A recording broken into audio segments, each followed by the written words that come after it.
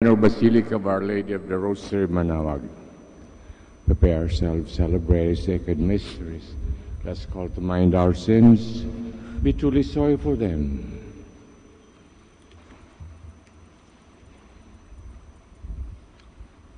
I confess, Almighty God, and to you, my brothers and sisters, that I have greatly sinned in my thoughts and in my words, in what I have done and in what I failed to do. Through my fault, through my most grievous fault. Therefore, I ask Blessed Mary, ever Virgin, all the angels and saints, and you, my brothers and sisters, to pray for me to the Lord our God. May Almighty God have mercy on us, forgive us our sins, bring us to everlasting life. Amen. Lord have mercy. Lord have mercy. Christ have mercy. Christ have mercy. Lord have mercy. Lord have mercy. Let us pray. O God, guardian and lover of virginity, by your gift of grace, Margaret, your handmaid, join the beauty of virginal spirit to a life of good works. Through a spirit of penance, may we come to the purity of heart. We ask this through Christ our Lord. Amen. Please be seated. A reading from the letter to the Hebrews. Let us be on our guard while the promise of entering into his rest remains, that none of you seem to have failed. For in fact, we have received the good news just as our ancestors did. But the word that they heard did not profit them, for they were not united in faith with those who listen. For we who believe enter into that rest, just as he has said, as I swore in my wrath, they shall not enter to my rest. And yet his works were accomplished at the foundation of the world.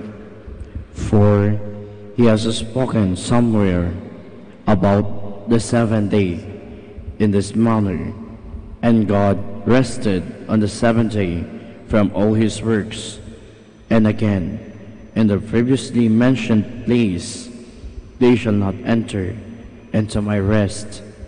Therefore, let us strive to enter into that rest, so that no one may fall after the same example of disobedience. The word of the Lord. Thanks be to God. Do not forget the works of the Lord. Do not forget the works of the Lord. What we have heard and know, and what our fathers have declared to us, we will declare to the generation to come, the glorious deeds of the Lord and his strength. Do not forget the works of the Lord, that they too may rise and declare to their sons that they should put their hope in God and not forget the deeds of God, but keep his commands. Do not forget the works of the Lord, and not be like their fathers, a generation wayward and rebellious, a generation that keep not its heart steadfast, nor its spirit faithful toward God. do not forget the works of the Lord. Please stand. Alleluia, alleluia. A great prophet has arisen in our midst, and God has visited his people. Alleluia, alleluia.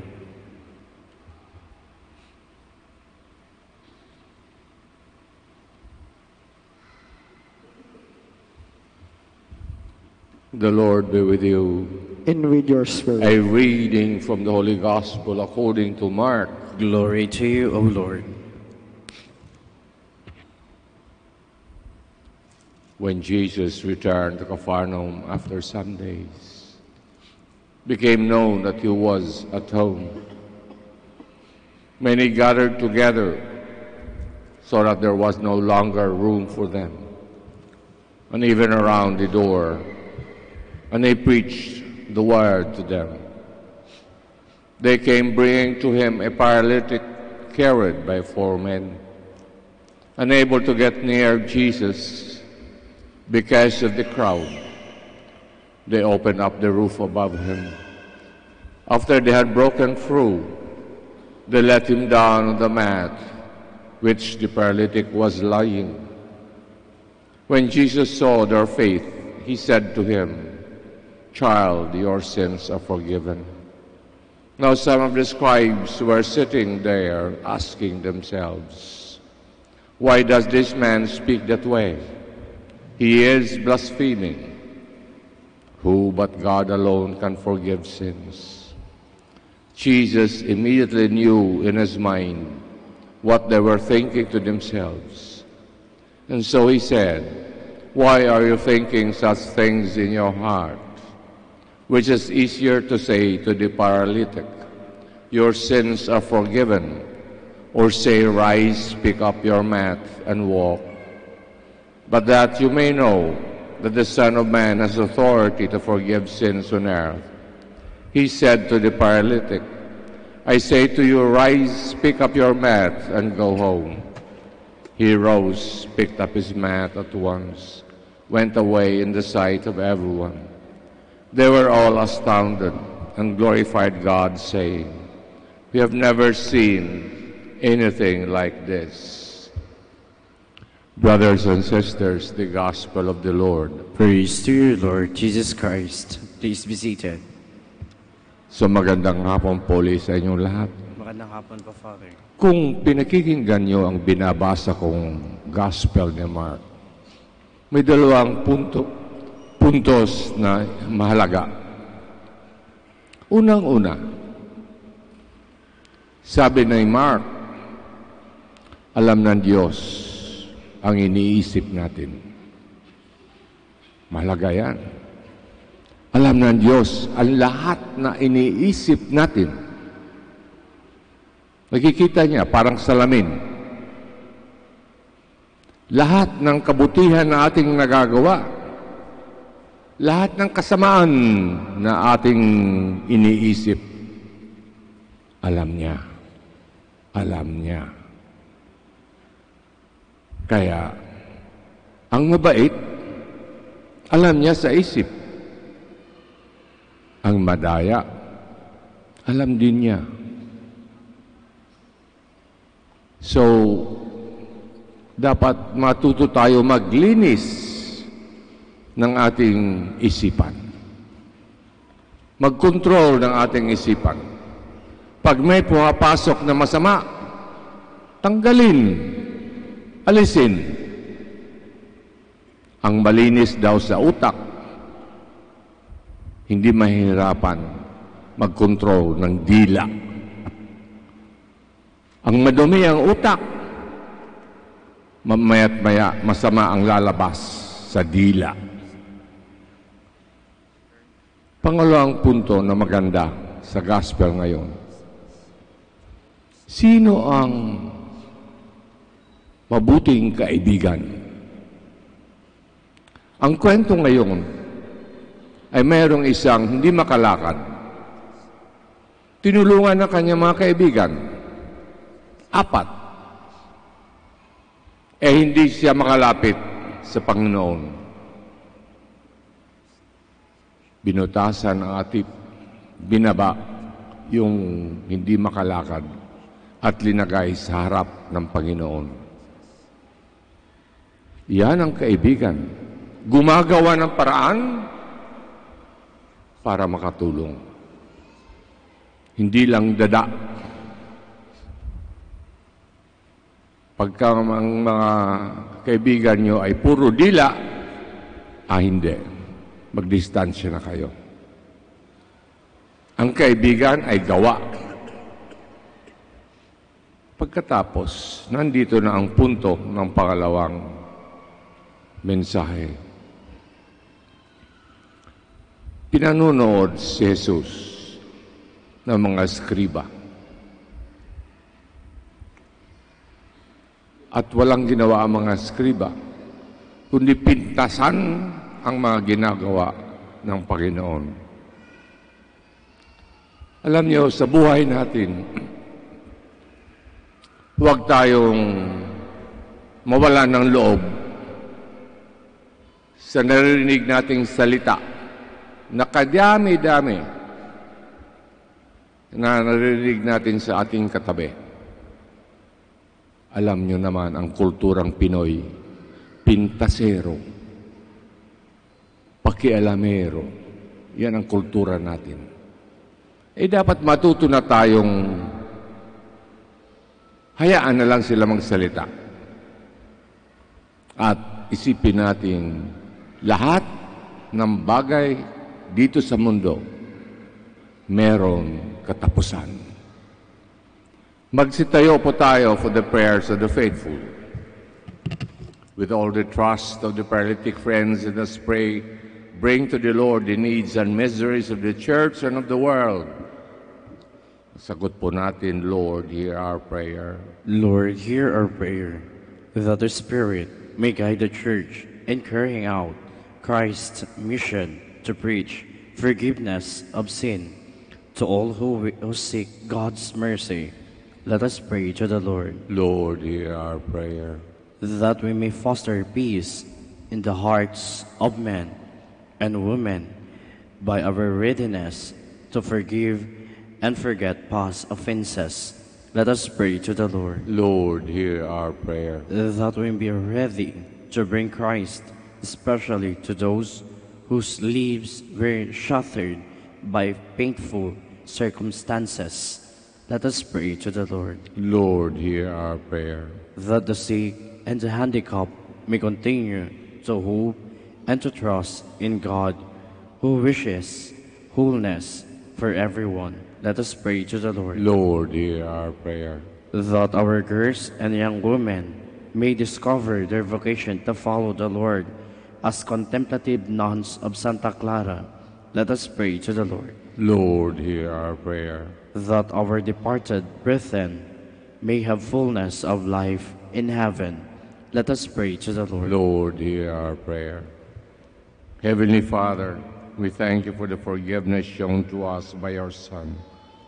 May we in turn show forgiveness to all who have offended you.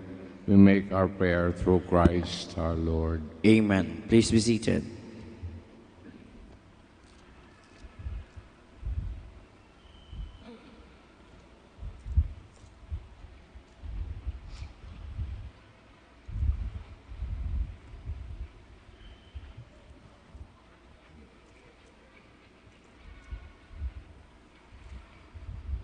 Blessed Lord God of all creation, for your goodness.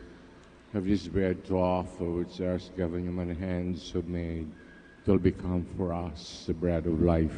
Blessed be God forever. By the mystery of this water and wine, may we come to share in the divinity of Christ, humbled himself to share in our humanity.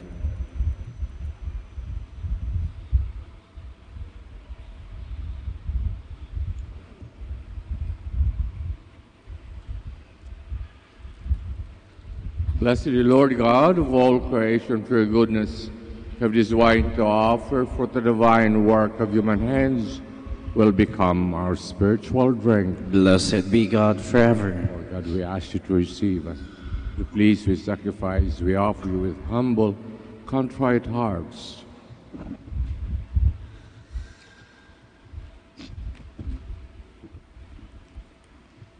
Please stand. Pray that our sacrifice may be acceptable to God Almighty Father. May the Lord accept the sacrifice at our hands for the praise and glory of his name, for our good and the good of all his holy church.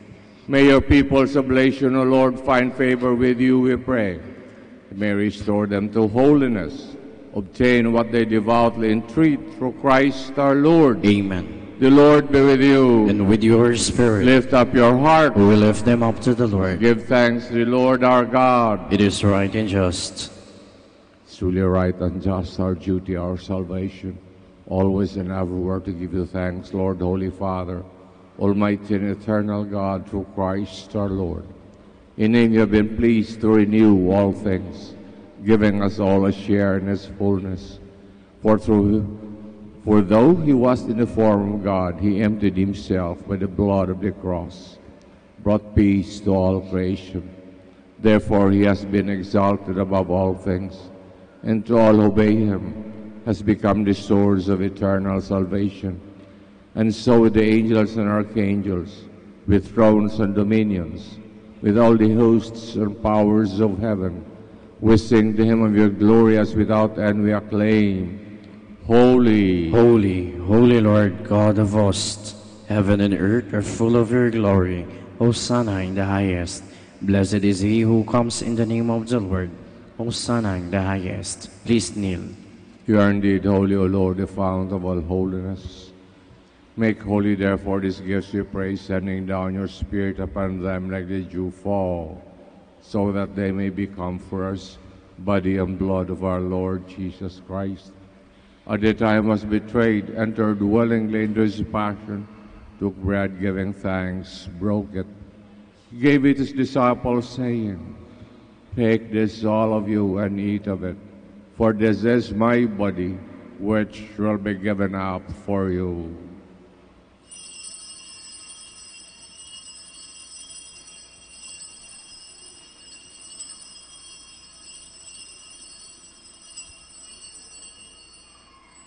Similar way, when supper was ended, took the chalice once more, giving thanks, gave it to his disciples, saying, Take this, all of you, and drink from it. This is the chalice of my blood, blood of the new and eternal covenant, will be poured out for you and for many for the forgiveness of sins. Do this in memory of me.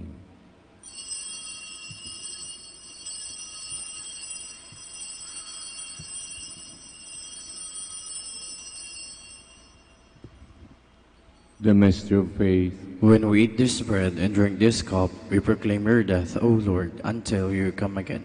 Therefore, as we celebrate memorial of his death and resurrection, we offer you, Lord, the bread of life, the chalice of salvation, giving thanks have held us worthy to be in your presence and minister to you.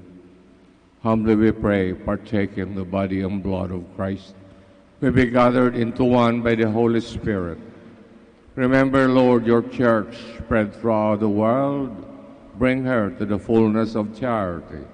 Together with Francis, our Pope, Socrates, our Archbishop, the consecrated, and all the clergy. Remember also our brothers and sisters who have fallen asleep in the hope of the resurrection. All have died in your mercy. Welcome them into the light of your face.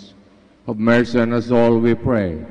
Blessed Virgin Mary, Mother of God, Saint Joseph, her most chaste spouse, the blessed apostles, Margaret of Hungary, and all the Dominican saints who please you throughout the ages, who may merit to be co-heirs to eternal life, may praise and glorify you through your Son, Jesus Christ.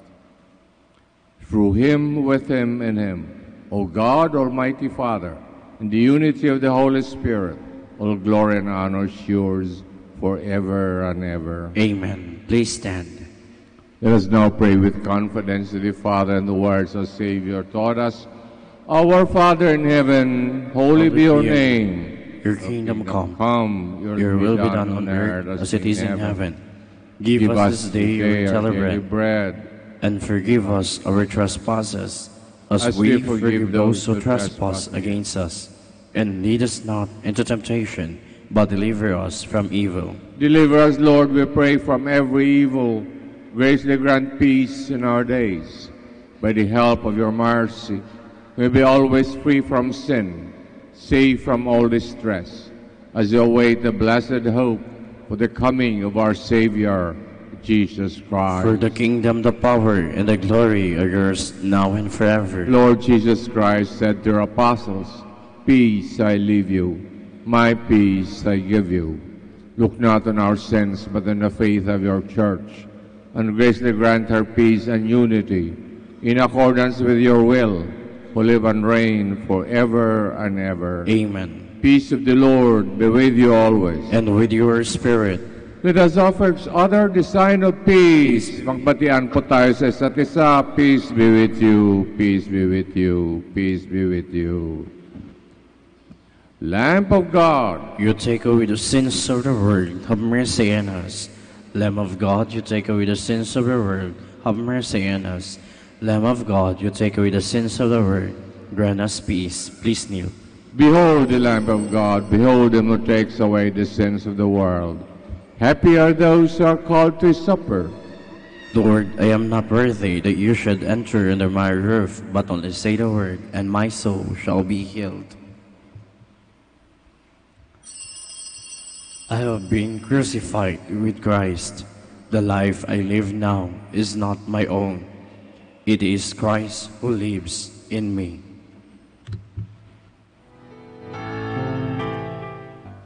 You are listening to the live Mass on air at the Minor Basilica of Our Lady of the Rosary of Manaoag. And the celebrant for this live Mass on air is Reverend Father Norberto Castillo, O.P. Let us pray for the intention of our sick brothers and sisters and to all Filipinos working abroad.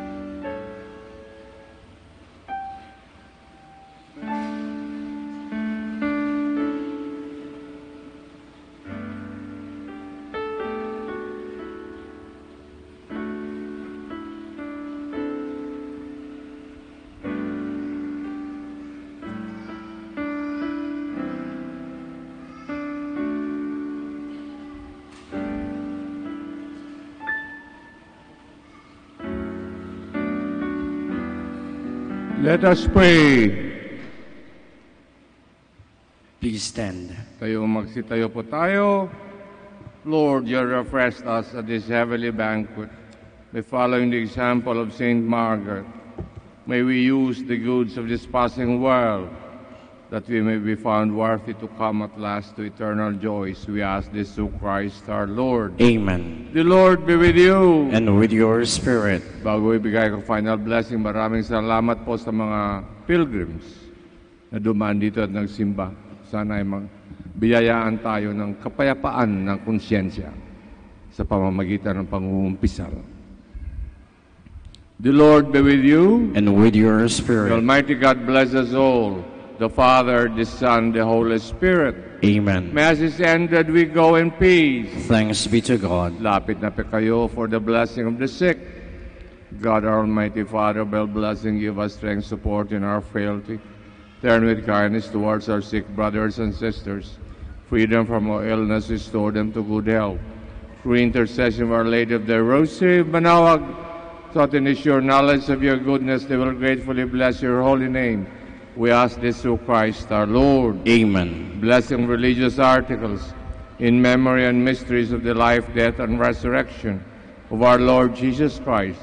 To the honor and glory of Blessed Virgin Mary, Mother of Christ, Mother of the Church, Our Lady of the Rosary of Manaoag. May these rosaries and other religious articles be blessed, made holy. In the name of the Father, of the Son, of the Holy Spirit.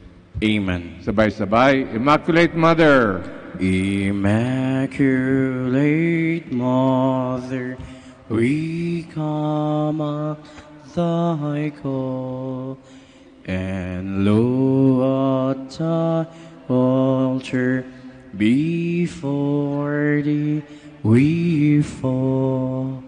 Ave, Ave. Ave Maria.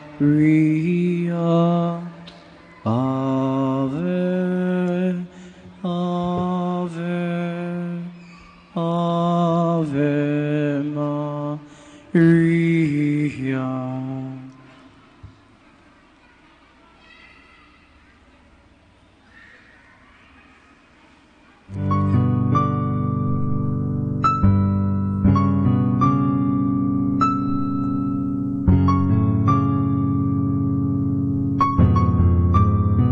Prayer for our OFW.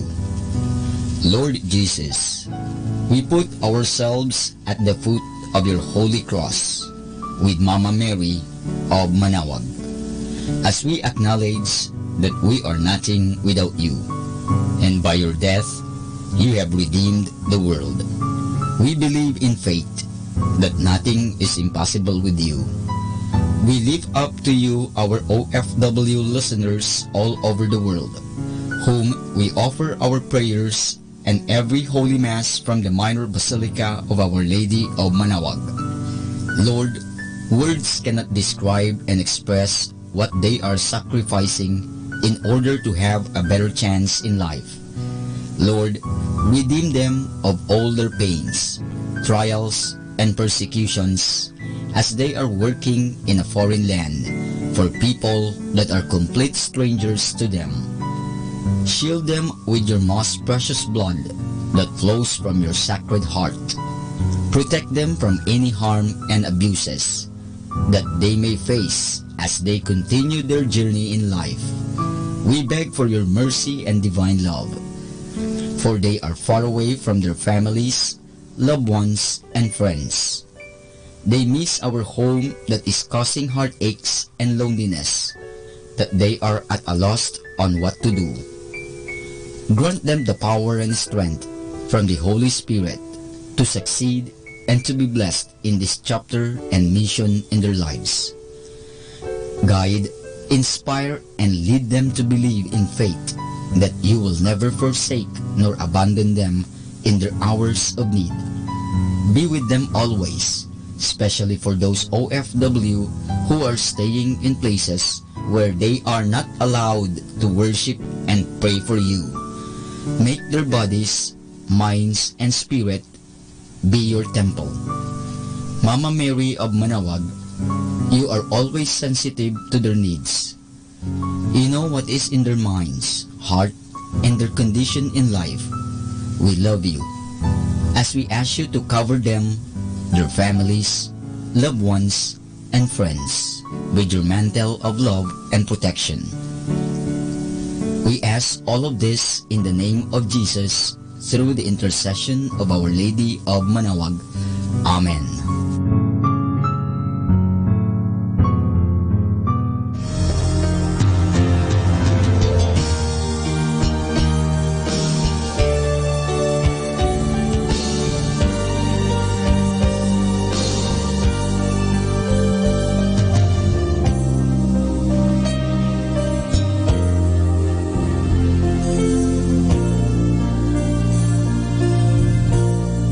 For priests. O Almighty Eternal God, look upon the face of your Son, and for love of him who is the eternal High Priest, have pity on your priests. Remember, O most compassionate God, that they are but weak and frail human beings. Stir up in them the grace of their vocation, which is in them by the imposition of the bishop's hands. Keep them close to you, lest the enemy prevail against them, so that they may never do anything in the slightest degree unworthy of their sublime vocation. O Jesus, I pray for your faithful and fervent priests, for your unfaithful and tepid priests, for your priests laboring at home or abroad in distant mission fields, for your tempted priests, for the lonely and desolate priests, for your young priests, for your dying priests, for the souls of your priests in purgatory. But above all, I commend to you the priests dearest to me, the priest who baptized me, the priests who absolved me from my sins, the priests at whose masses I assisted, and who gave me your body and blood in Holy Communion, the priests who taught and instructed me, or helped me and encouraged me, all the priests to whom I am indebted in any way. Oh, Jesus, keep them all close to your heart and bless them abundantly in time and in eternity. Amen. In the name of the Father, and of the Son, and of the Holy Spirit. Amen.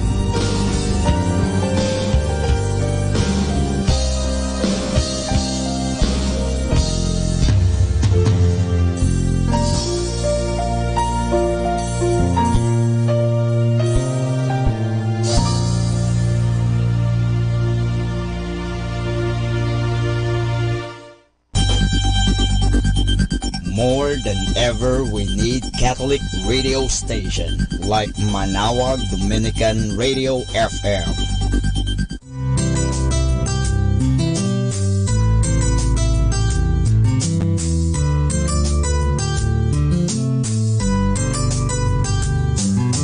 Whenever you're alone, just turn your radio on. It will comfort you with the songs of love, with words from our God.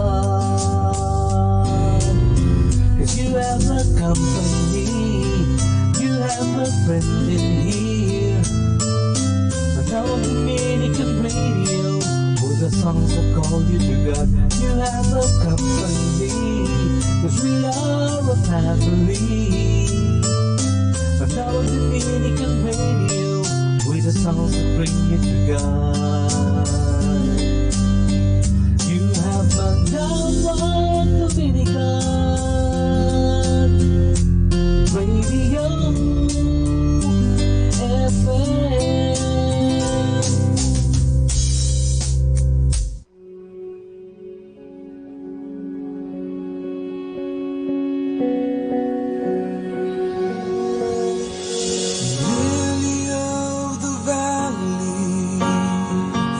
Let your sweet aroma fill my life.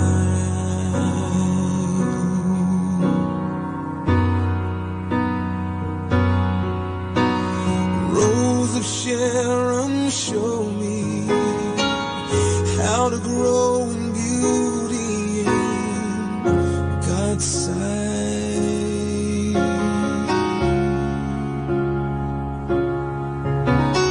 Fairest of 10,000, make me a reflection of your light.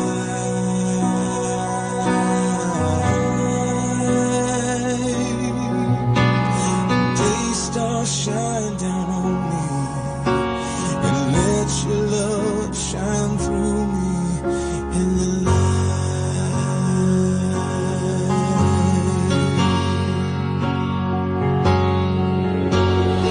lead me, Lord, I'll follow.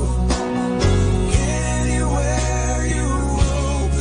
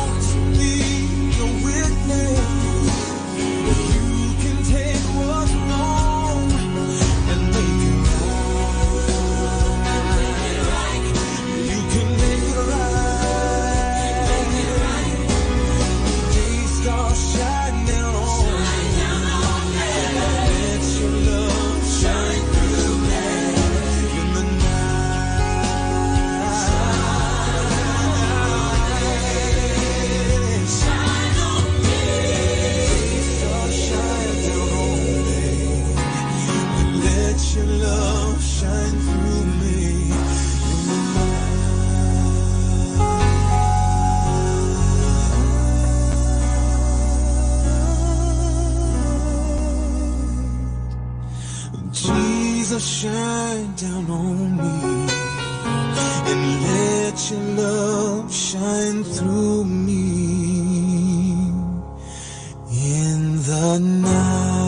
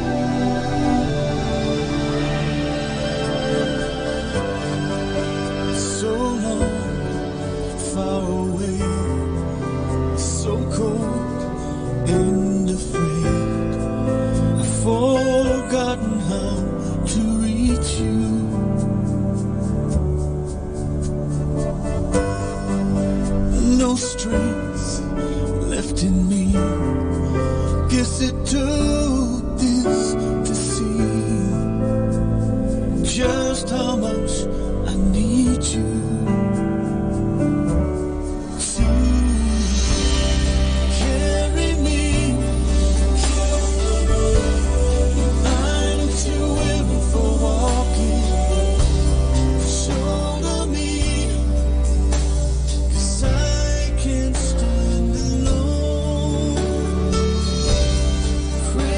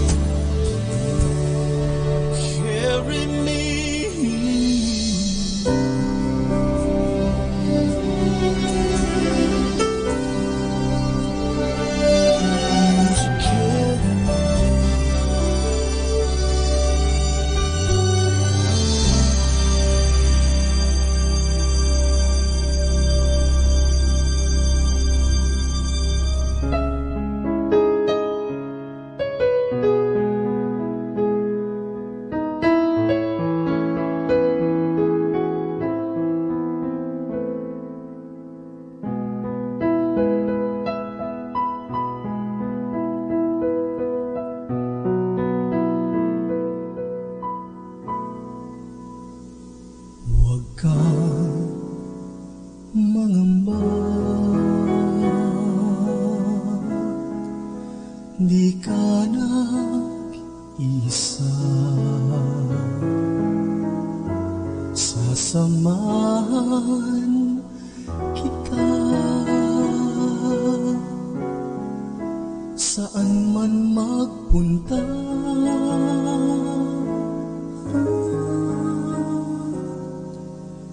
Ika'y mahalaga sa aking mga mata, minamahal kita.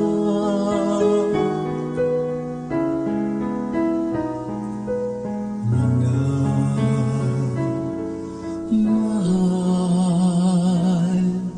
kita.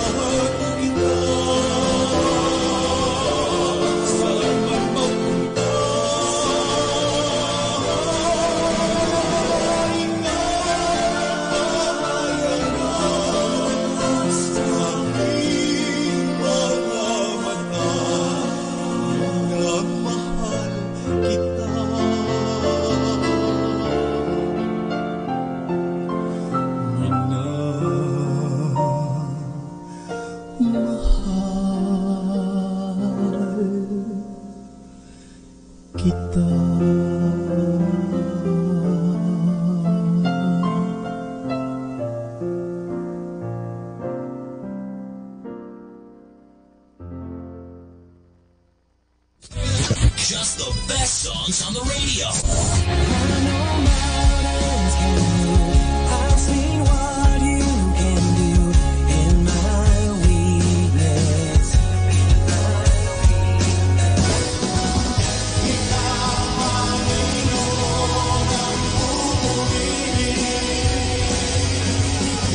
Can you hear me? Am I heading through tonight? Can you see it?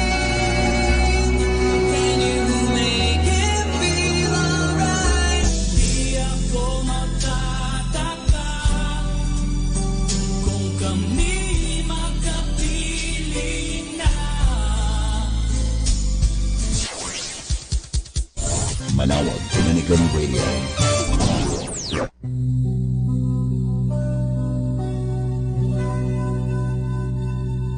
Hindi kita nakilala, saan kaya ang buhay ko? Takbo kaya nito'y tutuwid kung di dahil sa'yo.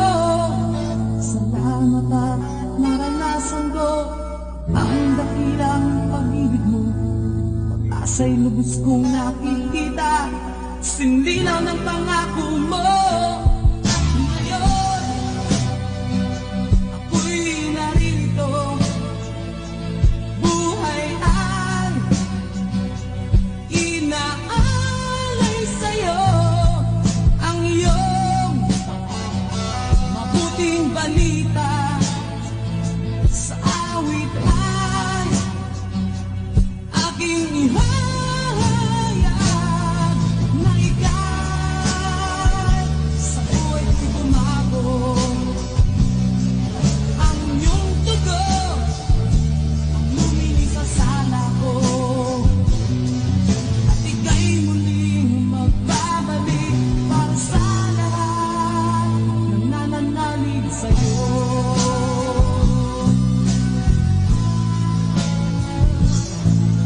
Sila sa aking natatawa, ano ba ang napasok ko? At kahit pa anong gawin ko'y di na ako magbabago. Oo, tanging si Kristo sa akin makapagbabago. At sa buhay ko hayag ko na mamalas ang biyaya mo. Mga tao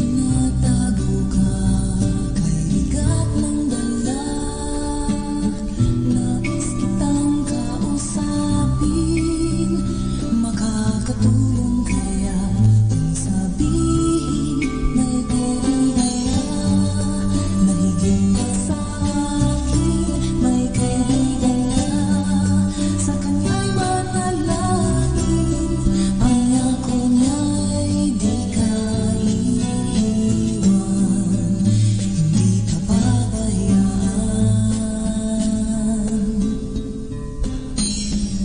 Natapos ang buong maghapon, ako'y di nagkaroon ng pagkakataon, kaya't sa bahay ay nabigla pa, di ko nga akala sa aking tatawag ka. Nais akong kausapin, sana'y paniwalaan kung sabihin may kaibigan ka, sa kanya ay lumapit, may kaibigan ka, sa iyo'y umiibig, pangako niya'y di ka iiwan, ikaw ay tutulungan. Nais kitang kausapin, makakatulong siya sa akin. May kaibigan ka na higit pa sa akin, may kaibigan ka, sa kanya'y manalangin, pangako niya'y di ka iiwan, hindi ka pabayaan. May kaibigan ka, sa kanya ay lumapit, may kaibigan ka, sa iyo'y umiibig, pangako niya'y di ka iiwan, ikaw ay tutulungan, hindi pababayaan, ikaw ay tutulungan. Kaibigan siya, kaibigan ka,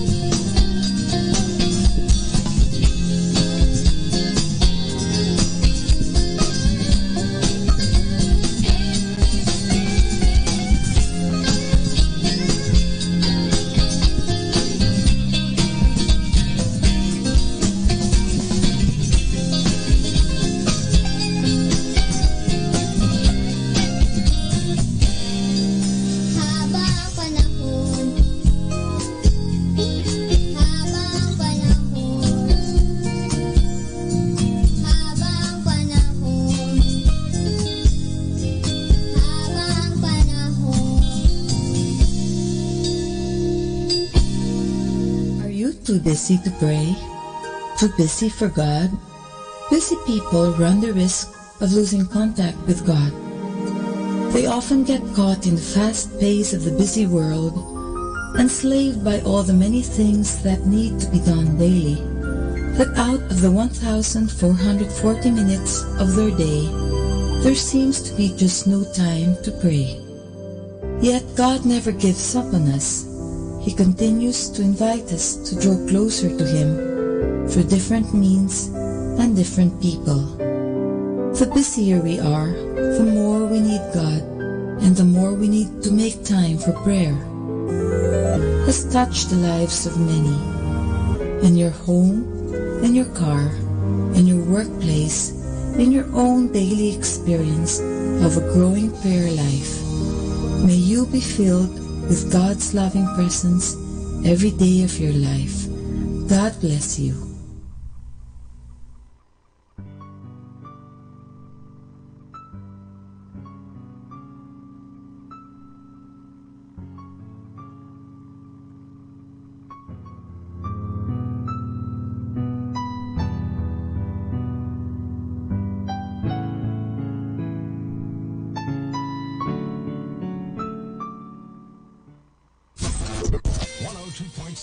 Manawag, Dominican Radio. Let us now listen to the evening prayer at the Minor Basilica of Our Lady of the Rosary of Manawag. Magandang gabi po sa inyong lahat. Ito po ang inyong punong lingkod mula sa simbahan na nakikiusap na huminto sa paglalakad at itigil ang lahat ng ginagawa upang tayo ay manalangin. Pasalamatan natin ang Diyos sapagkat tayo ay mga anak niya. Idalangin natin ang Pangasinan, ang mahal nating lalawigan, at ang buong Pilipinas, ang perlas ng silangan. In the name of the Father, and of the Son, and of the Holy Spirit. Amen. The angel of the Lord declared unto Mary, and she conceived by the power of the Holy Spirit. Hail Mary, full of grace, the Lord is with thee. Blessed art thou among women, and blessed is the fruit of your womb, Jesus. Holy Mary, Mother of God, pray for us sinners, now and at the hour of our death. Amen. Behold the handmaid of the Lord. Be it done to me according to your word. Hail Mary, full of grace, the Lord is with thee. Blessed art thou among women, and blessed is the fruit of thy womb, Jesus. Holy Mary, Mother of God, pray for us sinners, now at the hour of our death. Amen. And the Word was made flesh, and dwelt among us. Hail Mary, full of grace, the Lord is with thee. Blessed art thou among women, and blessed is the fruit of thy womb, Jesus. Holy Mary, Mother of God, pray for us sinners, now at the hour of our death. Amen. Pray for us, O Holy Mother of God, that we may be made worthy of the promises of Christ. Let us pray. Pour forth, we beseech you, O Lord, your grace into our hearts, that we, to whom the incarnation of Christ your Son was made known by the message of an angel, made by his passion and cross, be brought to the glory of his resurrection, through the same Christ our Lord. Amen. Glory be to the Father, and to the Son, and to the Holy Spirit, as it was in the beginning, is now, and will be forever. Amen. The Lord be with you, and with your spirit. May the Almighty God bless you, the Father, the Son, and the Holy Spirit. Amen. O sacred feast, in which we partake of Christ, His sufferings are remembered, our minds are filled with His grace, and we receive the pledge of the glory which is to be ours. You gave them bread from heaven to be their food, and this bread contained all goodness. Let us pray. Lord Jesus Christ, you gave us the Eucharist as the memorial of your suffering and death. May our worship of this sacrament of your body and blood help us to experience the salvation you won for us, and the peace of the kingdom where we live with the Father and the Holy Spirit, one God, forever and ever. Amen.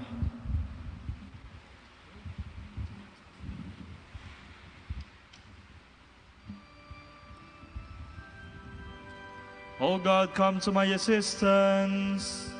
Lord, make haste to help me. Glory to the Father, and to the Son, and to the Holy Spirit, as it was in the beginning, is now, and will be forever. Amen. Hallelujah. Our hymn is You Holy Angels Bright, 2 stanzas.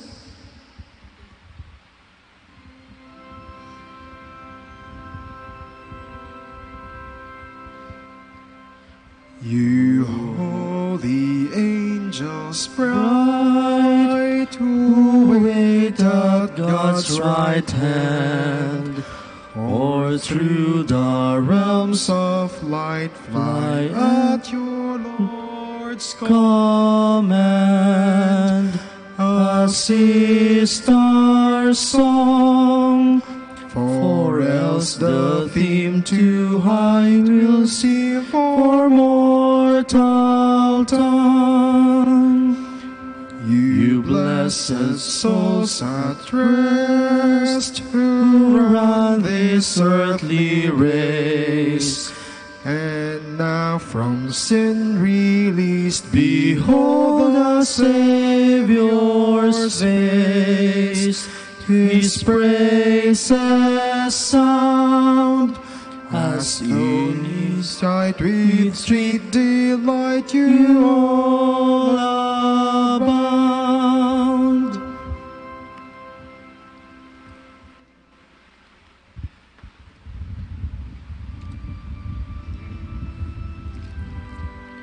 Rise up, Lord, and come to my aid. O Lord, plead my cause against my foes. Fight those who fight me. Take up your buckler and shield. Arise to help me. O Lord, say to my soul, I am your salvation. But my soul shall be joyful in the Lord, and rejoice in His salvation.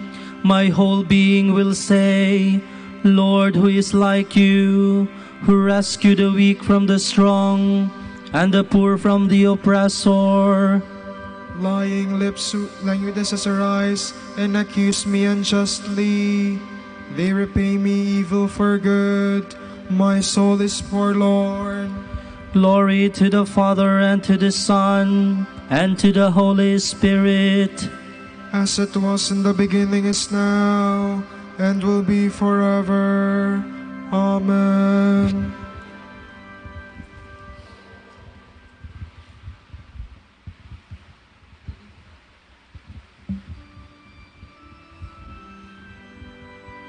O powerful Lord, stand by me and defend me.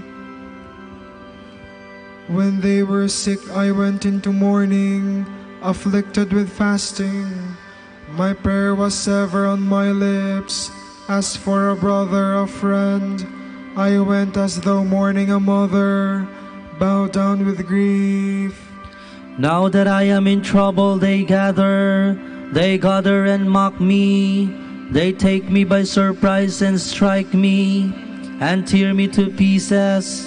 They provoke me with mockery on mockery, and gnash their teeth.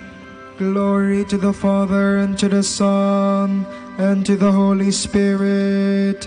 As it was in the beginning, is now, and will be forever. Amen.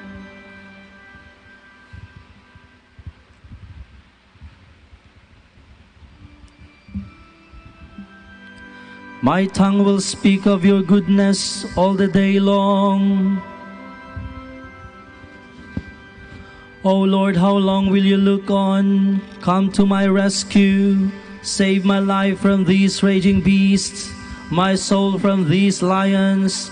I will thank you in the great assembly. Amid the throng I will praise you. Do not let my lying foes rejoice over me. Do not let those who hate me unjustly wink eyes at each other. O Lord, you have seen, do not be silent. Do not stand afar off. Awake, steer to my defense, to my cause, O God. Let there be joy for those who love my cause. Let them say without end, Great is the Lord who delights in the peace of his servant. Then my tongue shall speak of your justice, all day long of your praise. Glory to the Father, and to the Son, and to the Holy Spirit. As it was in the beginning, is now, and will be forever. Amen.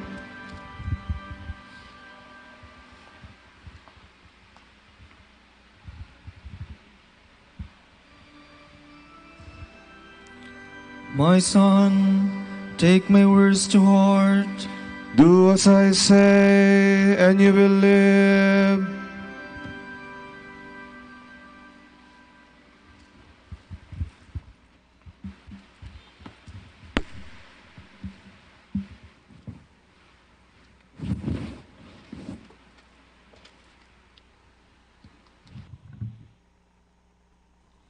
From the book of Sirach. His rebuke marks out the path for the lightning, and speeds the arrows of his judgment to their goal. Edith, the storehouse is opened, and like vultures the clouds hurry forth. In his majesty he gives the storm its power, and breaks off the hailstones. The thunder of his voice makes the earth writhe. Before his might the mountains quake. A word from him drives on the south wind, the angry north wind, the hurricane, and the storm. He sprinkles the snow like fluttering birds. It comes to settle like swarms of locusts. Its shining whiteness blinds the eyes. The mind is baffled by its steady fall. He scatters frost like so much out. It shines like blossoms on the thorn bush. Cold northern blast he sends, that turn the ponds to lumps of ice. He freezes over every body of water, and clothes each pool with a coat of mail. When the mountain growth is scorched with heat, and the flowering plains as though by flames, the dripping clouds restore them all, and the scattered dew enriches the parched land. His is the plan that calms the deep, and plants the islands in the sea. Those who go down to the sea tell part of its story, and when we hear them, we are thunderstruck. In it are his creatures, stupendous, amazing, all kinds of life, and the monsters of the deep. From him each messenger succeeds, and at his bidding accomplishes his will. More than this we need not add. Let the last word be, he is all in all. Let us praise him the more, since we cannot fathom him, for greater is he than all his works. Awful indeed is the Lord's majesty, and wonderful is his power. Lift up your voices to glorify the Lord, though he is still beyond your power to praise. Extol him with renewed strength, and weary not, though you cannot reach the end. For who can see him and describe him, or who can praise him as he is? Beyond this, many things lie hid. Only a few of his works have we seen. It is the Lord who has made all things, and to those who fear him he gives wisdom.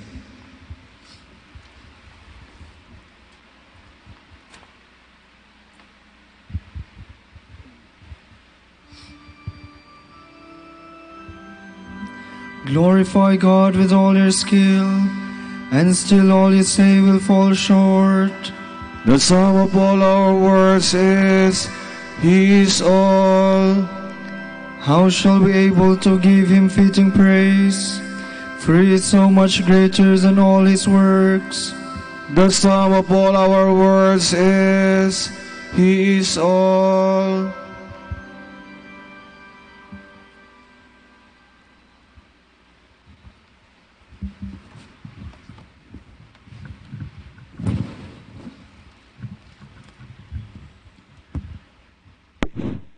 From the Letter of Canonization by Pope Pius XII.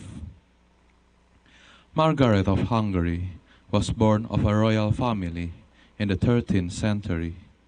4 other women, renowned for holiness in the church, came from that one family.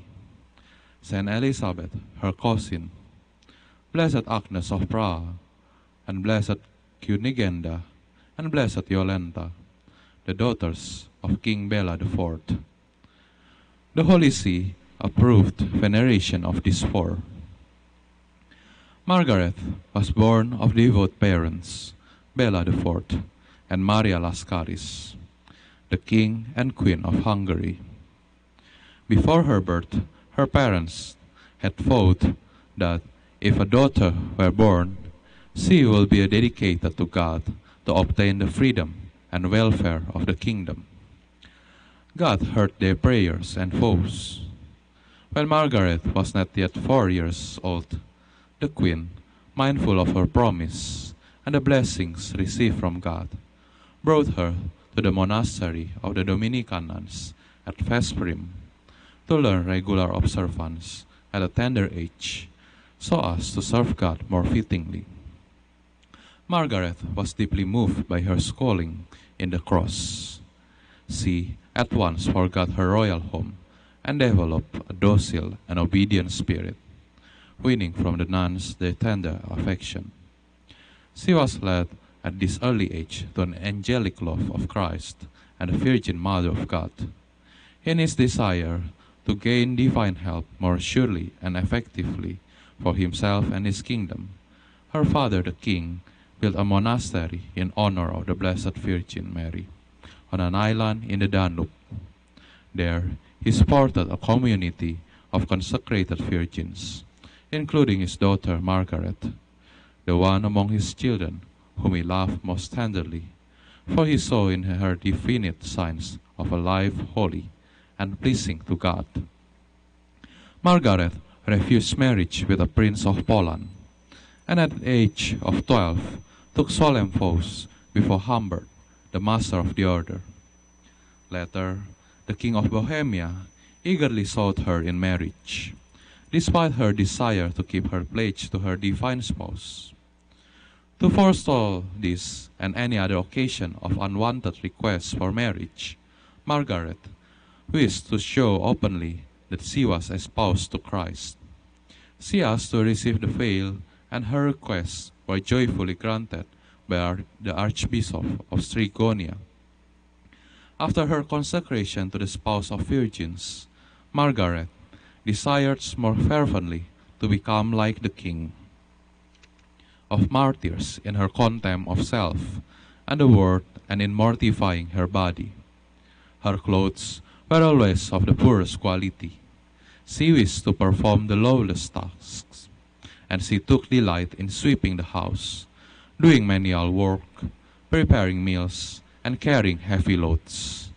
When others feared to incur infection from disease of her sick sisters or the servants, she showed such love and desire for the lowliest tasks that she single-handedly assumed the heavy and difficult duties of those who were ill.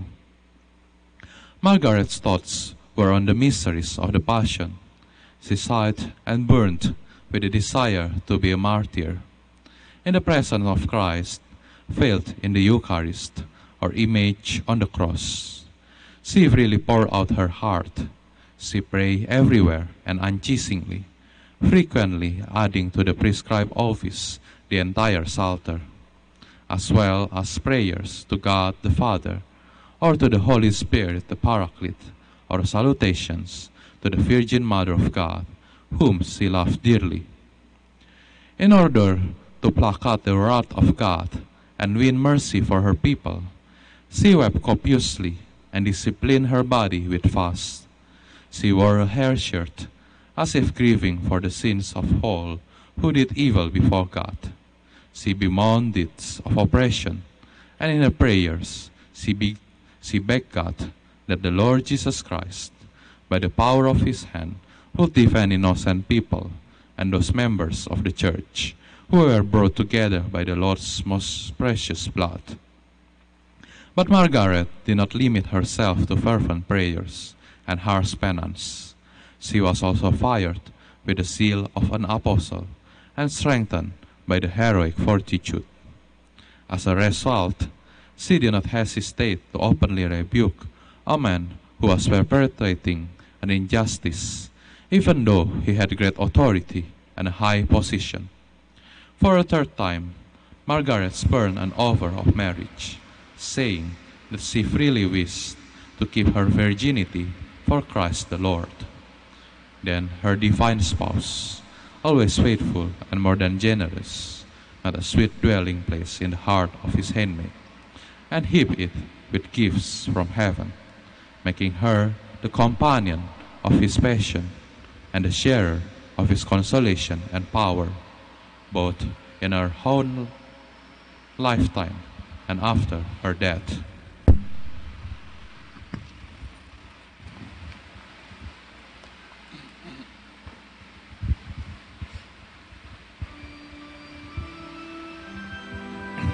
Though we are always alive, we continually die for the sake of Jesus. For the sake of his body, the church, we feel what is lacking in the sufferings of Christ. We continually die for the sake of Jesus.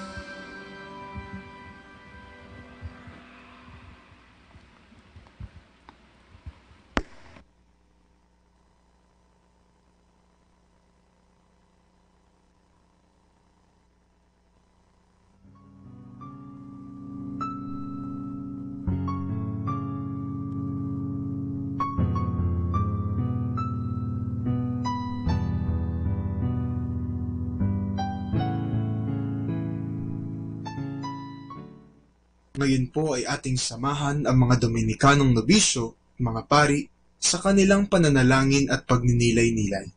Manahimik po tayo sumandali at isipin po natin kung papaano natin maisasabuhay ang salita ng Diyos. Kausapin po natin ang ating Panginoon at itaas po natin sa Kanya ang ating mga panalangin.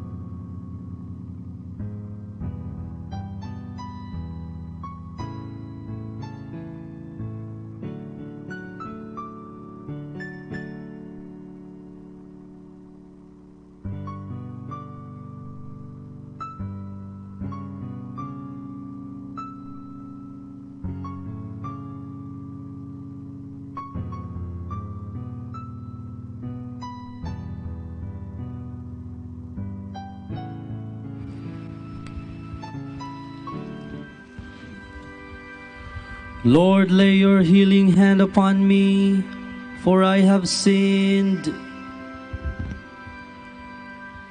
Happy the man who considers the poor and the weak. The Lord will save him in the day of evil, will guard him, give him life, make him happy in the land, and will not give him up to the will of his foes. The Lord will help him on his bed of pain. He will bring him back from sickness to health. As for me, I said, Lord, have mercy on me. Heal my soul, for I have sinned against you. My foes are speaking evil against me. How long before he dies and his name be forgotten? They come to visit me and speak empty words. Their hearts full of malice, they spread it abroad. My enemies whisper together against me. They all weigh up the evil which is on me. Some deadly thing has fastened upon him.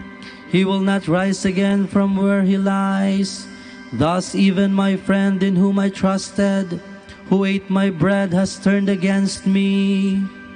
But you, O Lord, have mercy on me. Let me rise once more, and I will repay them. By this I shall know that you are my friend, if my foes do not shout in triumph over me. If you uphold me, I shall be unharmed, and set in your presence forevermore. Blessed be the Lord, the God of Israel, from age to age. Amen. Amen. Glory to the Father, and to the Son, and to the Holy Spirit. As it was in the beginning, is now, and will be forever. Amen.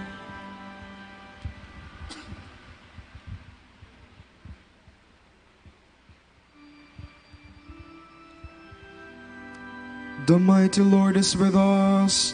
The God of Jacob is our stronghold. God is for us a refuge and strength, a helper close at hand in time of distress. So we shall not fear, though the earth should rock, though the mountains fall into the depths of the sea, even though its waters rage and foam, even though the mountains be shaken by its waves. The Lord of hosts is with us. The God of Jacob is our stronghold.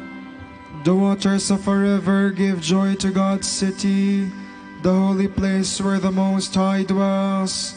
God is within, it cannot be shaken. God will help it at the dawning of the day. Nations are in tumult, kingdoms are shaken. He lifts his voice, the earth shrinks away. The Lord of hosts is with us. The God of Jacob is our stronghold. Come, consider the works of the Lord, the redoubtable deeds he has done on the earth. He puts an end to wars over all the earth. The bow he breaks, the spear he snaps. He burns the shields with fire. Be still and know that I am God, supreme among the nations, supreme on the earth. The Lord of hosts is with us. The God of Jacob is our stronghold. Glory to the Father, and to the Son, and to the Holy Spirit. As it was in the beginning, is now, and will be forever. Amen.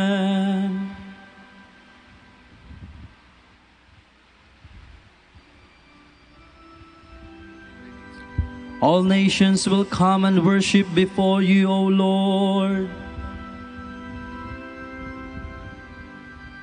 Mighty and wonderful are your works, Lord God Almighty.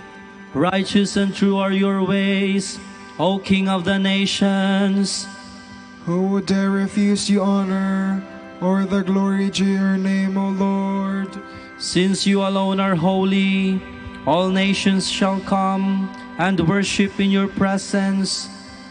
Your mighty deeds are clearly seen. Glory to the Father, and to the Son, and to the Holy Spirit.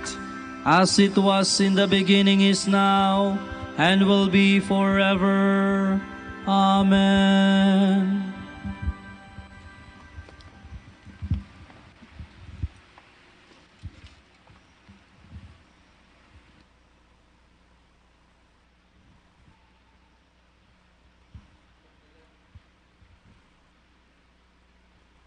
From the letter of St. Paul to the Romans. We were indeed buried with him through baptism into death, so that, just as Christ was raised from the dead, by the glory of the Father, we too might live in newness of life. For if we have grown into union with him through a death like his, we shall also be united with him in the resurrection. We know that our old self was crucified with him, so that our sinful body might be done away with, that we might no longer be in slavery to sin.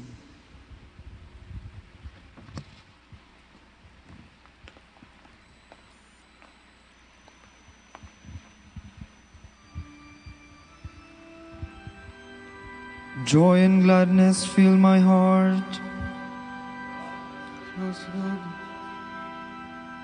Joy and gladness fill my heart. God has been merciful to me. For you have looked upon your lowly servant. God has been merciful to me. Glory to the Father, and to the Son, and to the Holy Spirit. Joy and gladness fill my heart. God has been merciful to me.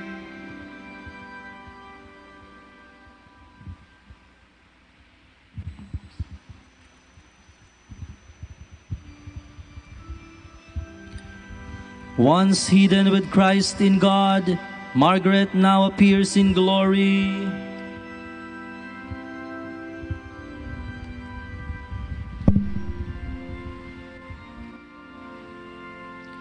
My soul proclaims the greatness of the Lord. My spirit rejoices in God my Savior, for he has looked with favor on his lowly servant.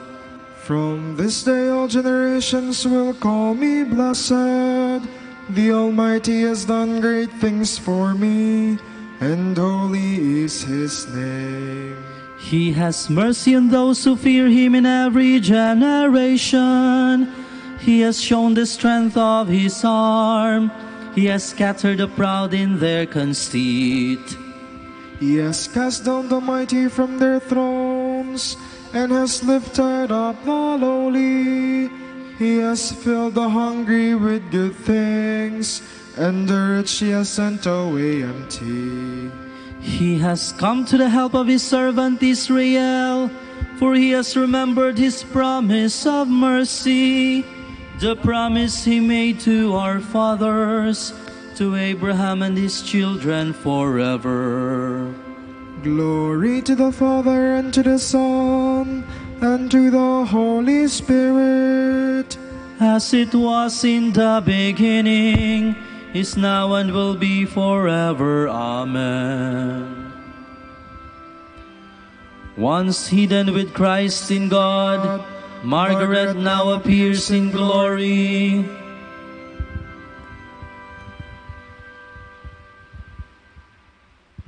Christ extolled those who practice virginity for the sake of the kingdom. Let us praise him joyfully and pray to him. Jesus, example of virgins, hear us.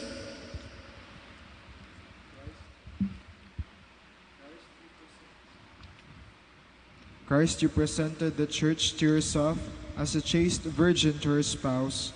Keep her holy and inviolate. We pray to the Lord. Jesus, example of virgins, hear us. Christ, the holy virgins went out to meet you with their lamps alight.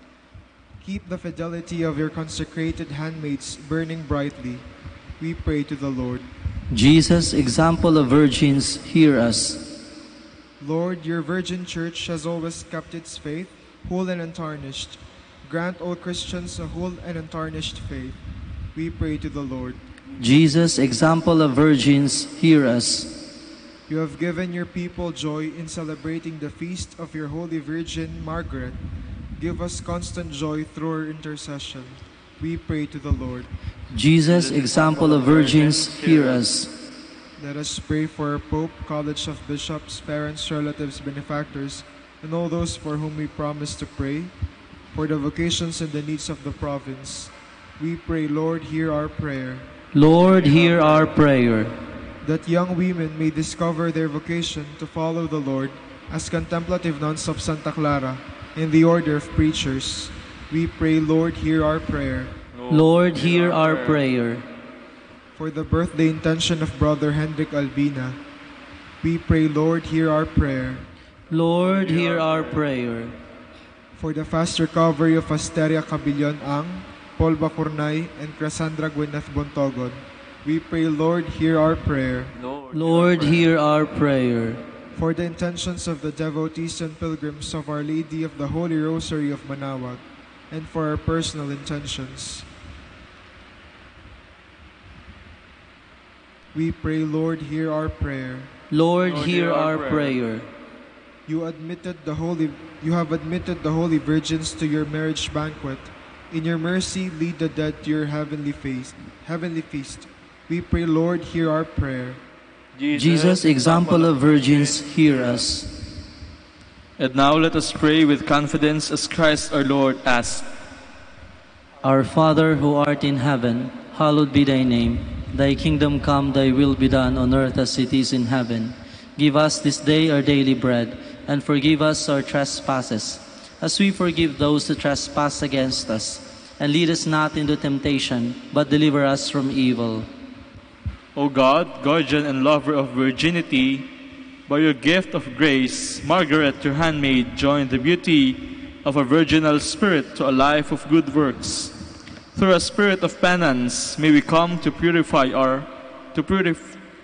of heart.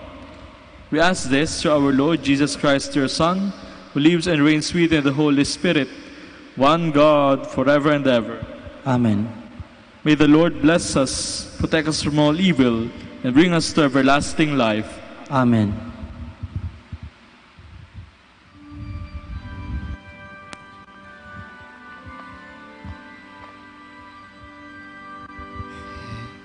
Hail Mary, full of grace, the Lord is with you.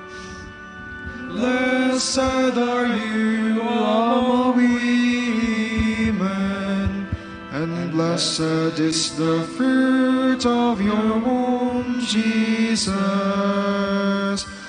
Holy Mary, Mother of God, pray for us sinners, now and at the hour of our death. Amen. Grant that we may praise you, O Sacred Virgin. Give us strength against your enemies. Let us pray. Lord God, give to your people the joy of continual health in mind and body, with the prayers of the Virgin Mary to help us. Guide us through the sorrows of this life to eternal happiness in the life to come. Grant this through Christ our Lord. Amen.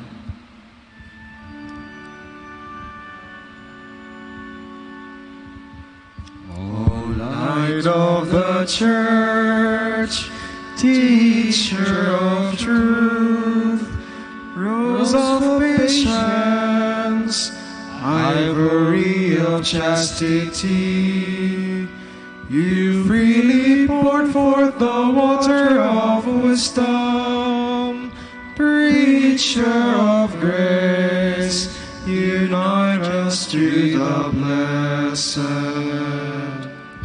Pray for us, O Blessed Father Dominic, that we may be made worthy of the promises of Christ. Let us pray. God of truth, who gave your church a new light in the life and preaching of our Father Dominic, give us the help we need to support our preaching by holy and simple lives. We ask this through Christ our Lord. Amen. Out of the depths I cry to you, O Lord. Lord, hear my voice. O let your ears be attentive to the voice of my pleading. If you, O Lord, should mark our guilt, Lord, who will survive? But with you is found forgiveness. For this we revere you. My soul is waiting for the Lord. I count on his word. My soul is longing for the Lord, more than the watchman for daybreak. Let the watchman count on daybreak, and Israel on the Lord. Because with the Lord there is mercy and fullness of redemption. Israel indeed he will redeem from all its iniquity. Eternal rest grant unto them, O Lord. And let your perpetual light shine upon them. Let us pray. God, the Creator and Redeemer, by your power Christ conquered death and returned to you in glory. May all your people who have gone before us in faith share his victory and enjoy the vision of your glory forever and ever. Amen.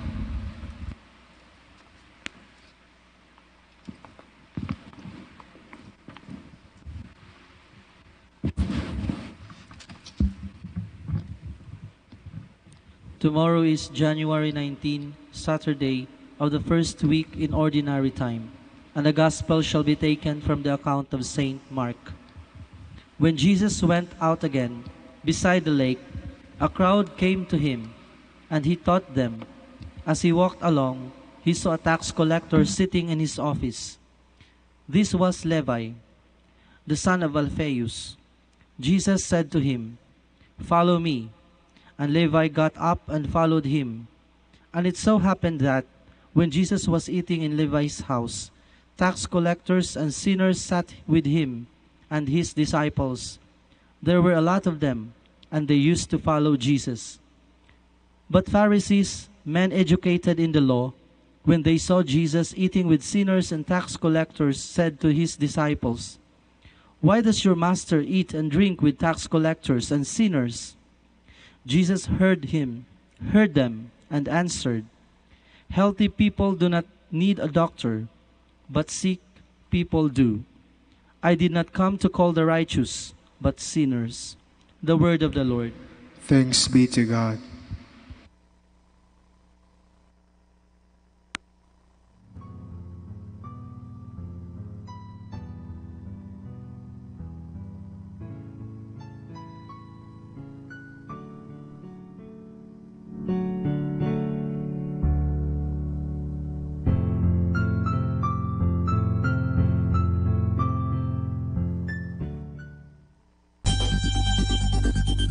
More than ever, we need Catholic radio station like Manawag Dominican Radio FM.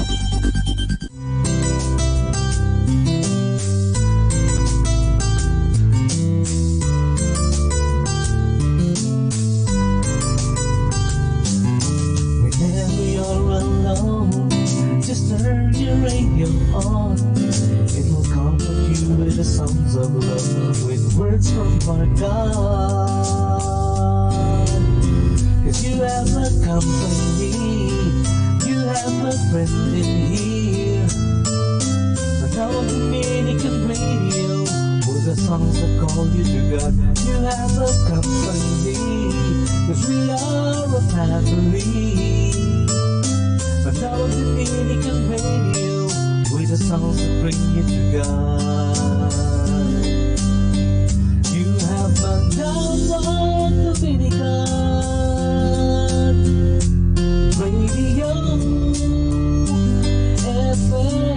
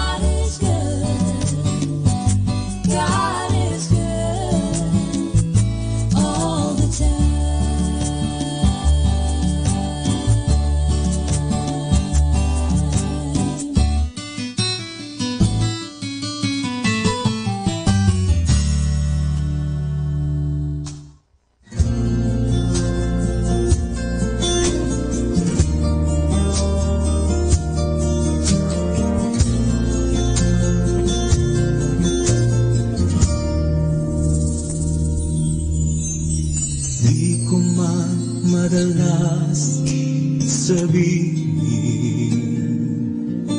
kung gaano ka kahalaga sa akin.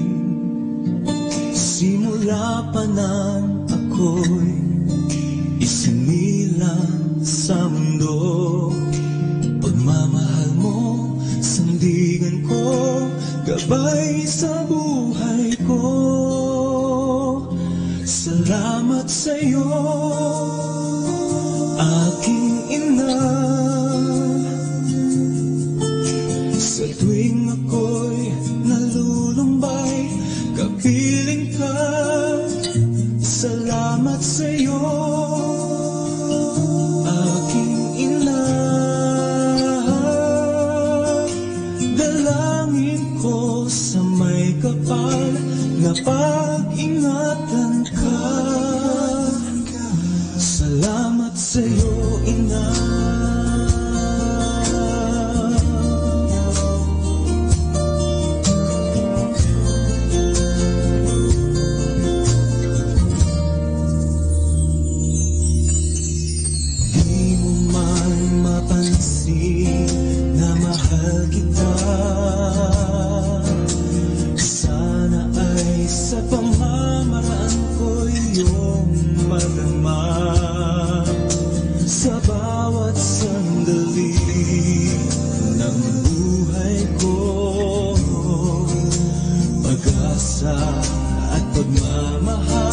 sa aking nalay mo. Salamat sa'yo, aking ina, sa tuwing ako'y nalulumbay, kapiling ka. Salamat sa'yo, aking ina. Dalangin ko sa may kapal na pag-ingatan ka. Salamat sa'yo, aking ina. Huwag mag-alala, aalagaan ka. Salamat sa'yo, aking ina. Dalangin ko sa may kapal na pag-ingatan ka. Salamat sa'yo, ina.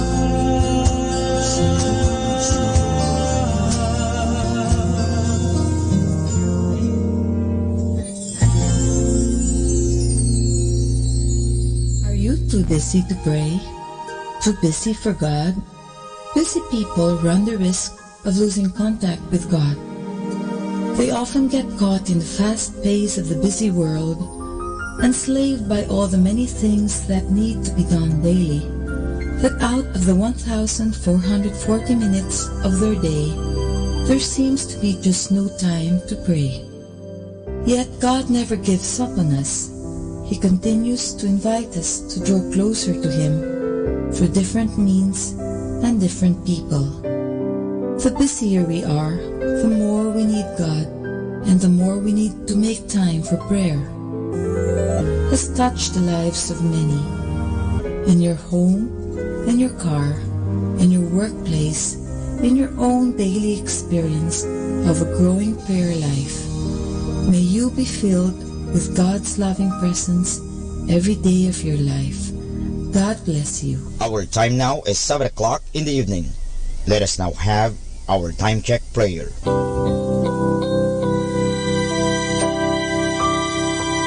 Panalangin sa panahon ng kagipitan.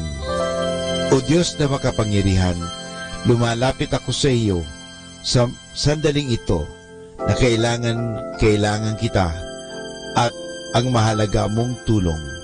Luba ako ngayong nahihirapan sa mabigat kong suliranin. Tunay na hindi ko alam ang aking gagawin sa mga panahong ito ng aking kagipitan. Nalilito at natatakot ako. Sinasabi sa banal na kasulatan, ikaw ang kanlungan ng mga hamak, takbuhan ng mga dukha sa kanilang kagipitan. Kaya naman buo ang aking pag-asa. Nagagawa ka ng paraan upang mabigyan ng kalutasan ang pagsubok na ito. Tulungan mo ako. Sa iyo ako nagtitiwala sapagat ikaw ay Diyos na makatarungan at makapangyarihan at mapagmahal. Sa ngalan ni Jesus. Amen.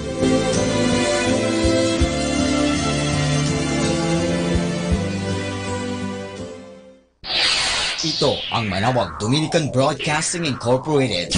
Isang dekada nang naghahatid ng mabuting balita sa himpapawid. May kasama ka, si Jesus, si Maria at kami. Our positive thought for this hour. Each day I am thankful for nights that turn into mornings, friends that turn into family, dreams that turn into reality, and lights that turn into love.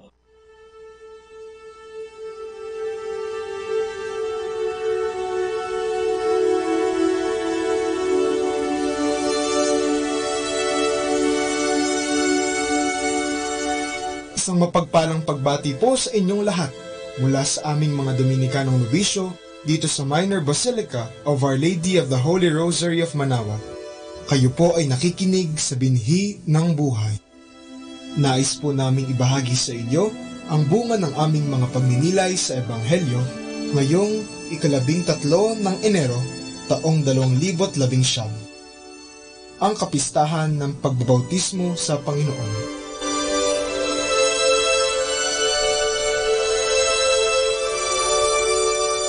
A reading from the Holy Gospel according to St. Luke. The people were filled with expectation, and all were asking in their hearts whether John might be the Christ. John answered them all, saying, I am baptizing you with water, but one mightier than I is coming. I am not worthy to loosen the thongs of his sandals. He will baptize you with the Holy Spirit and fire. After all the people had been baptized, and Jesus also had been baptized and was praying, heaven was opened, and the Holy Spirit descended upon him in bodily form like a dove. And a voice came from heaven, You are my beloved Son, with you I am well pleased.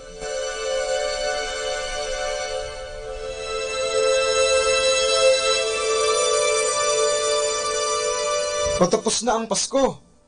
Ngayong linggo ay ating ipinagdiriwang ang kapistahan ng pagkabinyag ng Panginoon sa ilog ng Jordan sa pamagitan ni Juan Bautista, ang pinakahuling pagdiriwang sa panahon ng Pasko. Bakit kaya ito ang huli kahit na ang ating Panginoon ay hindi na bata? Ang panahon ng Pasko ay ang pagdiriwang sa pagkahayag ni Kristo bilang anak ng Diyos na ating tagapagligtas. At sa Ebanghelyo ngayong linggo ay sinabi ng Ama, Ikaw ang mahal kong anak, lubos kitang kinalulugdan. Ang pagbibinyag ni Juan ay isang binyag ng pagbabalik loob at kapatawaran. Ngunit bakit si Jesus, na isang Diyos at walang kasalanan, ay sumailalim din sa pagbibinyag na ito? Ang pagbibinyag kay Jesus ay isang pagpapatibay sa kanyang pagiging tao. Siya na isang Diyos ay inakap ng buong buo ang kanyang pagkatao. Gaya ng sinabi ni Apostol Pablo, bagamat siya ay tunay na Diyos, ay hindi nagpilit na manatiling kapantay ng Diyos. Bagkus, hinubad niya ang lahat ng katangian ng pagka-Diyos, nagkatawang tao at namuhay na isang alipin. Nang maging tao, siya ay nagpakababa at naging masunurin. Ang pagkabinyag ng Panginoon ay ang simula ng kanyang pagpublikong buhay. Noong tayo ay nabinyagan, nabura ang ating manang kasalanan, natanggap natin ang Espiritu Santo at tayo ay naging anak ng Diyos. Sa pamagitan ng binyag, sinimulan ni Jesus ang kanyang misyon. Tinanggap niya ang hamon. Ang salitang hamon ay maaring tumukoy sa dalawang bagay. Ang una ay ang pagkaing pamasko na madalas ihain sa Noche Buena ng pamilya, at ang ikalawa ay ang pagsubok na haharapin sa buhay. Ang hamon na pagkain ay sumisimbolo sa mga grasya ng Panginoon na ating tinatanggap, na siyang ating gagamitin sa pagharap sa mga hamon ng buhay. Naway huwag tayong tumigil sa pagsunod sa kagustuhan ng Panginoon at huwag tumigil sa ilog Jordan. Sa halip ay samahan natin si Jesus tungo sa Jerusalem, kung saan natupad ang kanyang misyon. At sa huli, siya ay umuwi sa kaluwalhatian.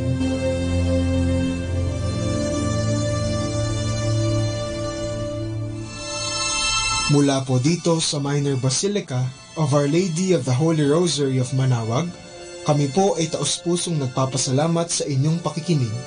Nawa ay patuloy po nating isabuhay ang salita ng Diyos, patnubayan at pagpalain nawa tayo ng Panginoong may kapal, hanggang sa susunod na linggo, dito sa binhi ng buhay.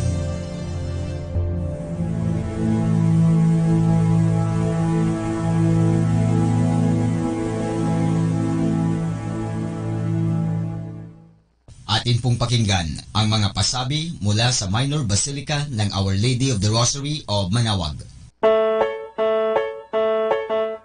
Here is the schedule of Barangay BEC Saturday Masses at 4:30 in the afternoon for the month of January 2019. January 12, BEC Lalumaan, BEC Santa Ines, and BEC Borac. January 19, BEC Tubul West, BEC Liksi, and BEC Pantal. January 26, BEC Uraan West, BEC Kabanbanan Sentro, and BEC Bukaw. And that's the schedule of Barangay BEC Saturday Masses at 4:30 in the afternoon for the month of January 2019. Atin pong napakinggan ang mga pasabi mula sa Minor Basilica ng Our Lady of the Rosary of Manawag. Manawag Dominican Radio. And now back to the music.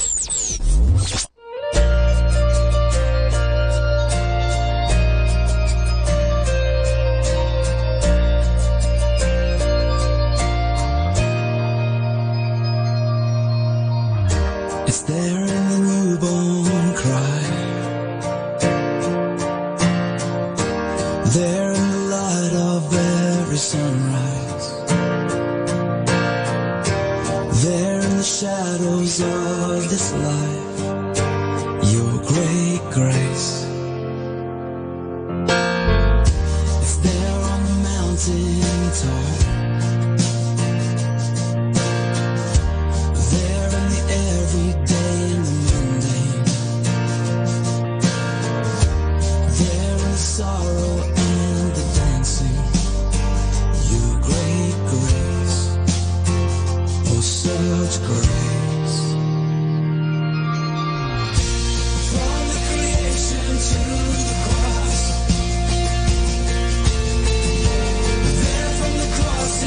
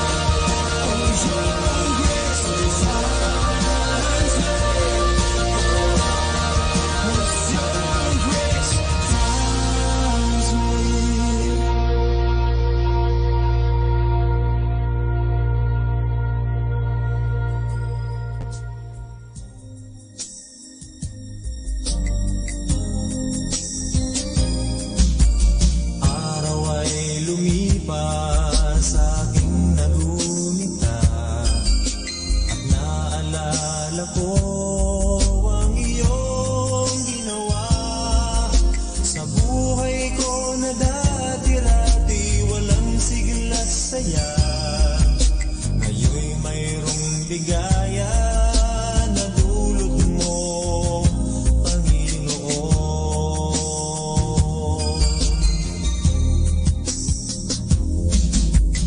Noon ang pag-asa'y naglaho ng lahat, parang isang ulap na tangay ng hangin.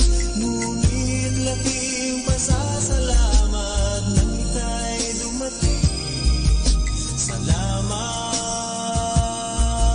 sa tulong mo, Panginoon.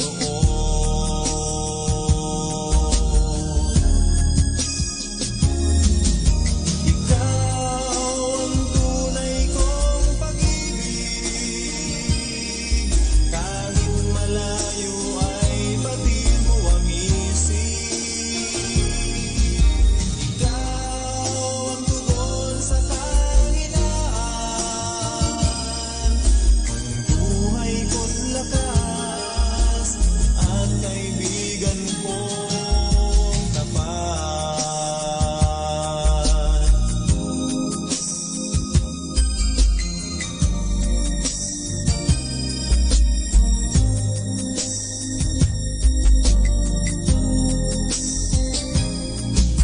Ngayon ang aking buhay ay mayroong kahulugan.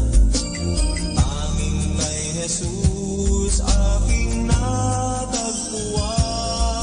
Sa dulot niyang ligaya at ng bagong pag-asa, wala nang kalungkutan sa puso ko ang hadlang.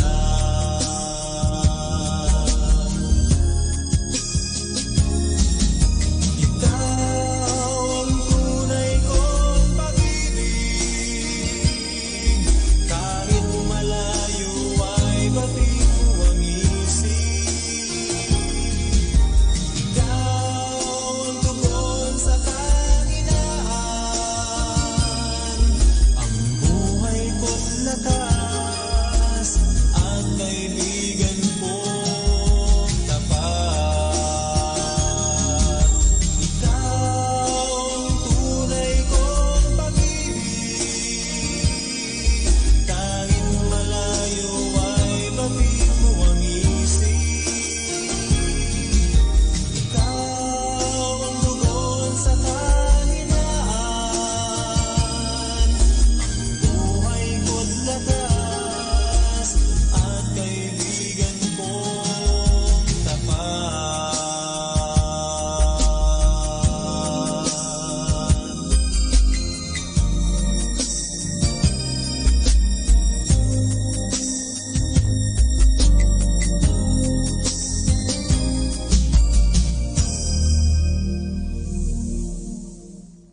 Number one station. This is 102.7 FM. Manawag Dominican Radio.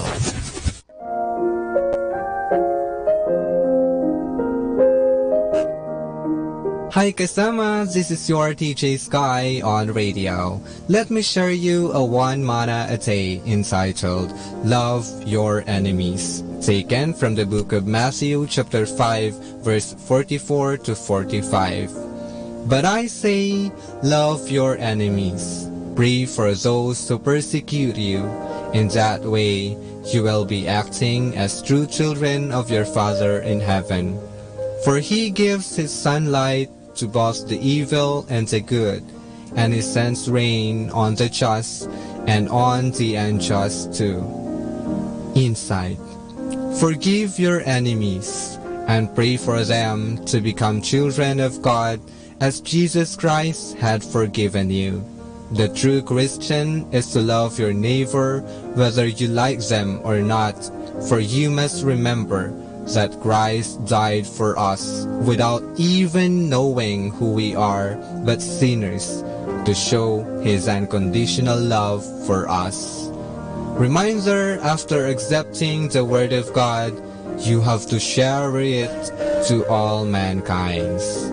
This is again your DJ Sky sharing one manna a day, only here at Manawag Dominican Radio, may kasama ka.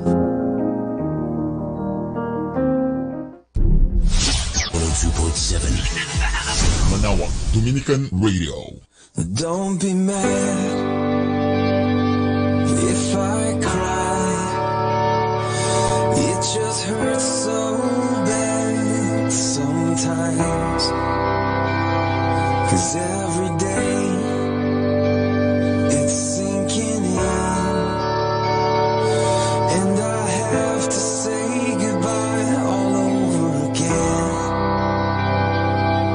You know, I bet it feels good to have the weight of this world off your shoulders, and now I'm dreaming of the day when I'm finally there with you. Save a place for me, save a place for me. I'll be there soon, I'll be there soon. Save a place for me, save some grace for me. I'll be there soon, I'll be there soon.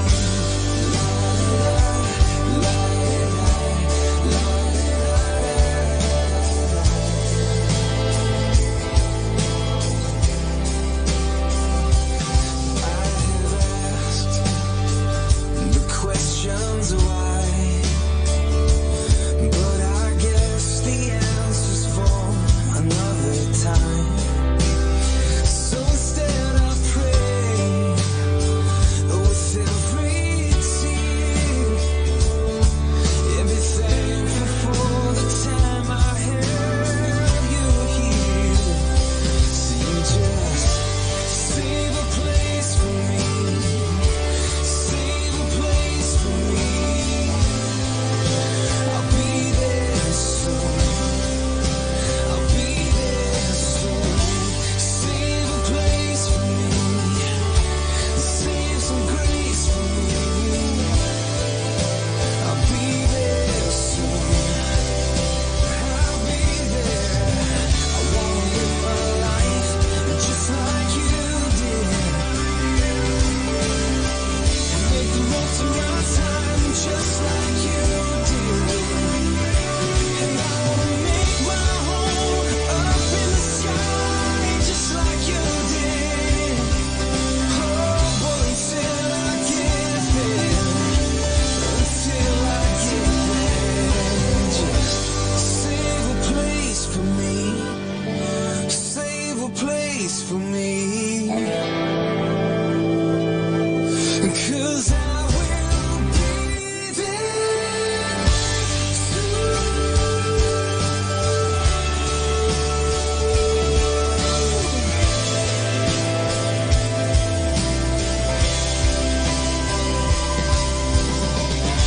Save a place for me, save a place for me.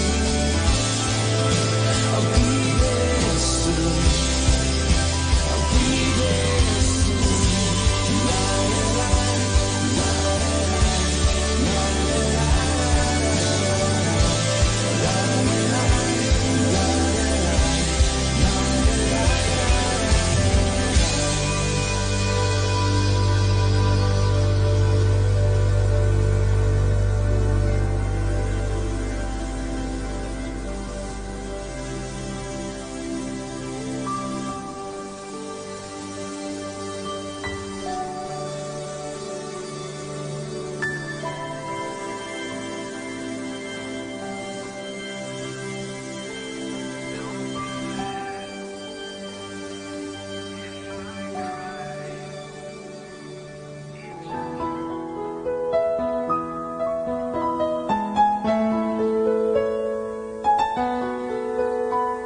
Ang sino man sa aking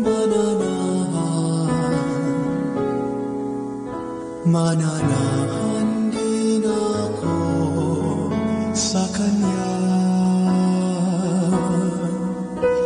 At kung siya'y mamunga ng masagana, siya sa amay nabigat ng karangalan. Na ngayon kay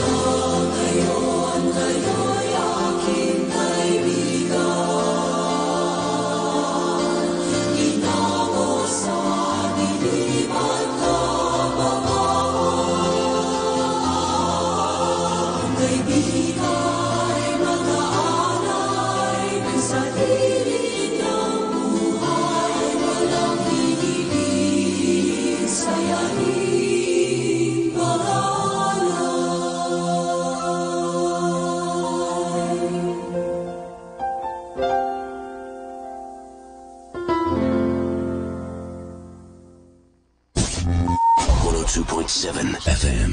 Yeah.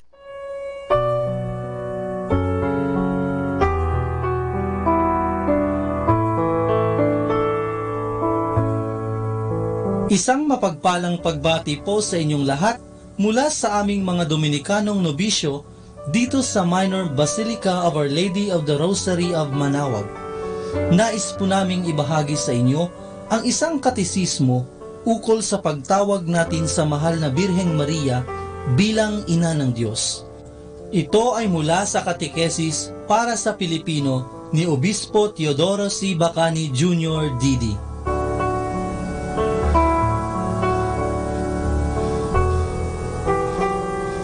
Kay dakila ng kaloob sa atin ng Diyos. Ngunit hindi dapat nating limutin na ang kaloob na iyan ay ibinigay sa atin sa pamamagitan ng isang babae, si Maria. Sinasabi sa atin ng banal na kasulatan, ngunit nang dumating na ang takdang panahon, sinugo ng Diyos ang kanyang anak, isinilang siya ng babae. Ang babaeng nagsilang kay Jesus ay si Maria, babaeng taga Nazaret. Kung tatawagin natin si Maria ay ina ng Diyos, hindi nangangahulugan ang mga ito na, una, si Maria ay ina ng pagkadiyos. Ang pagkadiyos ay umiiral na mula pa sa walang hanggan. Pangalawa, si Maria ay ina ng Diyos Ama o Diyos Espiritu Santo. Pangatlo naman ay si Maria ay ina ng Diyos Anak ayon sa pagkadiyos.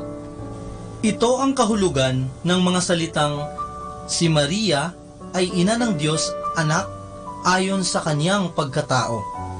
Nakapalaman sa Biblia ang katotohanan ito, sapagkat malinaw sa Biblia na si Maria ay ina ni Jesus. Si Maria ang nagdalang tao at nagsilang sa kanya. Ngayon, si Jesus na ipinagdalang tao at isinilang ni Maria ay bugtong na anak ng Diyos at tunay na Diyos. Sa makatuwid, si Maria ay ina ng Diyos. Maipapaliwanag natin ng ganito ang pagtawag natin kay Maria bilang ina ng Diyos. Kung ang anak ay pusa, ang ina ay ina ng pusa. Kung ang anak ay aso, ang ina ay ina ng aso. Kung ang anak ay kalabaw, ang ina ay ina ng kalabaw. Kung ang anak ay Diyos, ang ina ay ina ng Diyos. Hindi naman maitutugon na kung ang anak ay Diyos, dapat ding maging Diyos ang ina. Kung paanong kapag ang anak ay aso, dapat din namang maging aso ang ina. Ngunit sa kaisa-isang kaso ng Panginoong Hesukristo, siya ay tunay na Diyos at tunay na tao.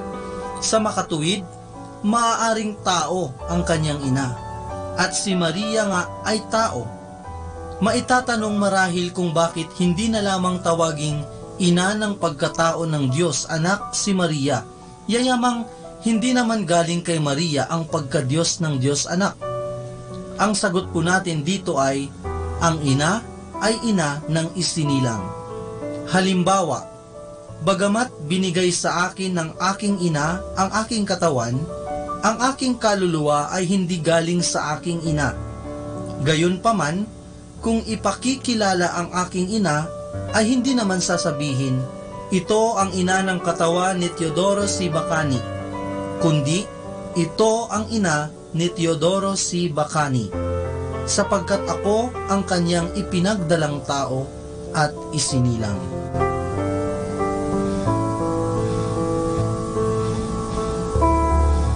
Mula po dito sa Minor Basilica of Our Lady of the Rosary of Manaoag, kami po ay taos-pusong nagpapasalamat sa inyong pakikinig. Naway patuloy po nating isabuhay ang mga turo ng simbahan. Pagpalain nawa tayo lagi ng ating Panginoong Diyos. Hanggang sa susunod na buwan po para sa isa na namang katisismo mula sa aming mga Dominikanong nobisyo. Maraming salamat po.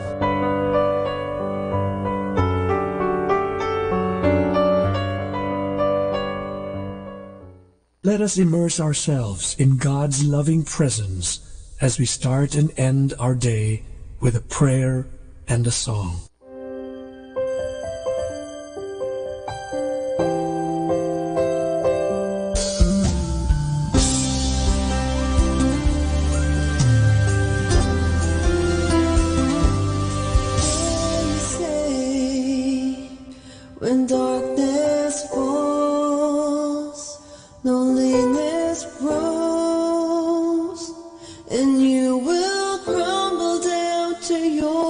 these reasons of living here. Still I'm found it in the bitterness inside me keeps hurting my heart and soul while searching for the source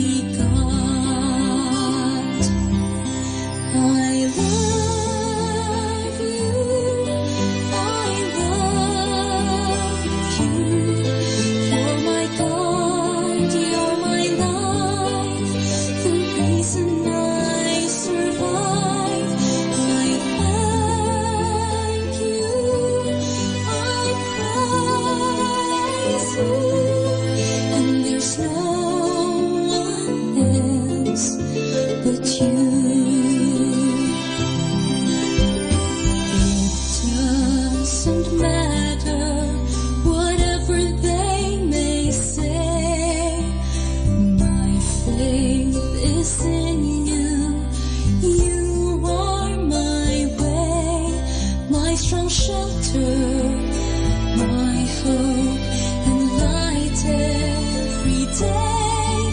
I adore you so, but you swear I'll stay. I love you,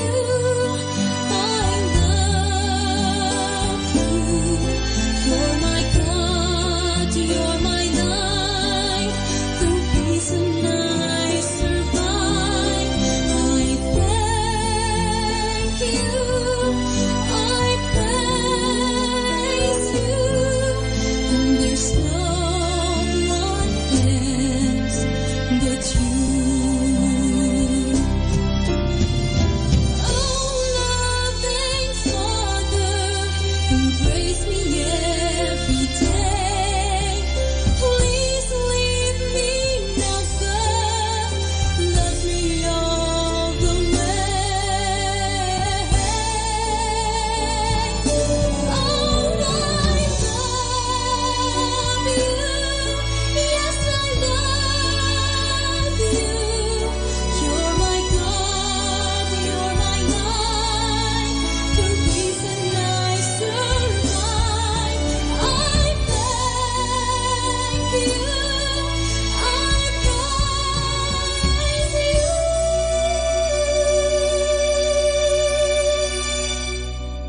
And there's no one else but you.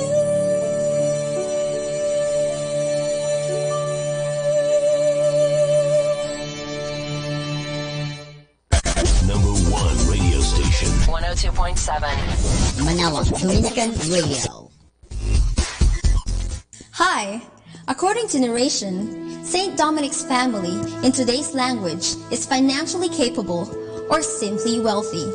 But this wealth that they have did not consume them. Instead, this made them even more accessible to those in need. Thanks to the generosity of his parents, Dominic and his siblings were introduced to a life of giving more than accumulating is essential to finding one's purpose in life. And this lesson still applies today. And this search for purpose led them to a deeper understanding of what Jesus has to offer to those who are willing to leave everything, to carry one's cross, and follow him. The De Guzman family didn't do anything spectacular. Instead, they lived their ordinary lives with extraordinary grace. And this grace enabled two of the members of the family to become priests. One is Saint Dominic, the other is Blessed Manes. Their mother, Juana, later became Blessed Juana de Aza. It only shows that sanctity is not limited to those who are priests and nuns, but to us all, baptized Christians. God calls us to be saints everywhere we find ourselves in. You can be a doctor, a janitor, a teacher, or a housewife like Juana de Aza, who later became a saint. As a matter of fact, the church is blessed with saints who are lay people. There is Catherine of Siena, who is the doctor of the church.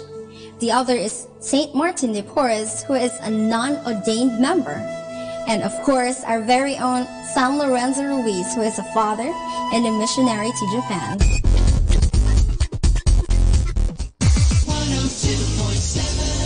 102.7.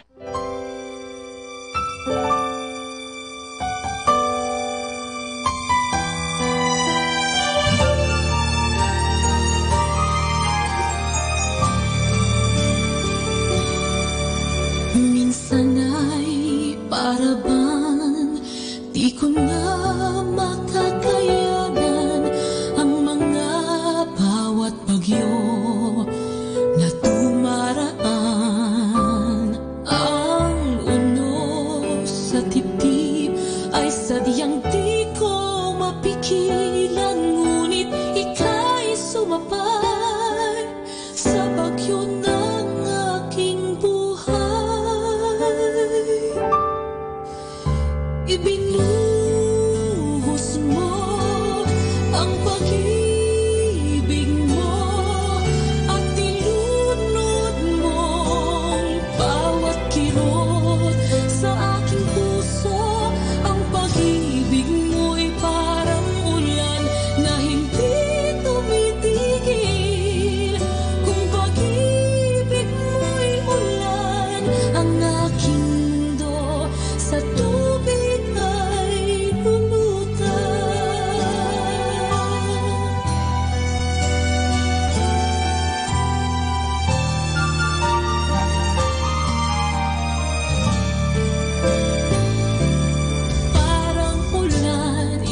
sumabay sa aking bawat pag-iyak upang ang aking mga luha ay di mapansin.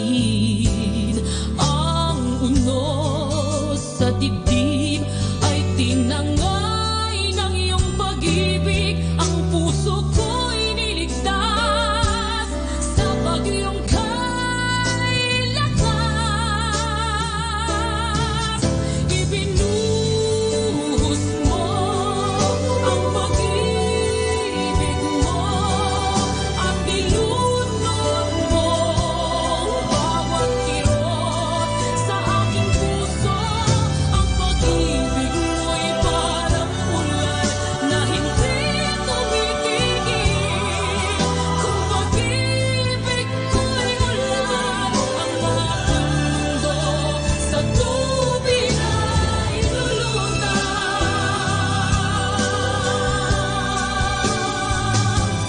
Di mo ako kailanman pinabayaan.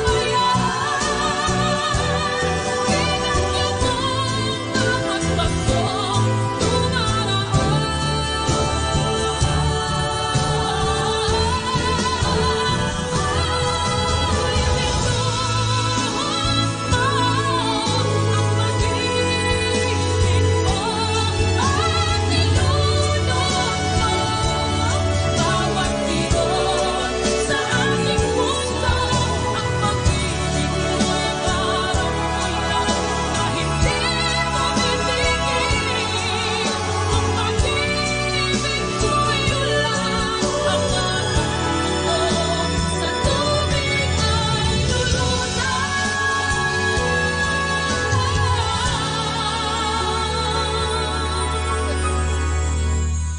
kung pag-ibig mo'y ulan, ang aking mundo sa tubig ay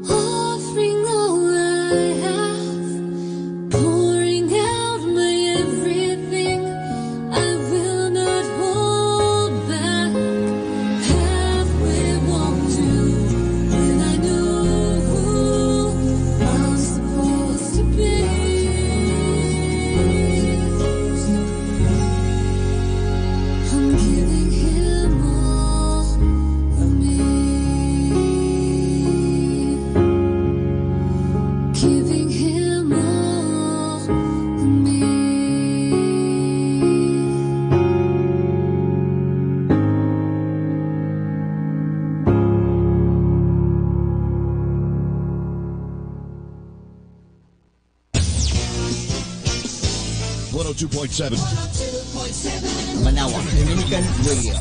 Pakinggan po natin si kasamang JT sa Tagumpay sa Tag-Unos kasama ang Diyos.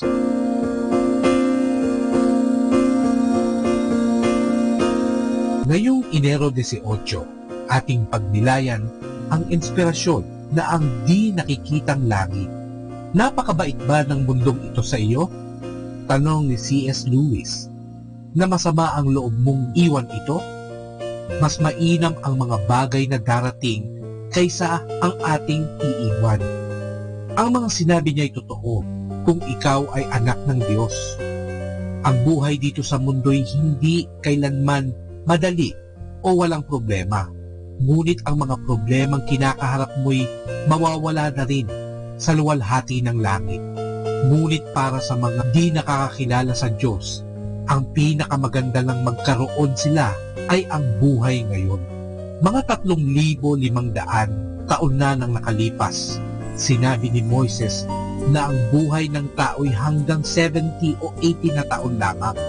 Sa kabila ng napakaraming pag-unlad sa siyensya, ang haba ng buhay natin ay halos di pa rin nagbabago. Di ka makakaalis dito ng buhay, sabi nga. Totoo naman, pero pagkatapos nito, may pag-asa ng langit. Binabanggit ang langit sa Biblia ng 400 na beses. Malinaw na sinabi ni Jesus na nanggaling siya sa langit at babalik din siya roon kapag natapos na ang gawain niya sa lupa. Yan ay matatagpuan sa Juan chapter 14 verse 1 hanggang 6. Nagsalita siya mula sa panig ng isang tagaloob na nakakaalam kung anong naroon at paano ang buhay doon. Sinabi niya sa kanyang mga tagasunod kung ano ang maaasahan nila at kung paano makakarating doon. Kung ganoon, paano ba ang buhay sa langit? Anong ipinangako nito sa harap ng ating maraming pagsubok at problema dito sa lupa? Sinulat ni Apostol Pablo, itinuring ko na ang pagtitiis sa panahong kasalukuyan ay hindi karapat-dapat na mayahambing sa kaluwalhatiang mahayag sa atin. Yan ay matatagpuan sa Roma chapter 8 verse 18. Sinulat niya sa mga taga-Korinto, ang maagang kahirapang tinitiis namin ngayon ng sandaling panahon ay naghahanda para sa amin ng kaluwalhatiang walang hanggan at walang kapantay. Kaya hindi kami tumitingin sa mga bagay na nakikita, kundi sa mga bagay na hindi nakikita, sapagkat pansamantala lamang ang mga bagay na nakikita, subalit ang mga hindi nakikita ay pawang walang hanggan. My God, grant me the serenity to accept the things I cannot change, courage to change the things I can, and wisdom to know that change should start with me. Ito po ang iyong lingkod na si Kasamang JT para sa pang-araw-araw nating gabay sa buhay. Atin pong napakinggan si Kasamang JT sa Tagumpay sa Tag-Unos kasama ang Diyos sa inspirasyon ni Harold J. Sala. Dito po lamang sa Manawag Dominican Radio. May kasama ka, si Jesus, si Maria, at kami.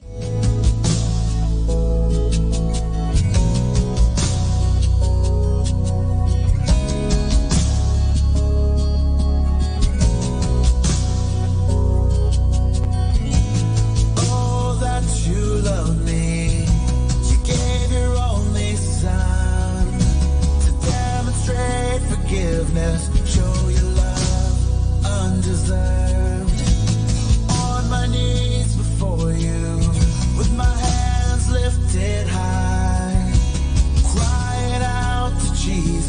needing your love undeserved. Because you love me, you love me, you love me, God. Because you love me, you love me, you love me, God.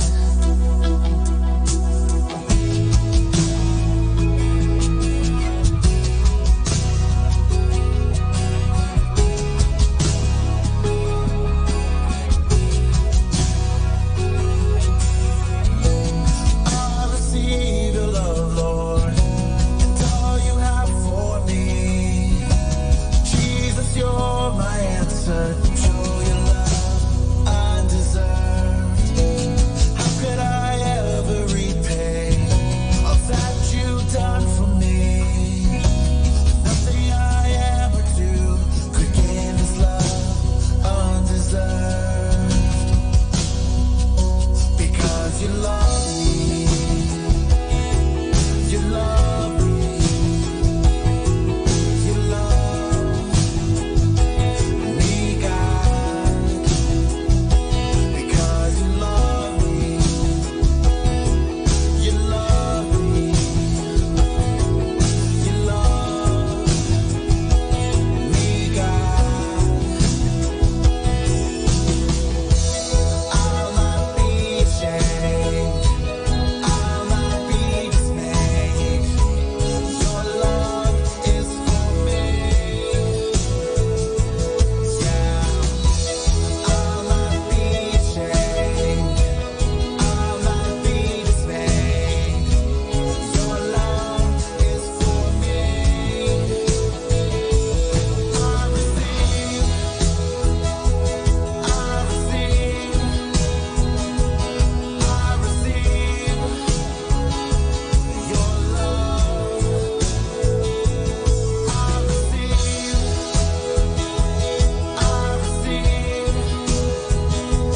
I receive your love. Because you love me, you love me, you love me, God. Because you love me, you love me, you love me, God.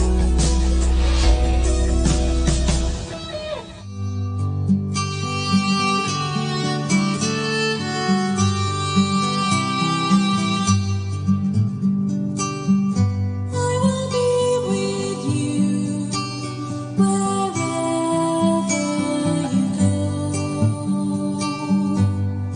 All throughout the world, I will be with you in all that you say. For now I'll spread my word. Come walk with me on stormy waters. My every Jordan now be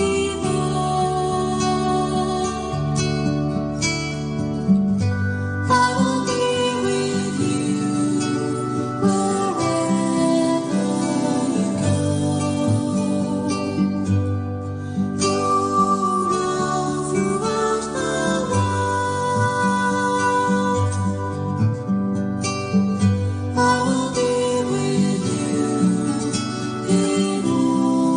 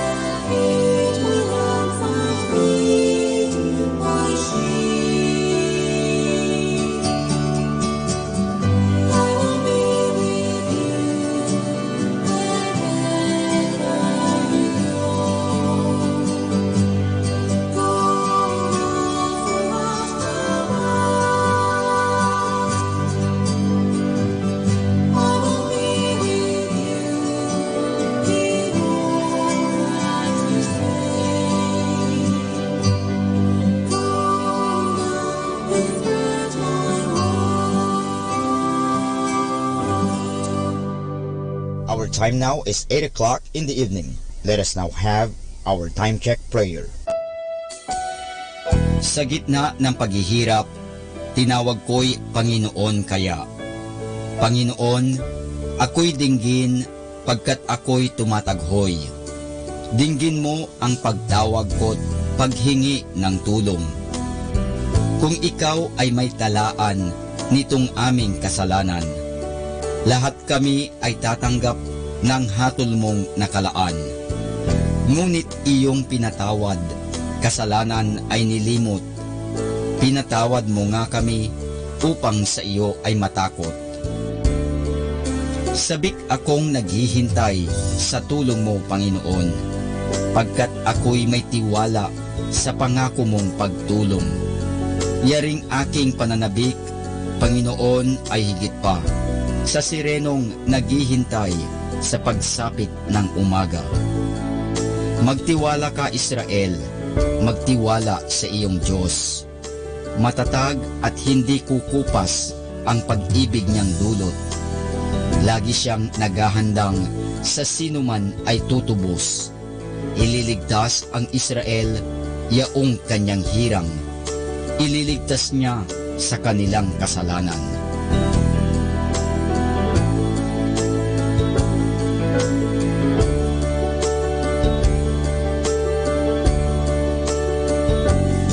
Kapayapaan kailanman ang igawad ng may kapal sa yumaong ating mahal. Sila nawa ay silayan ng ilaw na walang hanggan. Manalangin tayo. Ama naming makapangyarihan, ginawa mong bumagtas sa kalangitan ang iyong anak na nanaog sa kamatayan. Ipagkaloob mo sa kanila na nanaog sa pagkamatay ang kapalarang makaharap sa iyong kadakilaan bilang lumikha at manunubos kailanman. Sa pamamagitan ni Hesukristo kasama ng Espiritu Santo, magpasawalang hanggan. Amen.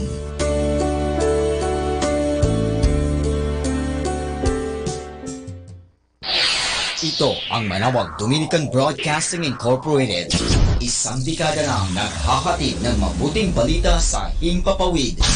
May kasama ka, si Jesus, si Maria at kami.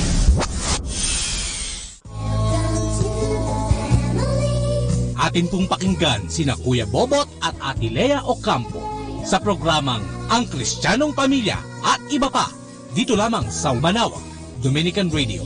May kasama ka. Ayan, isang mapagpalang araw o umaga no, sa Pilipinas.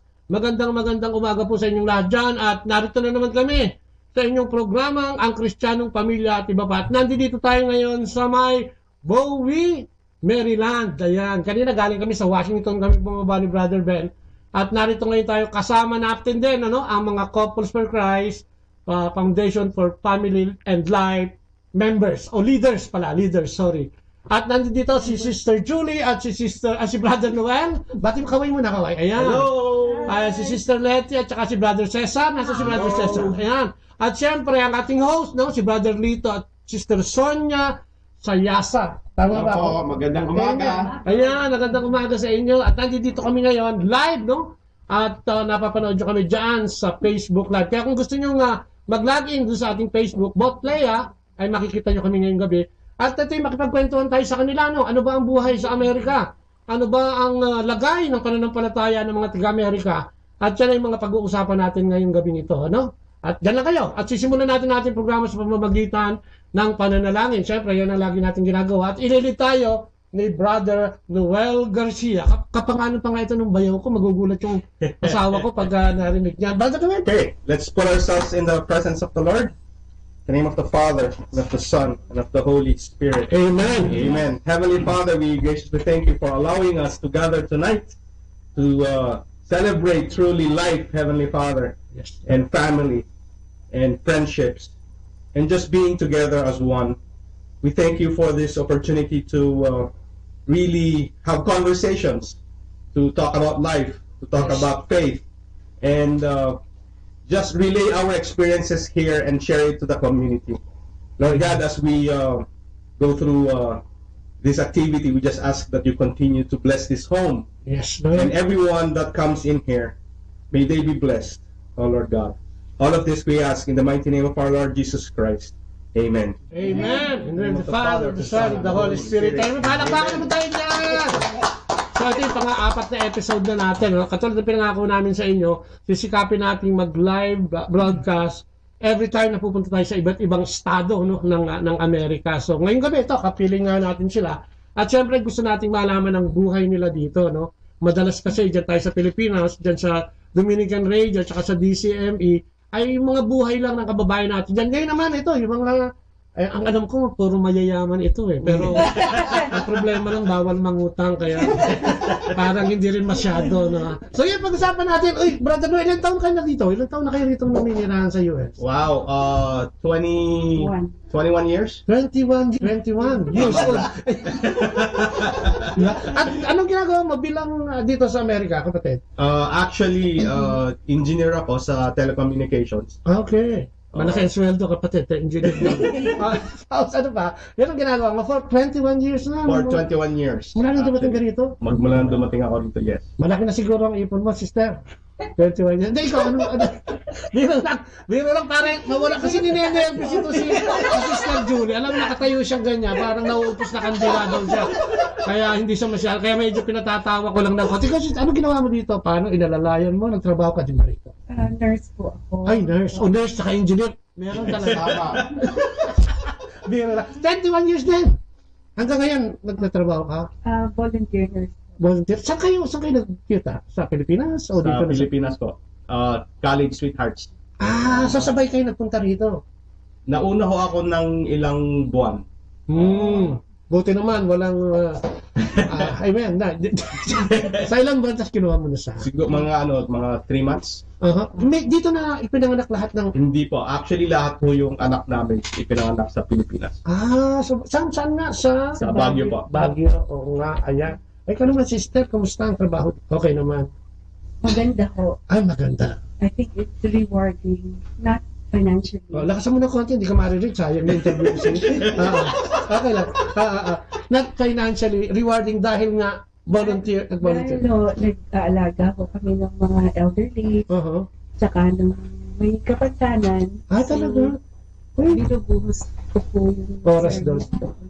Alam mo yung na-interview ko ang kapatid natin last time, yung nakahuling interview namin ni Brother Ben sa kanya. Ganyan din ang ginagawa niya. Sabi nga niya, alam mo, mas mainam na ikaw ang nag-aalaga kaysa ikaw yung inaalagaan. Right?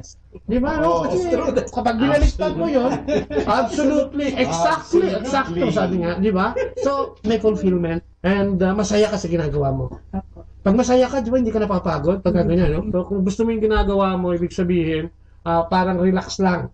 Na? Hindi nakakainip. Tsaka yung pasyente, masaya din sila nakikita ka. Amen. Ang galing. Okay. Ay, Sister Betty, kumusta ka na? Ito, mabuti. Hindi ka nakapag-makeup ngayong gabi. Di bale, okay lang.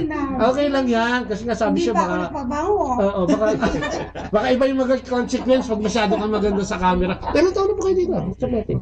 Okay, me, 43. Parang bagong-bago lang siya dito. Bata po yan. So, anong yan ka dumating dito, sis? Yeah, I came here in 1974. Grabe. Ang English niya, hindi ko na maintindihan. Nagno-nosebleed na ako. Nagsasalita siya. Ano? Nurse din? No. I came here as a student. Talaga? Dito? Kasi, bongga ang pamilya mo, dito ka pinag-aaral. No, ganito kasi. I used to work with the Census Bureau. Sa census? Yeah. I was sent here for, in 72. I was sent here in 72. Para mag-aral? Para training. Training. Training. Nagtago ka na, no? No. Joke I went back. No, but while I was here, I looked for some scholarship. So I went back. Then I went back to US. Mayroon ako scholarship. So I did my graduate. Parang hindi ka naman masyadong matalino. Nag-address scholarship. Parang nahirapan ako dun sa pagkakasabi mo. Ang gwapong mister niya na sumundo sa amin doon sa Washington. Si Brother Cesar. Brother Cesar, anong pinagkakaabalahan mo dito ba? Wala, retire na eh. Retire na din. Dati anong ginagawa?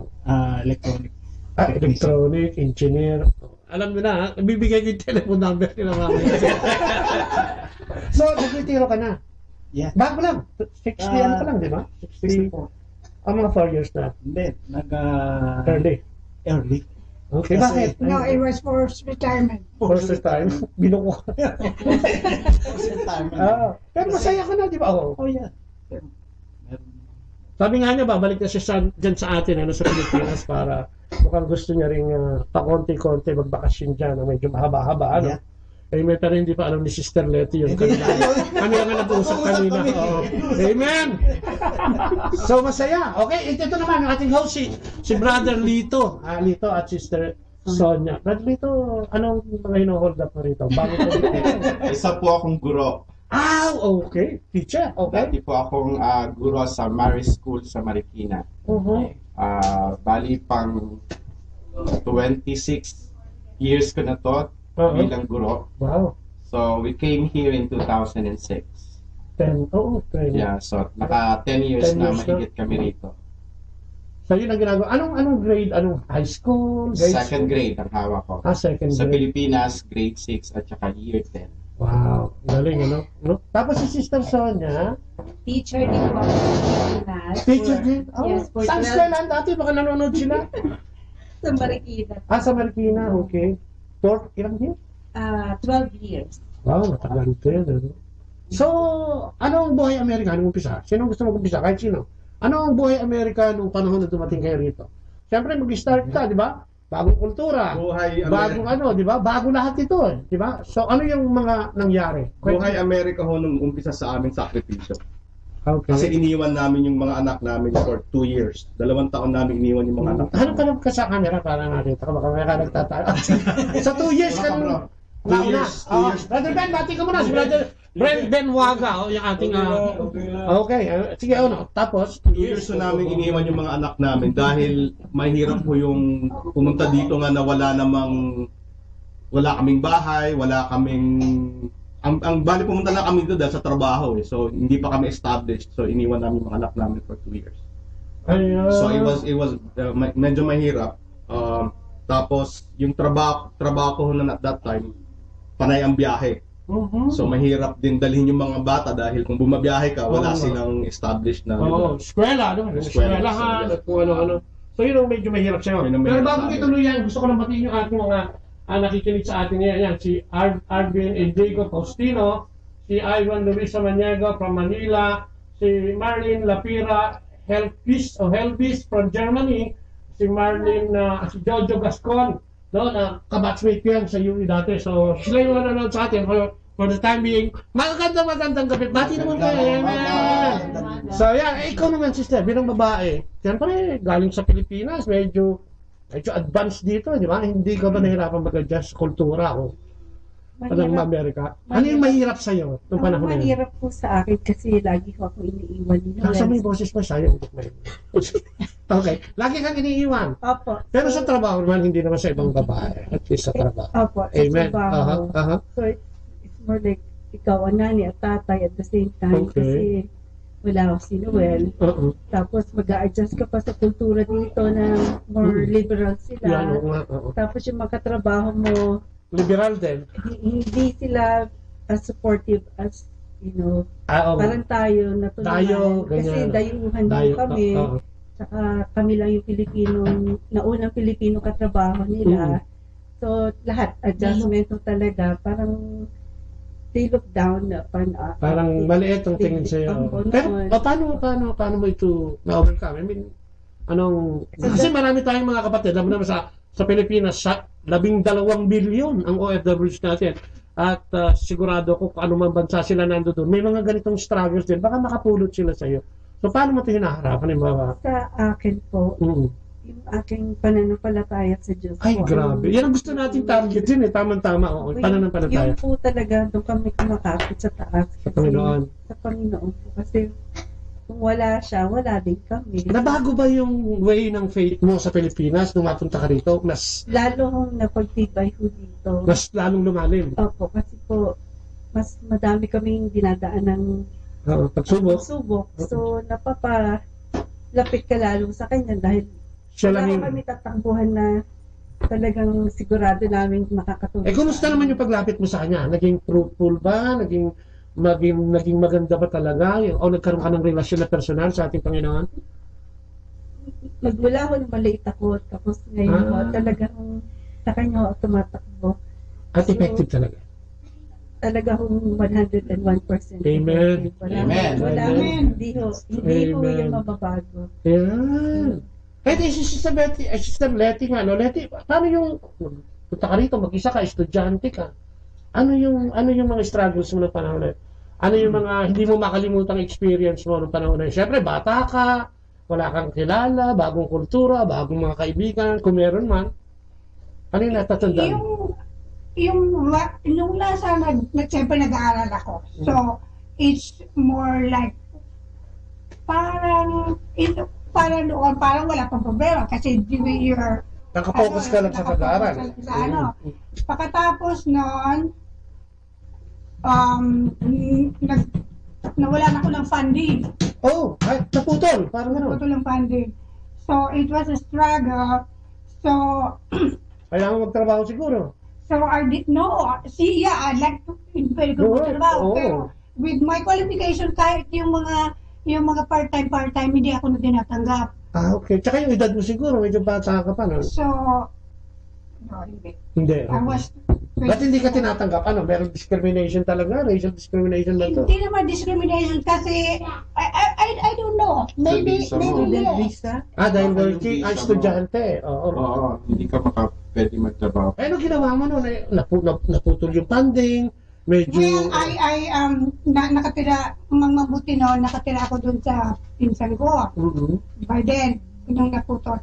But then, nagkaroon din ng problema. I don't know if I have sasabihin ko ang problema. Pero anyway... Okay, konti lang naman na nakikinig sa atin eh. Mga 1 million siguro. Mga 1 million. Sa Facebook. So anyway, hindi nag-work out ang ano. So so yung mabuti may pinsan ako na nurse. So dati siyang nasa Roanoke. So she came over, kasi nasa Baltimore ako noon. So we stayed with her. So I decided to stop my schooling. Oh. Pero later on itinuloy mo naman ito. No, I finished my masters, pero I was aiming higher, but then I think hindi yun ang gusto ng Panginoon. So pinutol mo pa, may masters ka na, pinutol mo pa yun, ha? Hindi may master. I was aiming higher. PhD. Yun ay susunod eh. Aiming high pa rin, pero hindi gusto ng Panginoon. Bakit? Bakit mo nasabi? Well, everything, hindi, kasi everything was like, hindi ba smooth sailing, maraming mga parang because nagpumunta ako dito, hindi, it was not really my intention na going that far. Pero yun nga, nagka-problema. Tapos sabi ko, Lord, kung yung ito talaga ang hindi na ako talagang gano'n, it's okay. Tapos nung medyo gipit na nga ako, sabi ko, Lord, ikaw lang talaga ang hindi ko inakalain na makakapunta ako dito. Kasi in the first of all, nang makapasok ako sa census, everybody was saying na siguro may kapit ka. Okay. So, nakapasok ka sa government. Tapos sabi ko, no. And then, I was sent here pa dito. Parang mas malakas ang kapit mo talaga. Parang ka ng talangka. Hindi sa kakilala mo. Sige. So, ganon. So, doon nagtuloy. Tapos nagtuloy-tuloy na. And then, you met, siyempre, si Cesar. May bigote na ba si Brother Cesar? No, wala pa. Bigotilyo na, hindi pa. Bago na. Joke lang. Dinadagdagan. Brother Cesar, ikaw, ano yung mga struggles? Kasi gusto natin, sabi ko nga, gusto natin bigyan ng inspirasyon at konting edukasyon yung ating mga nakikinig. Impormasyon, kung ano yung pwedeng gawin. Ito, nakita natin na talagang Diyos kumapit, si Sister Julie at saka si Sister Letty. Sinasabi sa atin, without God, parang talagang medyo malabong makawala o makabuhay, o mabuhay ng maayos dahil yun nga, may discrimination, yan, nakikita mo naman, ayaw tanggapin sa trabaho, and siguro makikita mo din yung providence ni Lord, ano, yung may tumulong, tapos iba, dahil sa pagdadasal, ay binigyan din siguro siya ng mga kaibigan. Ikaw, brother, dahil ano naman ang struggles mo? Meron ba? Parang wala. Meron. Kung titignan kita, parang wala eh. Oo. Alam mo yung struggle dito. Napakahirap kung lalo kung wala akong community. Ayan. Nung dumating ako dito, dadala ko kami ng kapatid ko. Kayong dalawa lang magkausap lagi. Oh, parang gano'n. Kapatid ko, nauna sila rito. Oo. Kaya, so parang kukonti. Limited ang kausap mo, yung pwede mong paghingahan. Siyempre, bago ka. Very, very quiet. Kasi lalo sa trabaho. Talagang trabaho, bahay lang. Oo, hirap kaya tayo na. But, nandun ang Diyos. Ayun, no? Yun ang Diyos ang kwan. Yun ang sikreto. Yun ang sikreto ng ano. Oo. Siyang parating tinatawag mo. Oo. Pero sa Pilipinas ba hindi ka gano'n masyado? I mean, hindi meron pero hindi naging ganito. Parang lumago. Yan. Ano nangyari? Pag tayo gumanda yung trabaho? Ay, trabaho lang problema. Kasi trabaho rito marami nung yung panahon na yan. Oo. Mga 60s yun eh, di ba? Mga 70s, 80s na. 78. Yeah, late 70s. Talagang ang trabaho, napakarami. Ikaw, sasawa. Huwag ka lang, mamahili. Kahit na dalawa, tatlo. Yung mga ibang tatlo. Yung iba, hindi na nga natutulog, di ba? Parang bilas ang isda na mga mata ng iba rito. Kasi napupunta rin ako sa California. Nung pinata pa ako. Nag-stay ako ng Silicon Valley. Okay. Sa may Google, sa may... Nandun ngayon yung nandun ako nagtrabaho. Maganda to. Nandun mga Google, Yahoo, at saka kung ano-ano pa, di ba? Si Robin Hood, nandun din. Joke lang. Ay, ikaw naman, bro. At saka kasi, dagdagan mamaya. Brother, pumunta po ako dito, puno ng pag-asa. Ayan. Kasi para sa pamilya. Paano ka nakapunta dito? Nag-apply lang? Nag-apply po ako sa Arrowhead Manpower. Fortunately naman, totoo yung agency. Fortunately, nabigyan ng pagkakataon na pumunta rito. Tapos meron akong mga kaibigan na naunang dumating. Yung pagdating ko po dito, maswerte ako dahil nung pagdating ko pa lang, yung mga kaibigan ko, may mga dala ng grocery. Mayroon na silang ready. Tapos yung isa ko pang kaibigan, nagbigay na sa akin ng cellphone. So hindi ganun. Parang may tiga DSWD dito, no? Parang may Department of Social Welfare and may pinadala ang Panginoon na talagang tumulong sa akin. Hindi ko alam na may dahilan pala iyon. Kasi isang linggo may kumakatok sa amin. Okay. At ang kumakatok na sa amin ay isa si Brother Cesar, si Brother Jet from Couples for Christ. Sila yung mga unang tao na talagang kumatok sa aming apartment at nag-imbita. At sinabi naman naalala ko tuloy yung sinabi nung household servant namin sa Couples, ni Sonia, kasi doon pa lang sa Pilipinas, member na kami, 2001. Okay. Sinabi na maghanap daw kami ng community dito sa Amerika. So, sinagot kaagad yung aming panalangin. At hanggang ngayon po, nandito kami sa community. Mahirap po ang buhay sa Amerika. Amen. Maraming mga pagsubok. Isa rito ang kakaibang kultura. Kultura na kung saan ay masasabi natin na masasaktan ka lalo na kung hindi ka gagalangin ng mga estudyante. Lalo kung Pilipino ka, dahil sanay tayo dun sa, di ba? Dahil iba yung kultura natin. Po and opo. Po and opo. Kasi dito, yung sinabi nga ni Brother Noel na very liberal ang mga bata. Tapos, kung ano ang sabihin nila, kahit walang paggalang yan, bastusin ka, minsan ang hirap tanggapin, mababastos ka. Ng isang paslit. Ng isang paslit. Pero, pag iniisip ko na itong mga batang to, dapat talagang intindihin kasi kailangan nila ng tulong, kailangan nila ng paggabay. Dahil sa kultura nila? Kaya nga ngayon, pero bakit hanggang ngayon nagtuturo pa rin ako? Kasi dahil nga sa pamilya, dahil nga sa alam ko na may magagawa pa rin ako kahit na negative tong mga batang to, magtutulungan pa rin sila. Ang galing, no? Palakpakan natin si Brother Lito. Iyak na ba ako? Ay, hindi pa. So, sana ikaw, yun, bilang asawa, bilang guro. Maliliit pa po yung anak namin nung pumunta kami dito. Kaya, medyo mahirap talaga kasi iniisip ko na hindi kulturang Pilipino yung magiging exposure nila. Oo, gali, no? Gagaya ng mga napapanood ko sa pelikula nung nasa Pilipinas pa ako. So, nandun yung tako. Plus, yung makakalimutan nila yung lingwahe. Pinoy. Tagalog. Yan. So, nung pumunta kami dito, sa simula, ang salita nila, Tagalog. Pero yung unti-unti nang marami na nakakausap, lalo na yung nag-school na, medyo nawawala na rin yung lingwahe. Pero dito sa bahay, Tagalog kami mag-usap para hindi makalimutan. Ang ganda, no?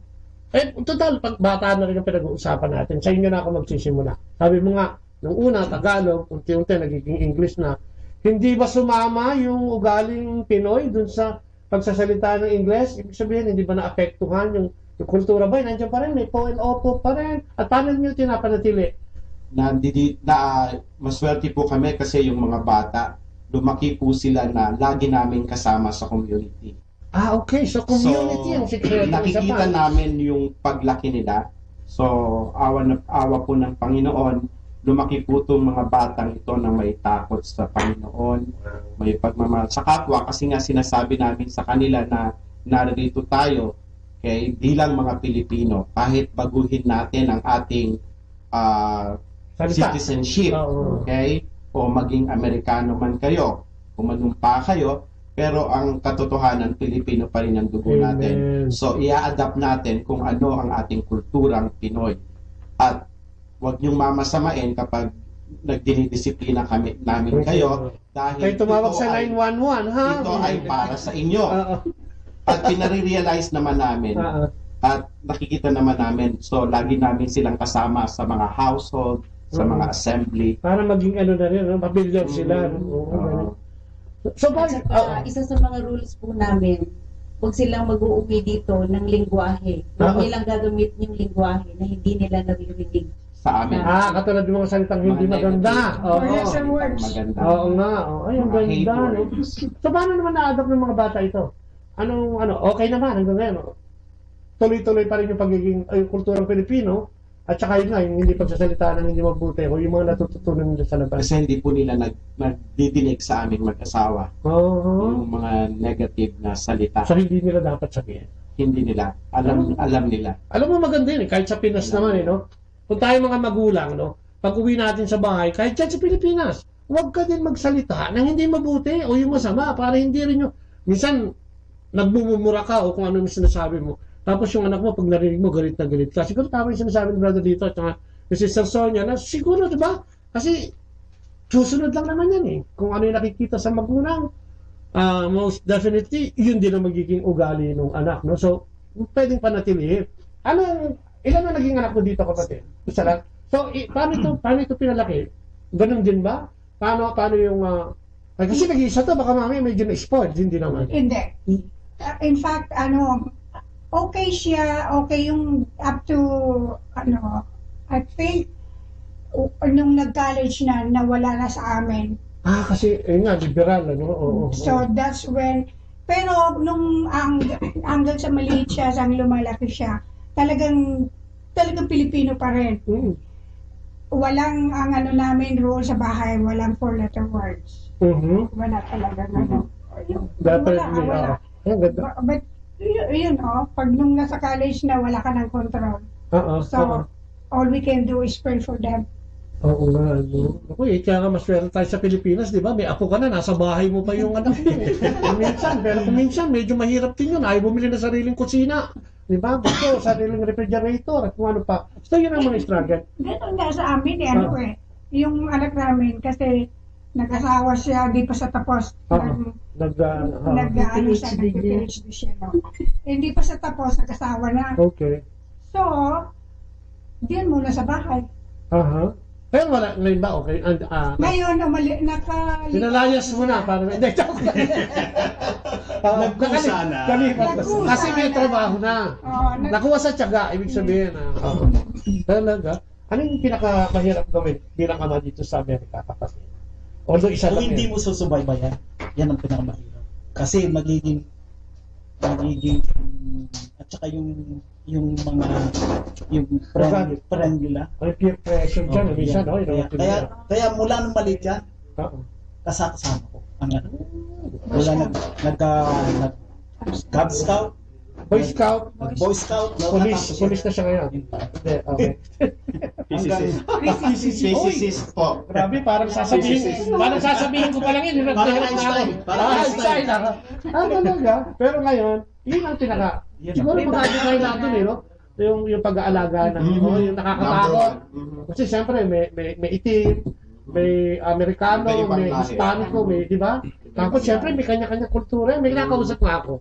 Sabi ko nga sa kanya, dahil lagi niyang ang tawag sa kanya ng anak niya, helicopter mom.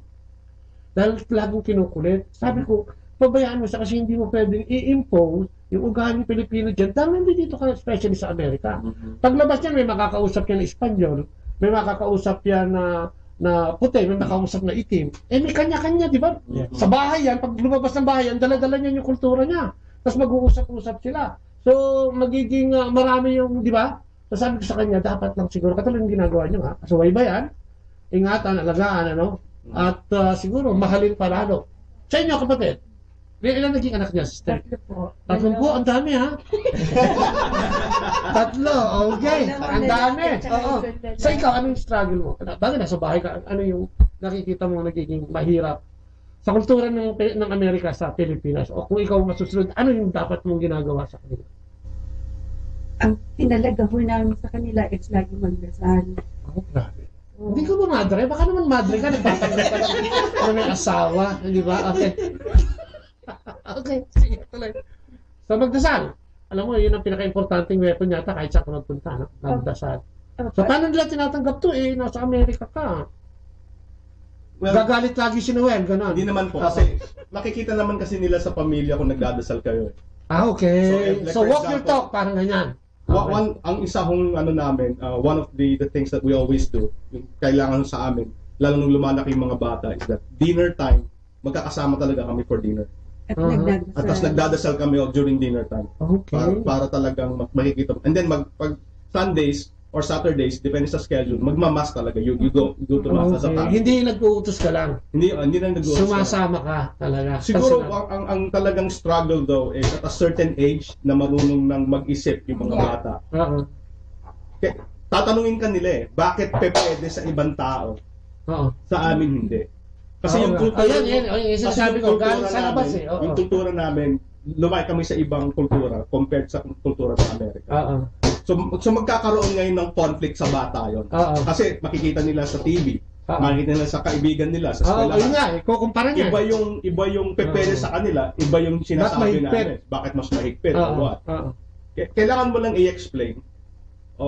Pero one way or the other, kuminsan, din yun magde-decide pa rin sila ng sarili nila. Sila pa rin na masusunod. Sila pa rin yung maki-experience na magkamali. As parents, hindi mo maiiwasan na ang mga bata, one way or the other, magde-decide sila na kuminsan mali yung decision nila. Okay. Right? Nakikita nila sila mismo. Kahit sabihin mo sa kanilang wag mong gagawin, kuminsan dahil sa kultura ng dito sa Amerika is pwedeng gagawin nila. Ngayon, pag napaso na sila, doon lang nila marirealize at maniniwala sila. Ngayon, sa amin, kahit papano, kahit nagkamali sila, kailangan tanggapin mo pa rin silang pabalik Okay. Pakita mo pa rin mahal mo sila, na kahit nagkamali sila, welcome pa rin sila sa iyo. Kasi nga, ang lagi namin sinasabi sa mga anak namin, pamilya tayo. So kung nagkamali ka man, hindi ibig sabihin nun na iitsipwera ka na lang. Nagkamali ka. Panagutan mo yung decision mo, pero meron namang pagkakataon na to forgive, to bring back, to love. Yayakapin mo pa rin, siyempre. Opo, kasi yun naman ang turo sa atin, di ba? Actually, dahil nga sa community, natuto ka na talagang ano ba talaga yung pagmamahal. Diba? Yung pagmamahal na binigay sa iyo ng Diyos. Diba? Sabi nga nila, what's true love what is really true love? It's actually giving your life to a friend. And lalo na sa anak mo. Right? So you'll actually give your life to your kids. You know, to the ones that you really love.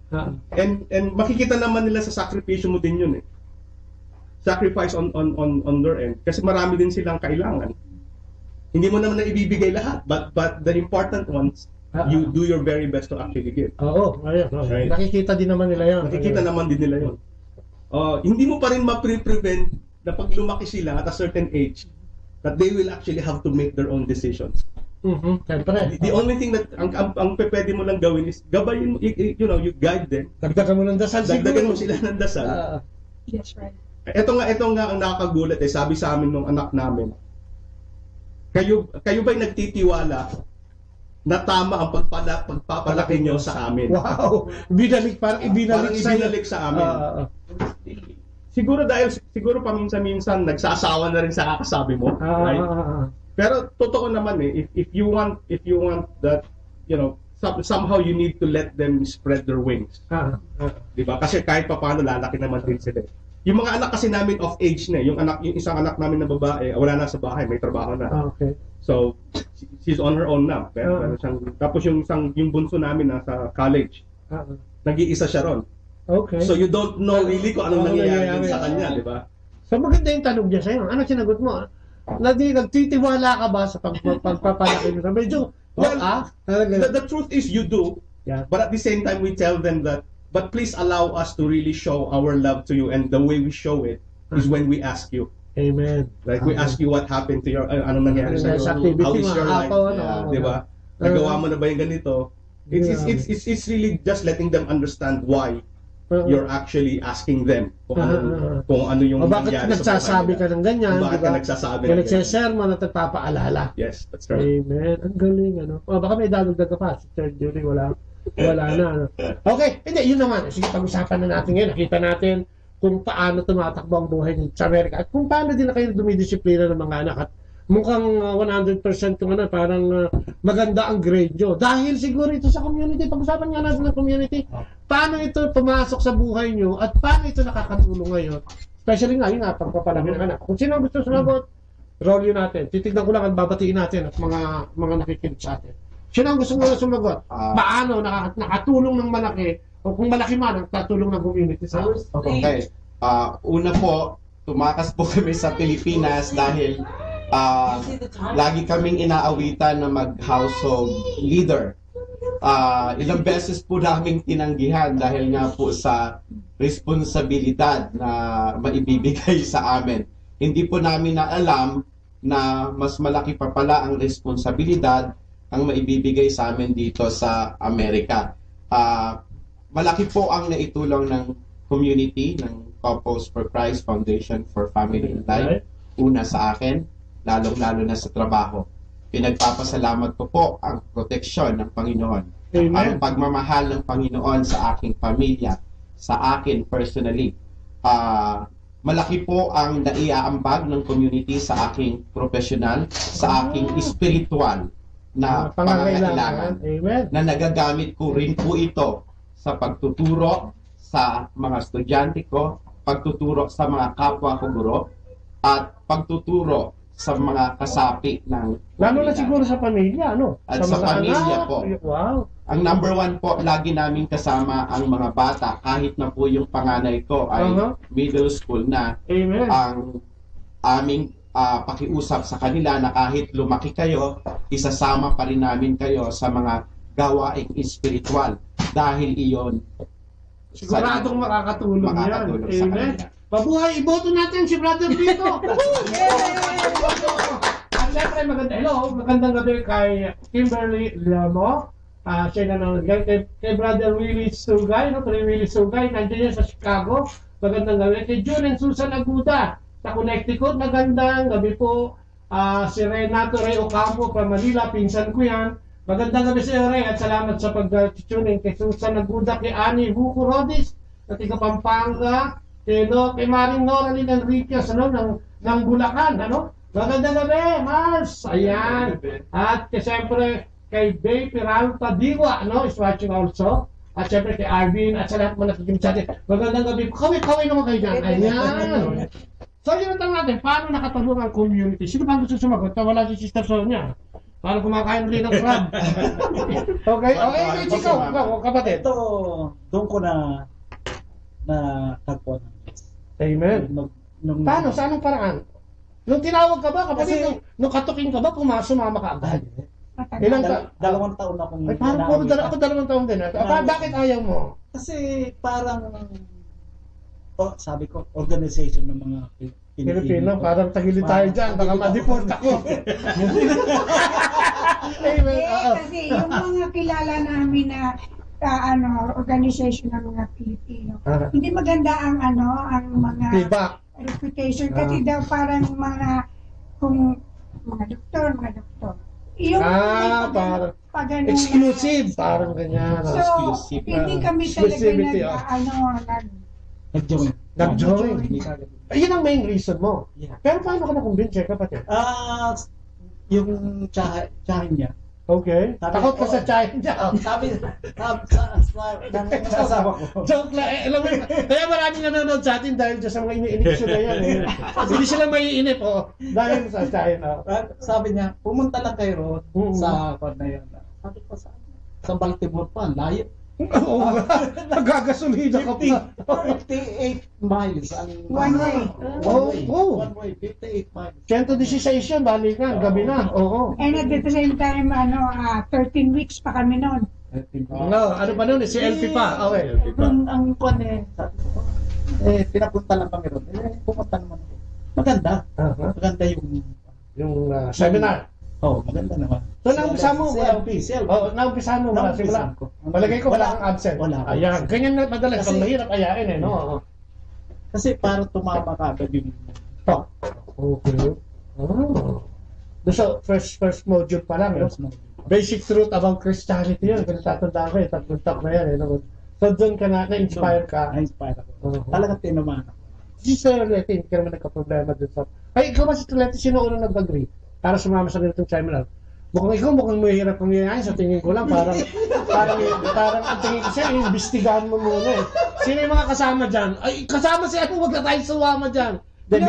Actually, si Jody, yep. The year before na nag-join kami, kakilala ko na yun nung dalaga pa ako. Sabi niya, may seminar, si LP. Tapos sabi ko, Juan, busy kami. But then, really, if we were really busy, although we only have one kid, kasi trabaho. Tapos sport dito, scout dito, so sobra yung na pinakain yung oras. Yung parang but then again, nung nag-join na kami,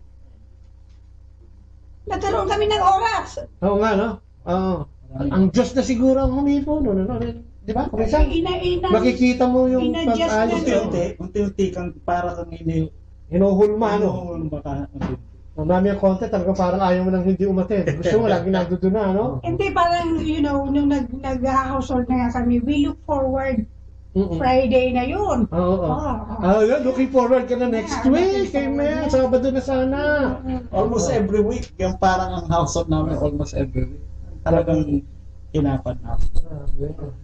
Ikaw, sino ang mahirap kaya? Ito siguro, hindi ko siya tatanungin, sigurado pag papunta pa lang sa inyo yung nagaya, sabi niya, diba, pupunta tayo doon, sama tayo. Joke lang. Ikaw, paano? Hindi, ang experience mo? Actually, almost malayo pa na. Over 2 years kaming inimbitahan. Ang naging problema ko kasi noon, lagi akong bumabiyahe because of work.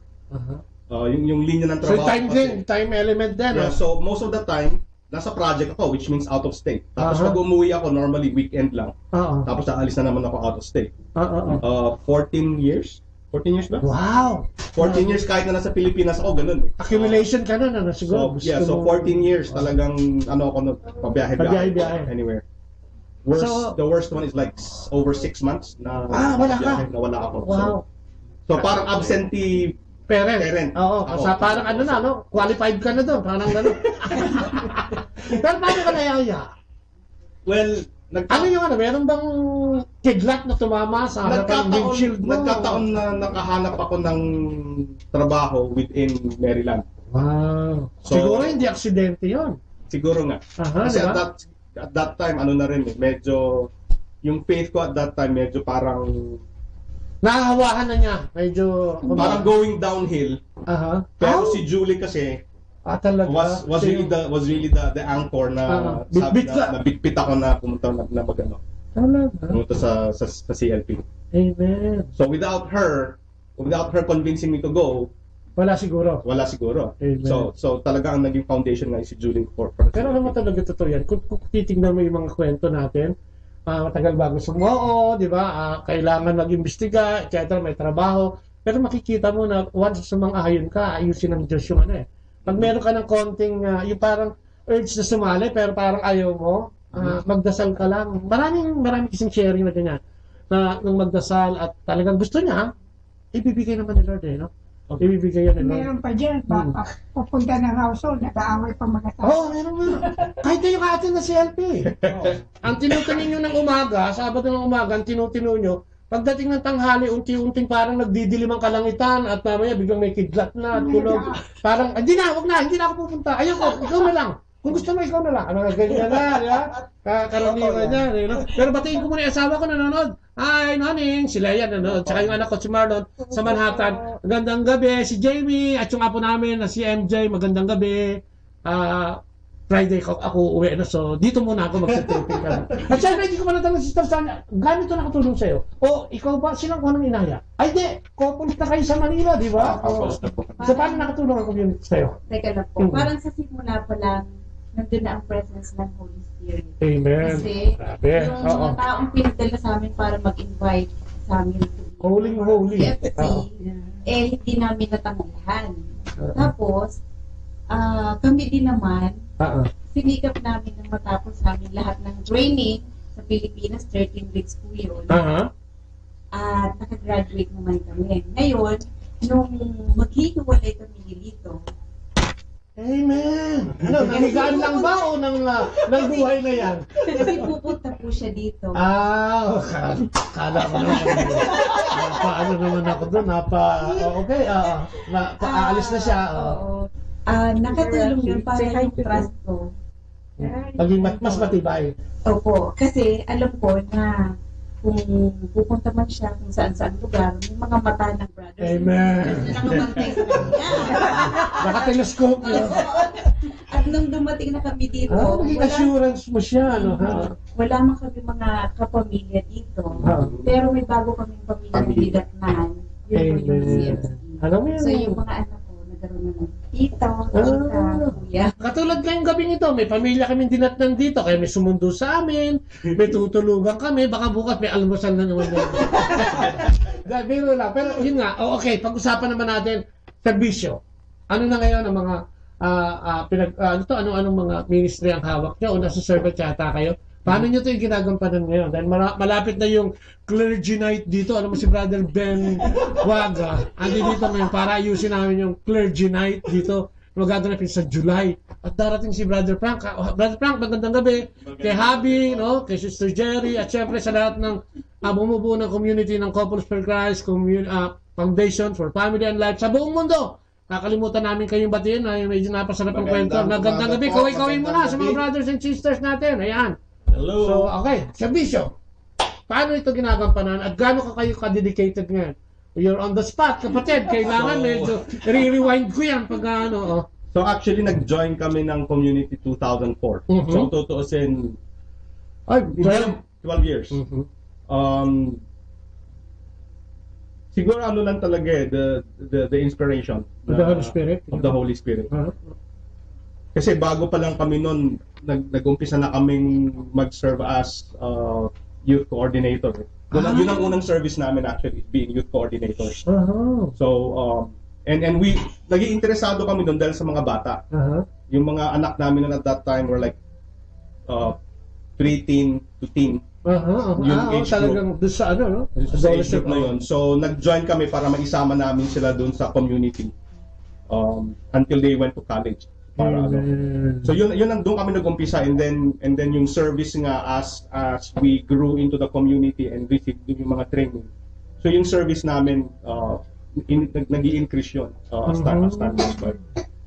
Until one time that yun nga, they asked me to serve the community for the entire area. Hindi ko naman matanggihan.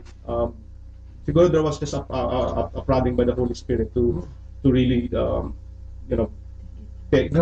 kunin yung service. It's I can say that it's a challenge, but at the same time it's not. Bakit? Kasi challenge in a sense na matututo kang madisiplina yung oras mo, but at the same time meron kang lakas lagi. Kahit gaano kalayo yung pupuntahan mo. Kami dalawa ni Kuya Cesar, nakakarating kami ng North Carolina. 6-7 hours. Kala ko sa Manila. 6-7 hours drive. Magdadrive kami ng umaga. Palitan na lang. Palitan na lang. Dadrive kami ng umaga, babalik kami ng gabi. Makakarating na kami madaling araw.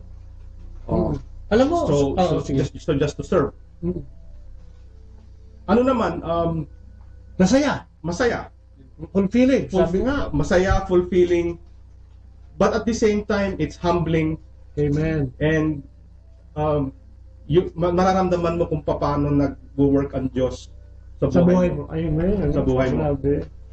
Sabi nga nila, pag ibinigay mo sa Diyos, lahat ng iba sa buhay mo, it will actually be put in place. Mahirap i-explain sa mga tao na kuminsan, bakit ang dami mong ginagawa na service? Bakit parang nagpapakatanga ka dyan? Parang ganyan. Di ba bakit parang inuubos mo yung oras mo dyan? Wala naman dyan. Pero hindi nila naintindihan na napaplansya naman yung ibang part ng buhay mo. Sabihin mo nga sa kanila, napaplansya yung aspect ng buhay. Yes. Katulad na magulong pamilya, magulong samahan, magulong relasyon.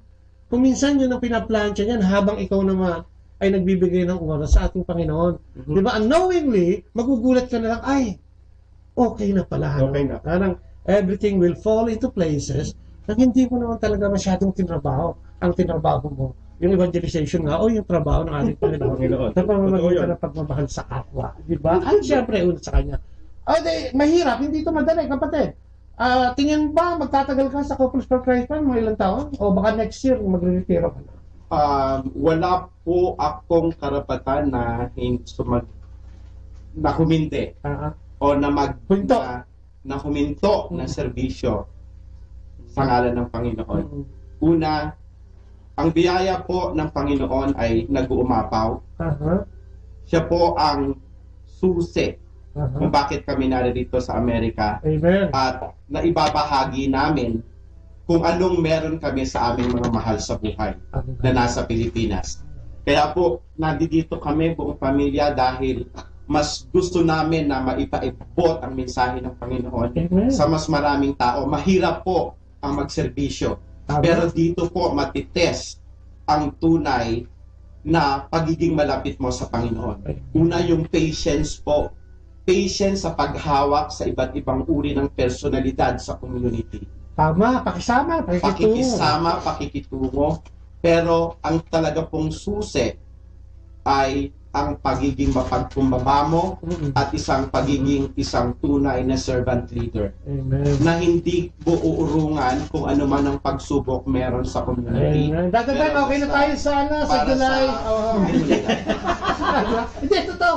Kaya nga po, salamat sa Panginoon kasi umatin po ako ng Parish Council meeting nung nakaraang linggo at pinagsalita po ako ng parish priest ng St. Edwards at magsisimula na po kami ng Live Christ, Share Christ sa June 3rd. Salamat po sa Panginoon sa isang taon na pangungulit sa parish priest kami ni Brother Noel. Nagtagumpay na po. Kasama po ang buong parish council. Ang galing. Salamat. Ang huling question ko na lang siguro sa kanyang, kayo pa hindi nagtatanong, may konting oras pa tayo.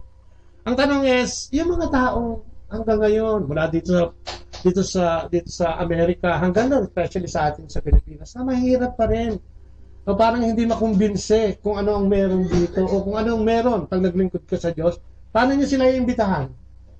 Sige nga ikaw, kapatid. Paano may imbitahan yung mga taong ang hirap pa rin? Pero ibang talagang laging busy, pero wala namang ginawa kundi mag-text, o kaya mag-computer, o kung lalo sa atin sa Pilipinas, ano yung pwede nyo ibigay na inspirasyon? O kung gusto nyo magsalita din, ano yung pwede nyo sabihin sa kanila para magising o konting gisingin natin ng konti yung kanilang diwa na kung ang Diyos ang kakampi mo, wala kang dapat katakutan. Kasi po nakikita ho namin na Basa mo ng konti uli, ha? Okay. Sige. the way you live, you know, they see you as either as a friend or a foe.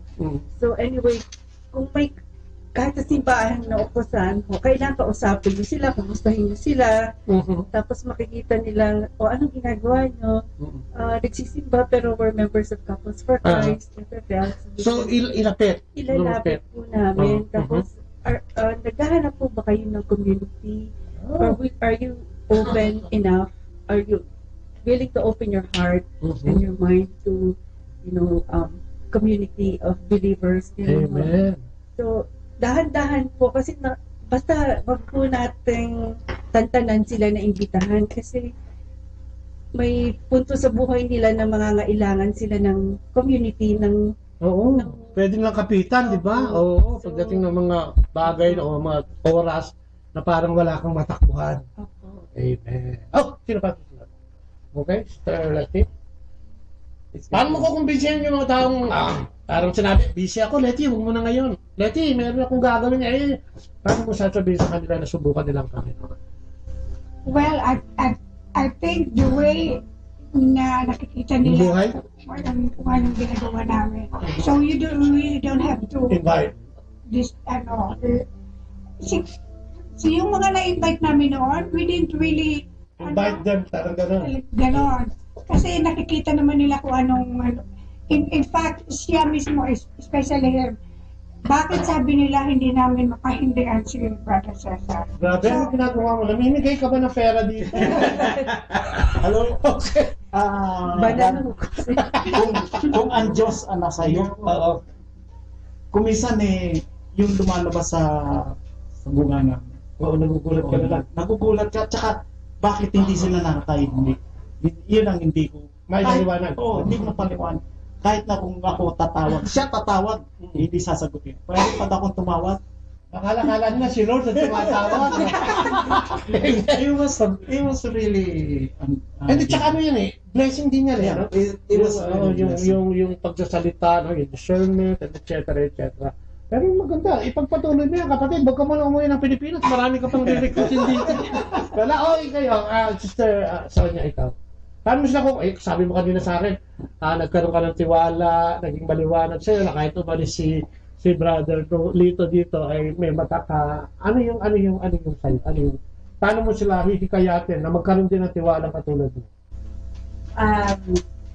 Dapat po malaman nila na mas magaang pasanin ang krus kapag kasama mo si Kristo. Kapag katuwang mo siya kapag pasan ng krus. Amen. At kailangan makita nila na isinasabuhay mo yung natututunan mo sa community. Okay. Kasi that's one thing. Talaga yun, hindi puro kadaldal. Diba? Kwento ka ng kwento, wala namang wenta. Parang ganyan. Suportahan ko lang yung sinabi niya, na masarap dalhin ang krus, lalo na kung meron kang mga kasama. Wala pong sino man sa atin ang nabubuhay ng para sa sarili lang. Ang buhay na pakaloob sa atin ay para i-share sa iba.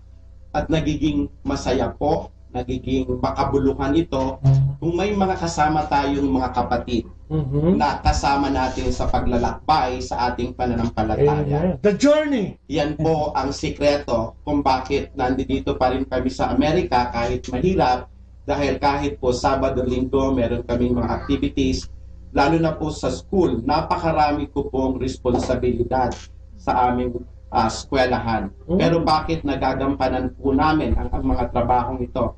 Dahil po naniniwala kami na hindi namin control, na hindi namin pag-aari ang aming oras, ang aming talento, at ang aming yaman. So ito ay dapat na ibahagi at ibalik kung kanino man po nagmula ang lahat ng ito. Anyway, nandito naman kami ni Brother Ben at bago kami umuwi, pwede mong ipadala sa amin yan. Opo! Definitely. Pero alam mo, napakaganda yun. Makikita mo, no? Nag-start tayo kung paano nagpapalaki, kung paano nakarating dito, at nag-end tayo sa isang bagay lang, ang Diyos, no? Ang Diyos ang sentro, ang Diyos ang makakatulong, ang Diyos ang umuunawa, ang Diyos ang nagbibigay ng lahat ng biyaya, di ba? At ang nag-good news ngayon, ang Couples for Christ Foundation for Family and Life ay nagkaroon ng isang movement, no? Ito yung Live Christ, Share Christ movement. Yes. Gusto natin i-share to, no? Kasi dati, di ba, nag-attend tayo 13 weeks, 10 weeks, 12 weeks, at 9 weeks. Pero ngayon, alam mo, Live Christ, Share Christ movement ay 2 weeks lang, 2 consecutive weekend lang. No, na magagawa natin yung 5 to. At inaanyayahan natin ang lahat, ano? Siguro mula sa Pilipinas hanggang dito sa Amerika at sa man sulok ng mundo na tayo naririnig. Nasubukan nila ito, no? Ginagawa natin ito sa mga simbahan. At ito po ay walang bayad, ano? Kami po ay makaka-attend dito, makakarinig. At kung gusto nyo ipagpatuloy, pwede. Kung ayaw nyo, pwede rin. Ang sinasabi lang natin, kasi kung minsan sinasabi natin, lagi tayong walang oras, wala tayong panahon. Ito pong ginawang itong movement ng Live Christ, Share Christ ay ginawang 2 araw lang ng Sabado o Linggo. At ito'y magaganap po sa atin. Ang intention nito ay iparinig sa atin. Ito yung reintroduction, ano, ng salita ng Diyos, ng pagiging Kristiyano, sa madalit sabi. At sana mabigyan natin ng pagkakataon para yung buhay natin, katulad dito mga narinig natin ngayon, ay magkaroon ng ilaw, no? Kung ano man ang pinagdadaanan natin sa mga panahon na ito at sandaling ito, ilapit natin sa Diyos. Proverbs 3:5-6, sabi niya, trust in the Lord with all your heart. Lean not on your own understanding, and in all thy ways acknowledge Him. Subukan natin, ano? Sugalan naman natin ang Diyos. Kung ano yung sinusugalan natin ngayon sa trabaho, at kung ano-ano ang mga ginagawa natin sa buhay natin para tayo umunlad, subukan natin unahin ang Diyos. Naku, maniwala ka kapatid. Yung mga narinig mo, ito naman ay puro katotohanan. No? At yan ang gusto natin gawin. So maraming salamat, ano? Sa inyong pakikinig. Thank you. Babay mo. Kay Brother Noel at kay Sister Julie. Ayan, kay Sister Letty. At saka si Brother Cesar, si Brother Lito, at saka si Sister Sonia, no? Alam mo, ngayon ako nakakabisado ng 6 na pangalan. Hindi ko nagagawa yan. Iba talagang lamig dito sa Amerika. Anyway, ito yung biro lamang at ang hindi biro ay subukan natin manampalataya sa Diyos, ituon natin ang ating buhay sa Kanya at subukan natin na manalig at manampalataya sa Kanya. Amen? Amen. At siya lang kami magpapaalam, ha? Bago kami magpaalam, siguro tatapusin natin ito sa maitsing panalangin sa pamamagitan ng panalangin ni Brother Ben Waga. Brother Ben, please close the program. Ayan. Alam mo, wala kang papel, ha? Amen. Name of Father, Son, Holy Spirit. Amen. Amen. Thank you so much, Lord God, for tonight. Thank you for sending your Holy Spirit to each and every one of us, touching us and showing us His love and care for each and every one of us. Lord God, we continue to lean on you in the things that we need to do. Day after day, Lord God, we praise and thank you for all the goodness that you have been extending to us. Every day, you renew our lives. And also, Lord God, by the victories, by the successes that we have had, we see always your mighty hand in each one of them. And most of all, Lord God, in the challenges, the trials that come our way, we find them as opportunities to walk with you in Calvary. Lord God, we praise and thank you for all your unconditional love, for dying on the cross so that we may have eternal life. And also, Lord God, tonight we thank you for surrounding us with brothers and sisters, our co-workers in the vineyard. Lord God, continue to pray that you grant us a clear mind, a sincere heart, and the empowerment of your Holy Spirit as we go on day after day. In Jesus' almighty name, in powerful name, Jesus, together with the Father and the Holy Spirit, one God forever and ever. Amen. Father, Son, Holy Spirit. Amen. Amen. At pansamantalang nagpapala sa pangalan po ni Leia, ang aking asawa, kung yung lingkod, si Kuya Bobo, at nagsasabing, ingat-ingat lang, God bless, and bye-bye. Bless. Atin pong napakinggan sina Kuya Bobot at Ate Lea Ocampo sa programang Ang Kristiyanong Pamilya at iba pa dito lamang sa Manawag Dominican Radio. May kasama ka. Ito ang Manawag Dominican Broadcasting Incorporated. Isang dekada nang naghahatid ng mabuting balita sa himpapawid. May kasama ka, si Jesus, si Maria at kami. Our positive thought for this hour. Character is how you treat those who can do nothing for you. Atin pong pakinggan ang mga pasabi mula sa Minor Basilica ng Our Lady of the Rosary of Manawag.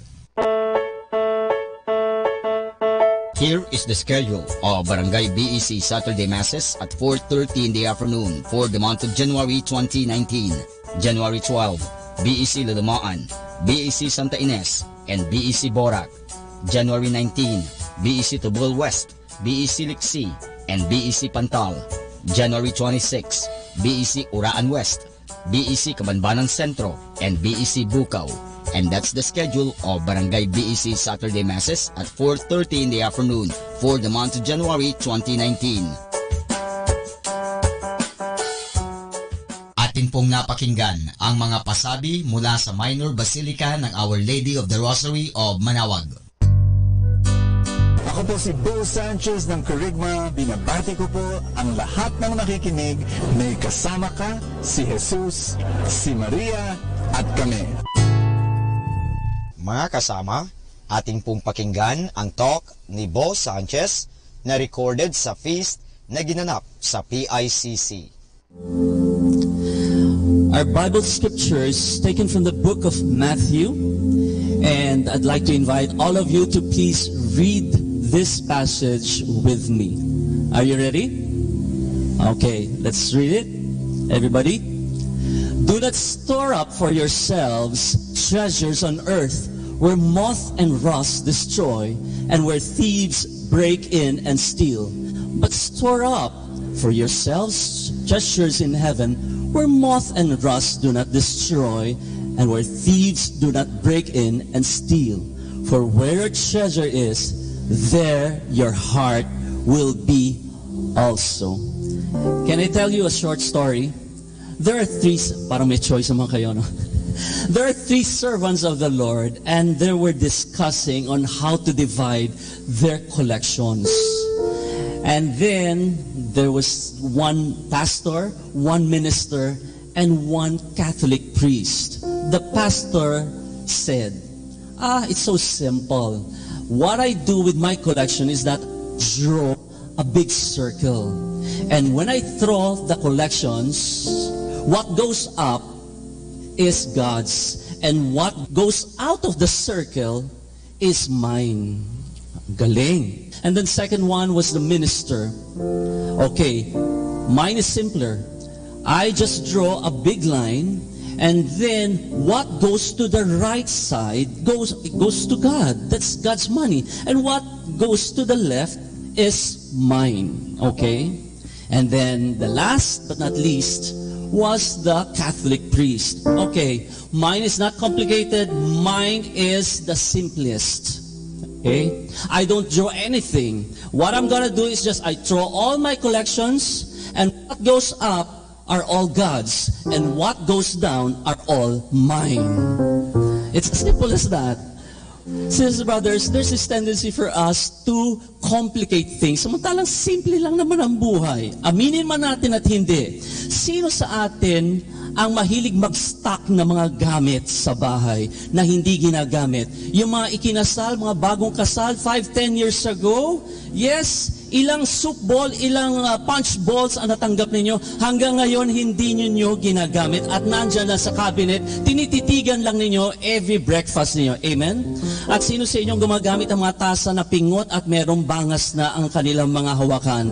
Mga plato na babasagin, hindi ba? Pero iniingatan natin, ayaw natin mabasag. Mga gamit na ayaw natin gamit, kaya nga ang tawag dyan, gamit hindi tataguin. Ang mga gamit ginagamit, hindi tinatago. Yes? At eto pa, we have this colonial mentality. Let's face it, we may admit it or not, we Filipinos, we have this colonial mentality na dapat imported. Dapat signature ang ating mga damit, ang mga ating mga gamit. Yes? Ako alam ko kung signature at original ang bag na ginagamit, lalo na mga kababaihan. Yung mga LV, Armani, Hermes na yan, alam ko kung paano. Tanong niyo ako kung paano. Very timely. Lalo na ngayong umuulan. You don't have to open, hindi niyo hahawakan, hindi niyo amuyin ang bag na yan. Malalaman niyo pag tag-ulan kung original or fake yung mga bags na yan. Tanong niyo paano? Pag umuulan, pag ang mga babae, ang bag ay nilalagay sa ulo para hindi sila mabasa, fake yan. Hindi totoo yan. Yes? Tanungin niyo ako kung original yan. Paano? Pag tinatago dito sa katawan nila ang kanilang mga bag at para hindi mabasa, di baling sila na maulanan, wag lang ang kanilang original na bag. Yes? Amen? Which means to say, many of us do exist but we really do not know how to live. Hindi natin alam talaga, ano talaga ang meaning, anong purpose natin sa buhay. Many of us do worry on what to eat, on what to wear. Ang pinag-aawayan madalas ng mga nagde-date, ang mga mag-asawa o boyfriend o mag-girlfriend o yung mag-MU, ano mag-MU? Mga mag-on, pinag-aawayan nila kung saan sila kakain, anong restaurant ang kanilang pupunta, hindi sila magkasundo. Yes? But you know what?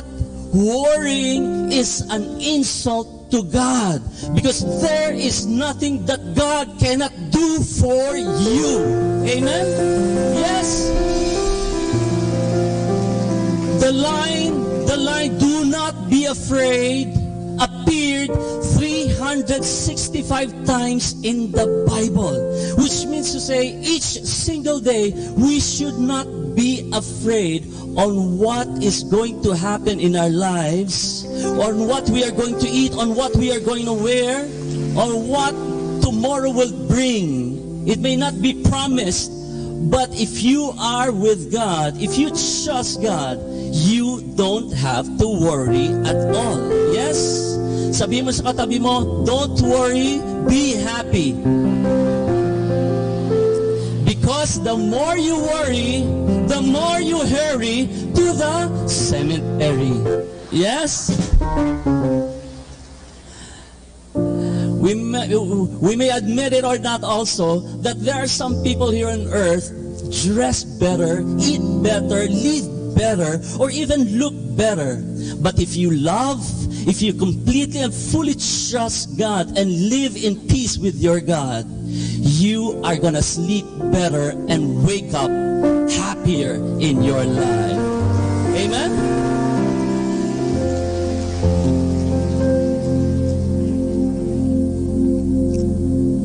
Nahiya akong pahabain, may poging naghihintay sa likuran ko. Thy word is a lamp unto my feet and the light unto my path.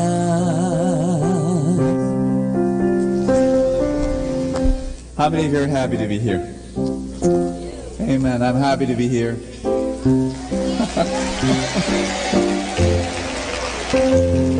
Thank you so much. I want to share that birthday greeting with Brother A also. Brother Adrian has celebrated his birthday the day before.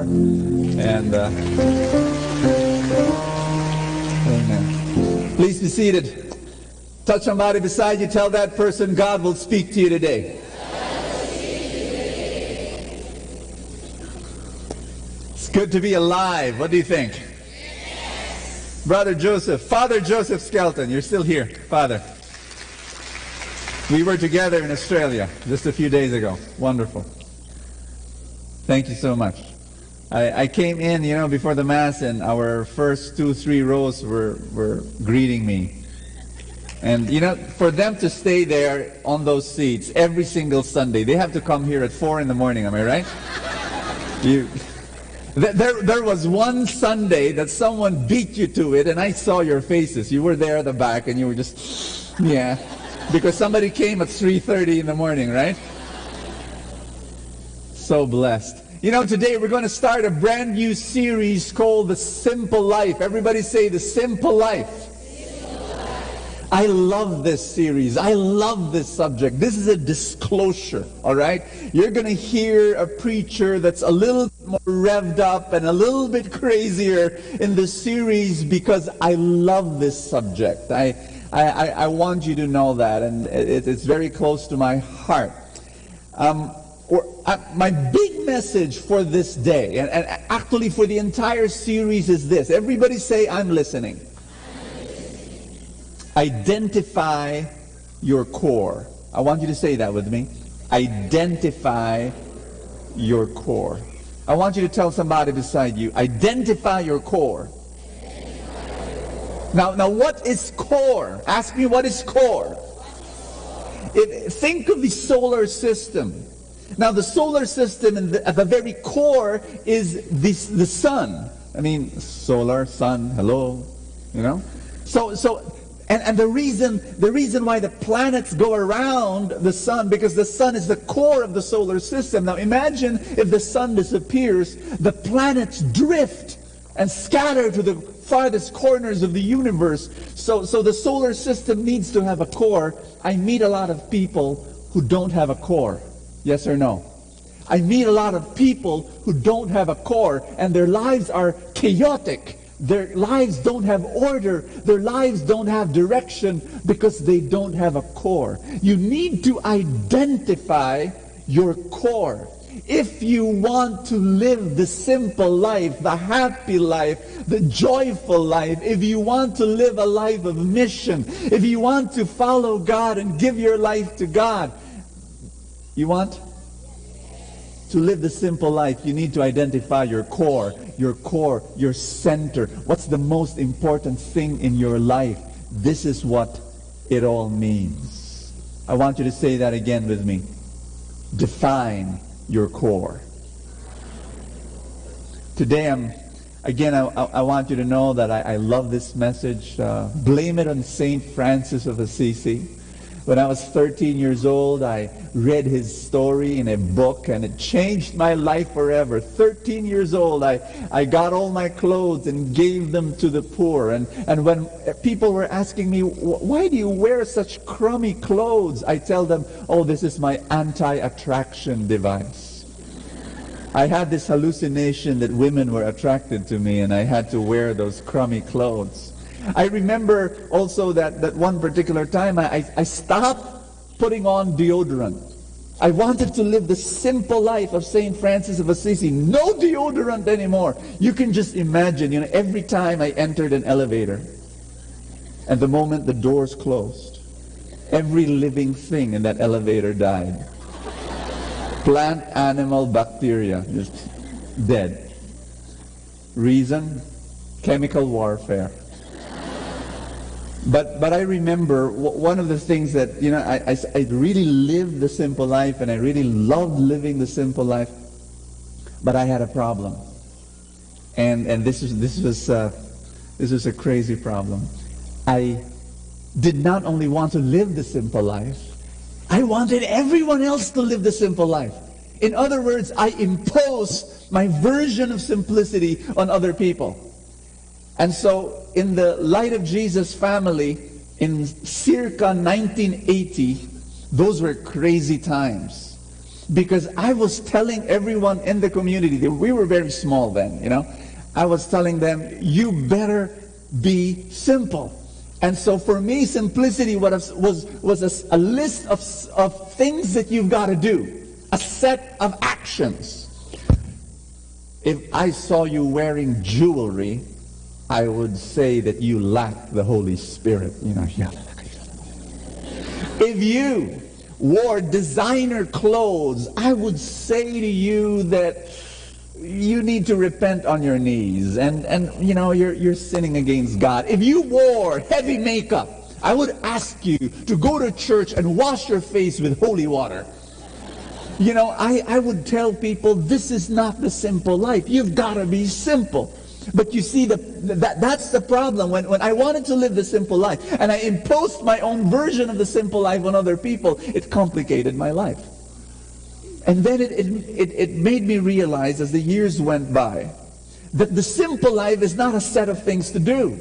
The simple life is not a set of actions or a list of things to do. The simple life is an inner attitude. It's an inside job. Are you with me on this? It's something on the inside. It's what you do. It's a perspective. Everybody say that word, perspective. What I realized was that the simple life, simplicity, is the fusion of three inner attitudes, and I'd like to share that with you today. Are you ready? Say, I'm ready. Number one, gratitude. Everybody say that word, gratitude. You cannot have simplicity without that sense of gratitude. I want you to know that when I was trying to impose my simplicity on other people, it went down to pride and legalism. And I've realized this, learned this a long time ago. You cannot impose a version of external simplicity on a group of lay people. You can't do that. What happens is you end up being... I was very proud of my simplicity. I was very proud that I was simple. And, well, that complicates things. And then usually pride and legalism, they go together. Because then I wanted everyone to do what I did. Am I speaking to somebody in this room? Are you listening to what I'm saying? You know, just want you to know that I've learned a lot. That simplicity is not about the external stuff. It's about the internal thing. And right now, the first thing is really gratitude. It's really saying thank you to God for everything. You know, for the longest time, I used to drive an old car, a really old car. And I would tell people, you know, my car is the best car in the world. And people would say, what? Your car is clunky and rusty, and no, I tell them it's really the best car in the world. And I would defend myself and I'd say, well, two reasons. Number one, when you get accidentally bumped. You know, if you're driving EDSA, you will be bumped. I mean, there are 256,000 vehicles that travel EDSA every single day, and sometimes they're 2 inches away, and of course you get bumped. Now, if I were driving a brand new car, and I'd get bumped on the side, you know, because it's brand new or new, I would have to go down and argue with the driver. And I would, you know, elevate my blood pressure, and I might have a heart attack, and you might have to rush me in the hospital, and I might die, and, you know, why bother? And because I was driving an old car, usually this is what happens. You know, I'd get bumped in EDSA, and you know, one tense moment, I look at the driver, and he looks at me. And I look at his car, and it's old. He looks at my car, and it's old. We look at each other again, and we smile, and we wave, and we drive off. Isn't that wonderful? I'm telling you, my car is the best car in the world. And then the second reason why I call myself my car the best car in the world is when I park. You know, when I park my car, I notice this. When you have a new car, you really don't park your car. You park your car, and then when you leave, you look at it again. And then when you enter the door to whatever building you're going in, one last look. And then when you're in a meeting, you know, if there is a possibility, you would look at the window and see, you know, look at your car. From the 3rd, 5th floor, 7th floor, oh, my car's still there. And you know, I don't have those problems. When I was driving my old car and I would park my car, I parked my car. I totally forget about it. I have a confession to make. I didn't lock my car. No, maybe I had this wishful thinking that perhaps some foolish guy will steal my car. Praise God, you know. But no one would. You know, a car napper would look at my car and problema lang yan, wag na. You know, I would not have that problem. Today, God has blessed my little businesses and prospered me, and I have now a newer car, but old habits still die hard. When somebody bumps me on the road, I don't care. I'll tell you why. I bought that car to protect me, and so if a car bumps my car, it's doing its job. It did not bump me, it bumped the car. Am I speaking to someone here? You know, you just want to say, thank God. I am grateful for what God has given to me. I'll tell you one last story. I was This was when I was a teenager and I was a single, poor missionary. And I was wearing these shoes, and they were so old that they had holes in them. And I would put a cardboard inside because of that hole. And I was happy. The only problem was when it rained. Because when it rained, my socks would get soaky up and it would be smelly and stinky and so on. And there was this one moment of vulnerability when I was walking in Cubao, and I passed by this window displaying this slew of beautiful shiny shoes. There's one moment of vulnerability when I looked at those shoes, and it was raining that day, and it was kind of like squishy inside my shoe, and I said, why can't I have that? But that fleeting moment of being sad and saying, yeah, I know I'm a missionary, I know, but why can't I have this new shoe? And that it instantly disappeared. True story. When it happened such a long time ago. I was a teenager, and I can still remember that somebody started pulling on my pant legs. I looked down, and it was a little boy, and he was begging for food. And he was not standing, he was seated on a piece of wood, a makeshift skateboard. And he had twisted legs. And then I realized I'm standing with healthy feet on a shoe, yes, with a hole, but with healthy feet. How can I not thank God? And this is what I'm speaking to you now, that simplicity, first of all, is being grateful for what you have, because what you have is a blessing from God. If you want, can you read this statement? I love this. If you want to complicate your life, start complaining. If you want to simplify, start thanking. Do I hear an amen? Amen. Start thanking God. Number 2, contentment. Everybody say contentment. If you want to live the simple life, you've got to be content. Philippians chapter 4, verse 1 says, I have learned in whatever state I am to be content. Not to live in luxury, but to leave a legacy. That's what I want to share with you today. I've lived in poverty and I lived in prosperity. I want to be honest with you. I prefer prosperity. But I do not regret a single day that I lived in poverty, because it shaped my character. It blessed me so much. It defined who I am. Standing here in front of you right now, I am who I am because of all those days that I've experienced poverty. And just being thankful for that and being content right now. Be content with what you own, but don't be content with what you can earn and what you can give. Let me backtrack a bit and just share something. For example, those years when I had no money, and there were times when I would be walking in EDSA, not because I'm exercising, but because I have no money for the bus. I remember those days when I'm eating in Aling Toyang's Karinderya, her point. Eating 1 cup of rice and 1 cup of soup. And that was all I could afford. Rice and soup. There was this, when bottomless was not yet popular, Aling Toyang served bottomless soup.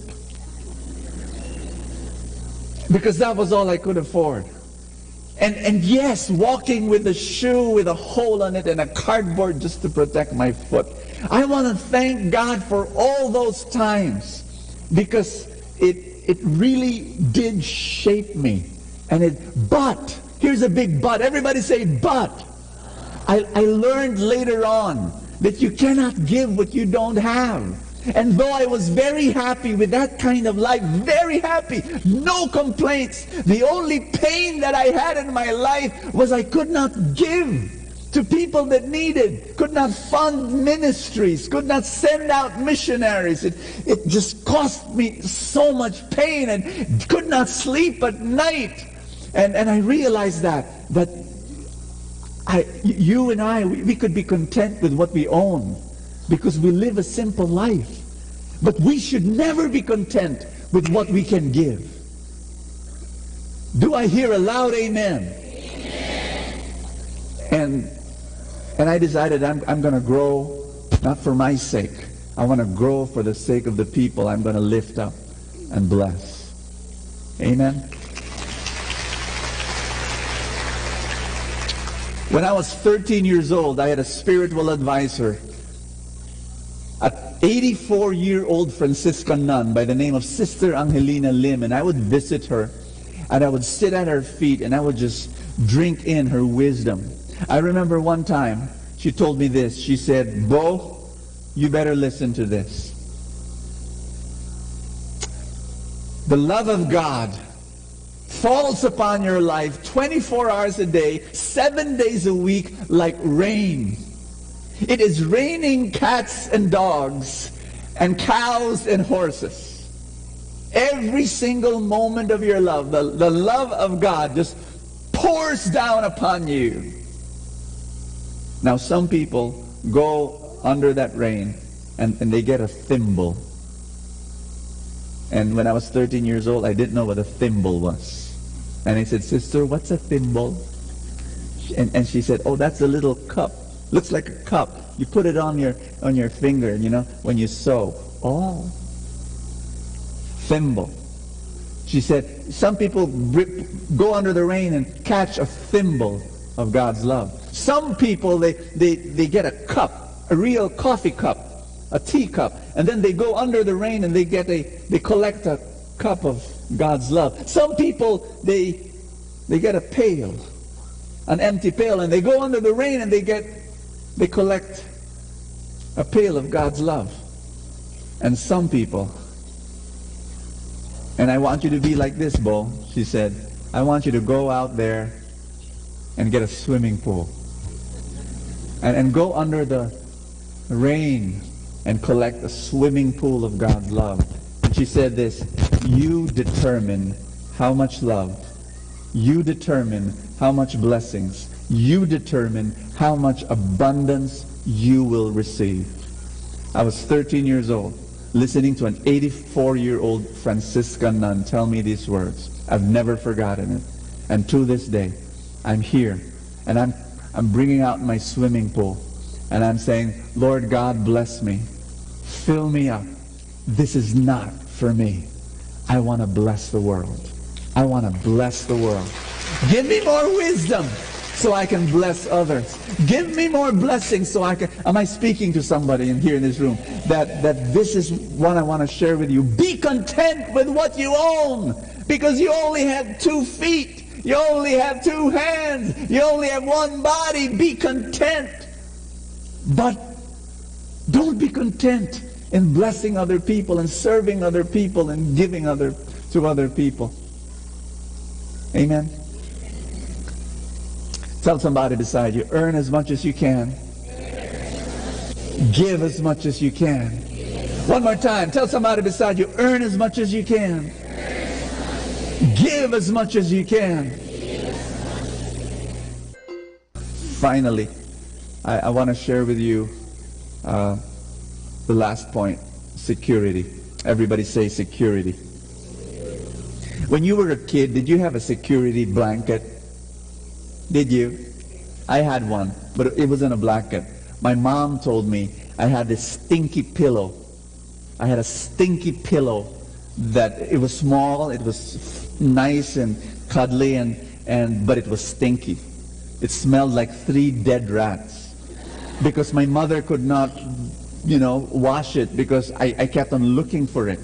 and I could not sleep without it. Maybe the smell helped, made me unconscious. I don't know, but when I was a small boy, I had a security pillow that it made me safe in a scary world. Now some kids, they have a security teddy bear, yeah, right?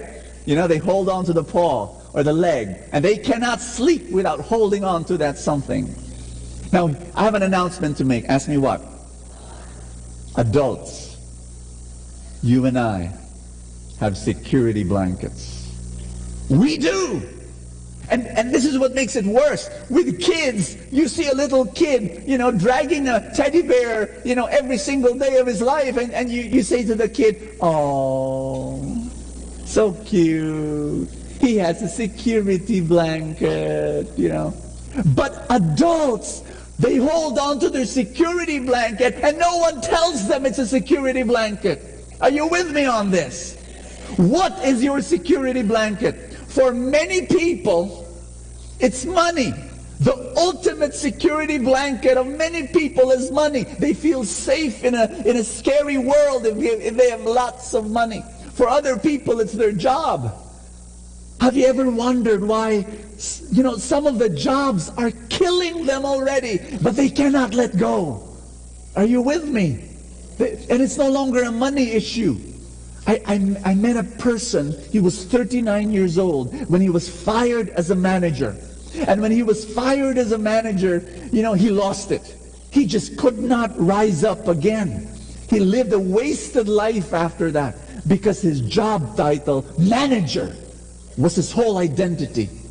In other words, this is what I'm sharing to you. Say this with me. I'm listening. Your security blanket is your core. Your security blanket is your center. Your security blanket is your sense of identity. Your security blanket is your self-worth. And if you want to live a simple life, you need to find another core. Other than money, other than a job. Some other people I've met, their security blanket is their youthful body. As long as they're young, they're okay, and their self-worth is intact, and their identity is preserved. But the moment they see wrinkles, they panic. Have you ever wondered, why are there people in the world who would go to extreme plastic surgery? And then you ask yourself that question, look at her face. Why? Little kids, they don't lie, right? I remember one time, one such woman, went through extreme plastic surgery. There was this little girl, she looked at that woman, and like her face was, huh? Children, they blurt out the truth, right? And she pulls the skirt of her mother. Mom, why does she look like a fish? And you wonder, why would women go through that extreme? And this is the answer. Because their youthful looks is their security blanket. Are you with me? And when they lose their security blanket, when it's being pulled out from their fingers, something and that's, no, that's me, the young person, that's me, I want to get it. And plastic surgery becomes an addiction. They need to have a nip and a cut, and then 2 weeks later another nip and another cut and another injection. And because, what's your security blanket? Is it a person? Is it a person? Is a person your security blanket? After the feast one time, a woman came up to me, and this is a very sad story. She said, Brother Bo, my boyfriend left me 9 years ago for another woman. And for 9 years, I wasted my life.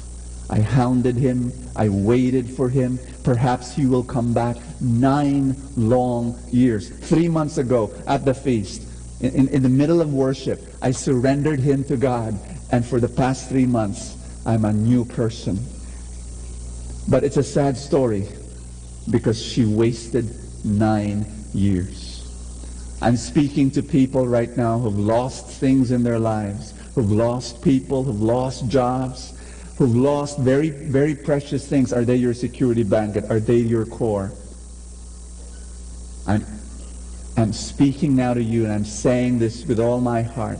There is only one thing that can qualify to be your core. There's only one thing that can qualify to be the center of your life. Only one thing that can qualify to be the most important part of your life. There's only one thing that can be your security blanket. There's only one thing that can be your identity. Only one thing. You can lose your boyfriend. You can lose your job. You can lose your house. You can lose your body, your health. You can lose anything else. But if you have this as your core, you'll come out on top. You'll be a champion. You will live a life of happiness. What is that one thing? That one thing must not break. That one thing must be, everybody say this word, unbreakable.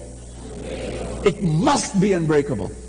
And let me end with one last story to tell you what that one thing is. What should be your core? How can you live a simple life? Define your core. This should be your core. What is that core? I'll tell you through a story. A priest one day was walking in a field, walking in a farm. And as he was walking, he saw the farmer, one farmer, kneeling down on Mother Earth, hands outstretched, a smile beaming to the sky, praying. And the priest was wow, overwhelmed by that sight. And when the farmer finished praying and he stood up, the priest finally approached him and said, "You must really love God." And then the farmer smiled and he said, "Yeah, because God is fond of me. God is fond of me."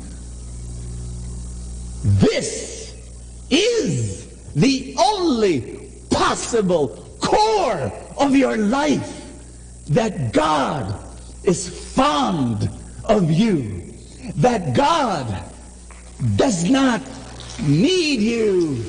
He wants you. Put your hands over your chest and everybody say this with you. God really, really, really, really likes me.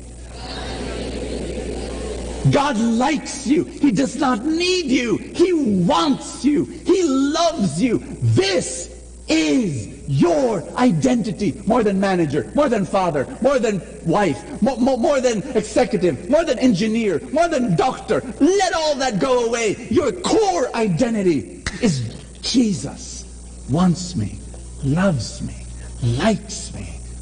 Again, put your hand over your chest and say this after me. God is fond of me. God really likes me. There is something that happens in your life when you choose the love of God to be your center, to be your core. Because when you do that, no matter what happens in your life, no matter what crisis or trial or devastation or calamity will happen, you're holding on to something that's unshakable. And this is the message we want to share to the world that is searching for meaning and purpose. And so many people are spiritually hungry. I invite you to come and join me in this crusade. Listen, I want to give you more stuff for your spiritual growth so that you keep on moving forward in your personal growth and in your spiritual life. I want to give you this material, this resource. And if you say yes, you know, I'd love to give that to you for free. If you become a partner in this ministry, like you know, holding my hand and saying, "Bo, I really want to help you. I want that to happen. That people get to know this Jesus and the love of God that we're talking about, that will change their lives." There are contact details on the screen. I want you to contact us and tell us, "Yes, I want to be part of your ministry." This is Bo Sanchez here in Kerygma TV. Live a fantastic life.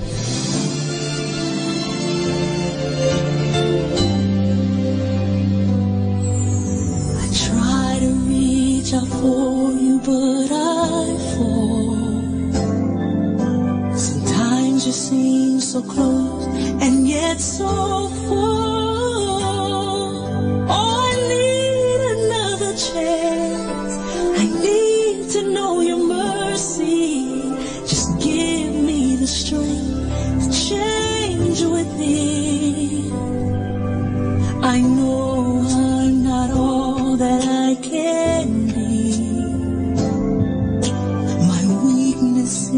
to get the best of me. But as long as you are here, I know that I will make it every step along the way. Please hear my prayer. A heart like yours is my desire. A heart like yours is what I'm searching for. Full of compassion, nothing wrong within. Please hear me, Lord, give me a heart like yours. So much grace, so much kindness, so much faith, forever true, strong as the wind, soft as the shadows. If just once I could be like you, a heart like yours is my desire. A heart like yours, it's my desire. It's what I'm searching for. So much love, nothing wrong with it. Please hear me, Lord. Give me a heart. Give me a heart like yours. I want it.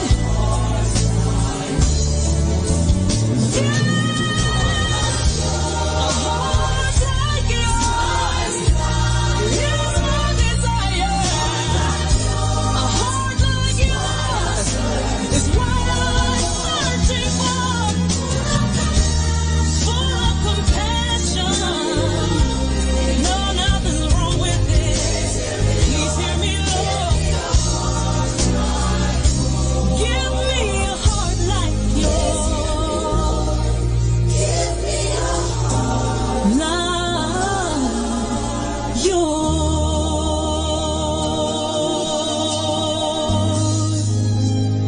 A heart like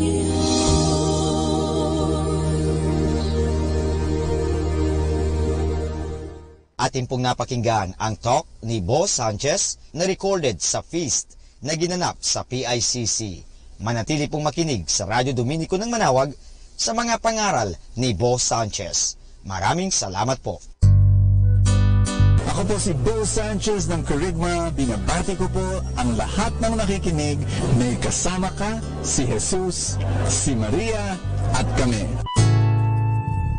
Manawag Dominican Radio. And now back to the music.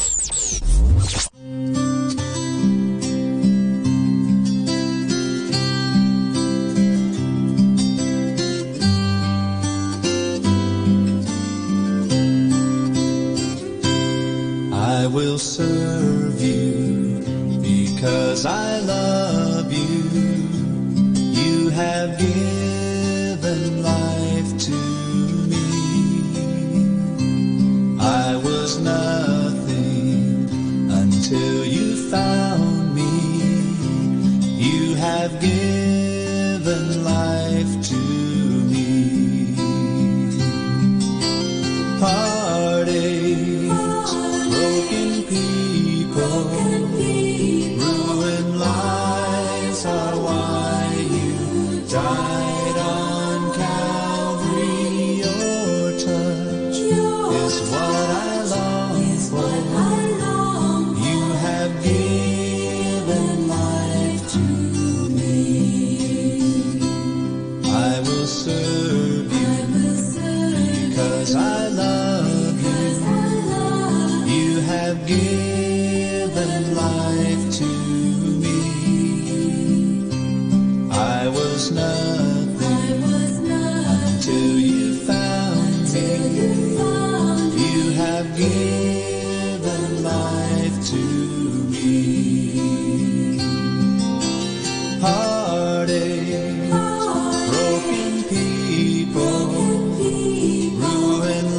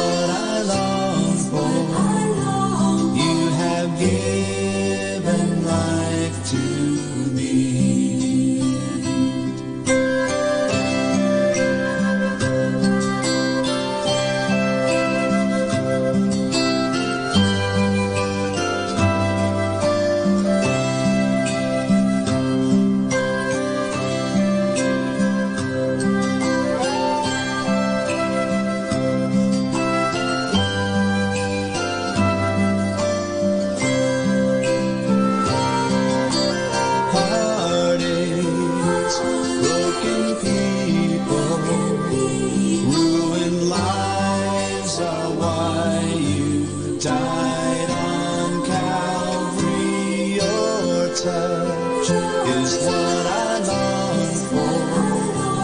You have given life to me. You have given life to me.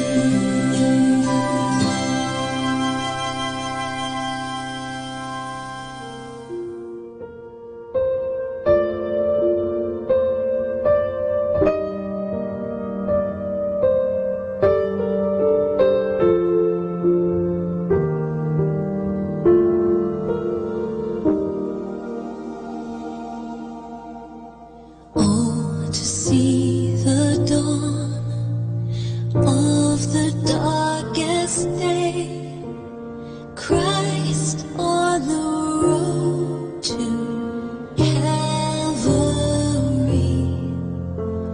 tried by sinful men, torn and beaten then, nailed to a cross of wood. This the power of the cross. Christ became sin for us, took the blame, bore the wrath we stand forgiven at the cross.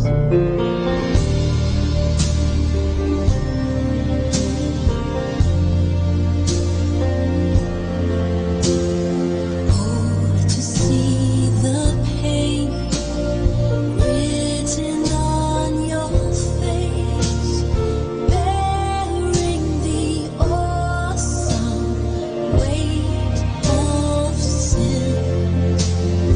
Every bitter thought, every evil deed, crowning your blood-stained brow. This the power of the cross. Christ became sin for us, took the blame, bore the wrath we stand forgiven at the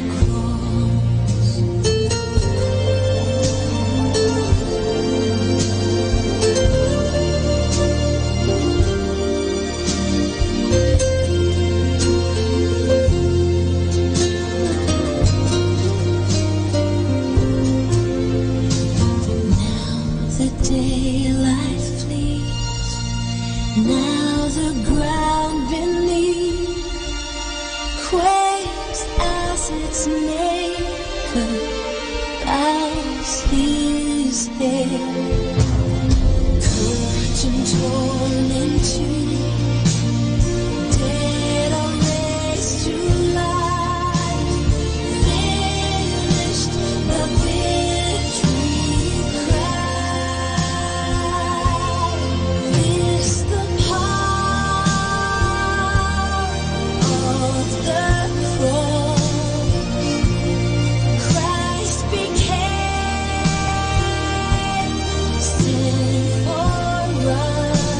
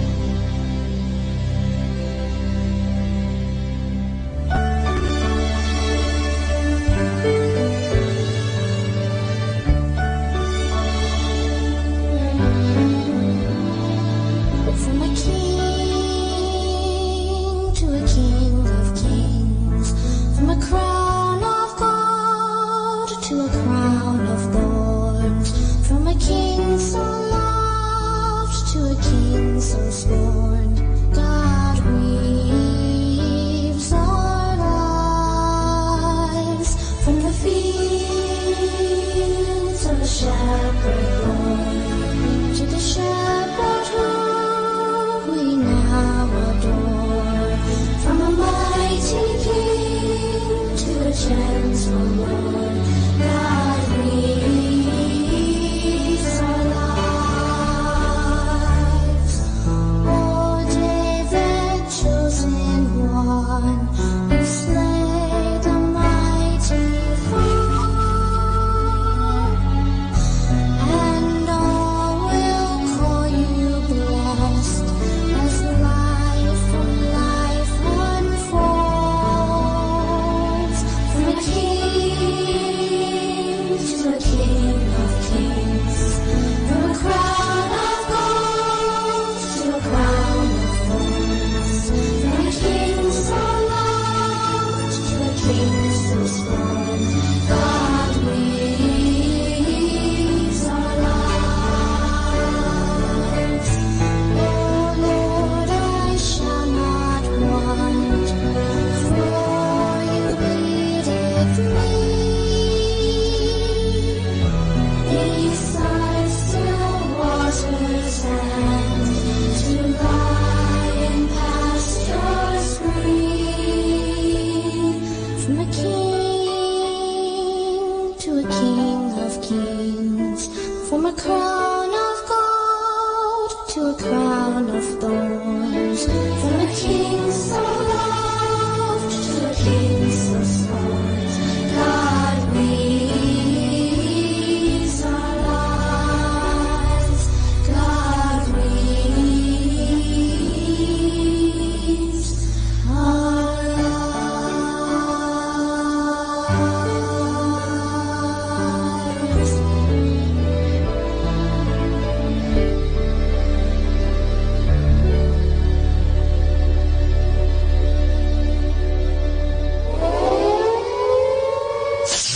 In the beginning, there was darkness, then there was light, and then a sound.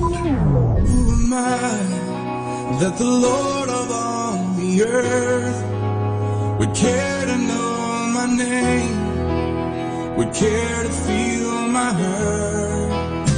Manali ka, iinom luha sa mata. Some morning I will journey far beyond the cloudy sky and step on the heavenly shore. Starting now, the only Manawag Dominican Radio. The most hit music. Our time now is 10 o'clock in the evening. Let us now have our time check prayer.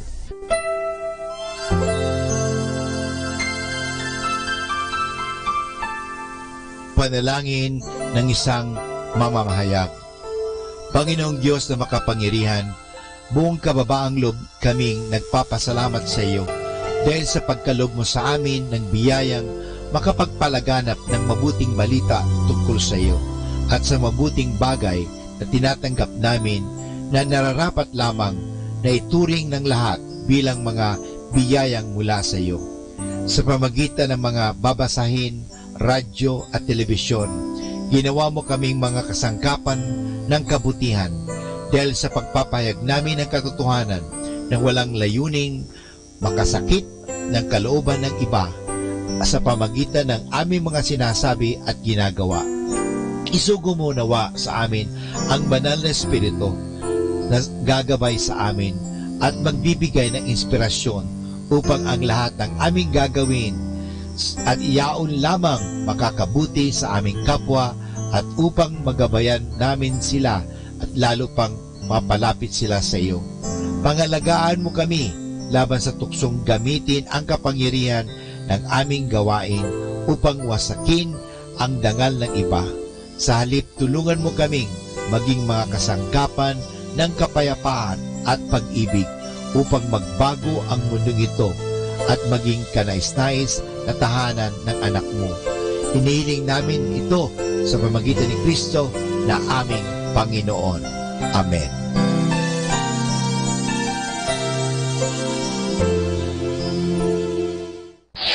Ito ang Manawag Dominican Broadcasting Incorporated. Isang dekada nang naghahatid ng mabuting balita sa himpapawid. May kasama ka, si Jesus, si Maria at kami.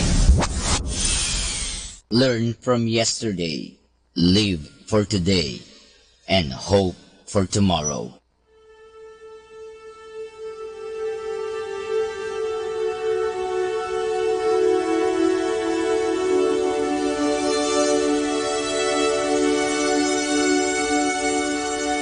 Isang mapagpalang pagbati po sa inyong lahat mula sa aming mga Dominikanong nobisyo dito sa Minor Basilica of Our Lady of the Holy Rosary of Manawag. Kayo po ay nakikinig sa binhi ng buhay. Nais po naming ibahagi sa inyo ang bunga ng aming mga pagninilay sa Ebanghelyo ngayong 13 ng Enero taong 2019. Ang kapistahan ng pagbabautismo sa Panginoon.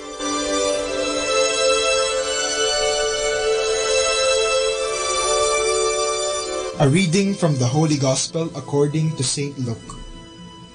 The people were filled with expectation, and all were asking in their hearts whether John might be the Christ. John answered them all, saying, I am baptizing you with water, but one mightier than I is coming. I am not worthy to loosen the thongs of his sandals. He will baptize you with the Holy Spirit and fire. After all the people had been baptized, and Jesus also had been baptized and was praying, heaven was opened, and the Holy Spirit descended upon him in bodily form like a dove. And a voice came from heaven, You are my beloved Son, with you I am well pleased.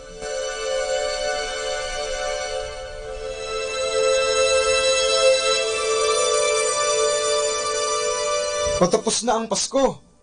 Ngayong linggo ay ating ipinagdiriwang ang kapistahan ng pagkabinyag ng Panginoon sa ilog ng Jordan sa pamagitan ni Juan Bautista, ang pinakahuling pagdiriwang sa panahon ng Pasko.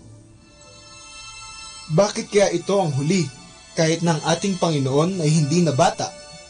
Ang panahon ng Pasko ay ang pagdiriwang sa pagkahayag ni Kristo bilang anak ng Diyos na ating tagapagligtas. At sa Ebanghelyo ngayong linggo ay sinabi ng Ama, Ikaw ang mahal kong anak, lubos kitang kinalulugdan.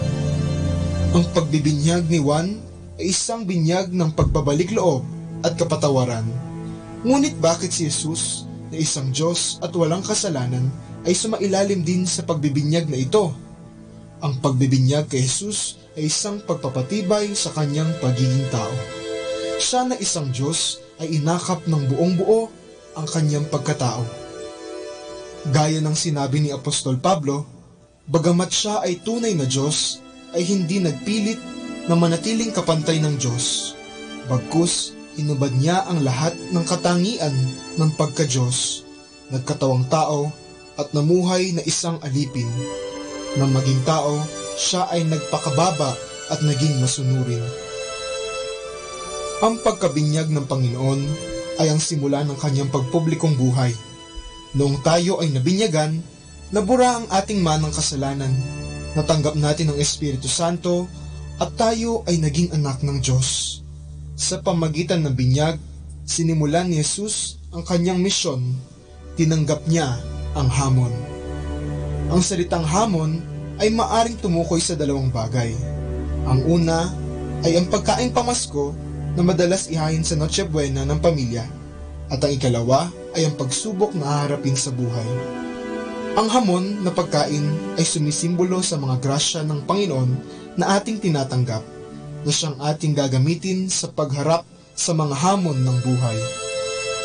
Naway huwag tayong tumigil sa pagsunod sa kagustuhan ng Panginoon at huwag tumigil sa ilog Jordan.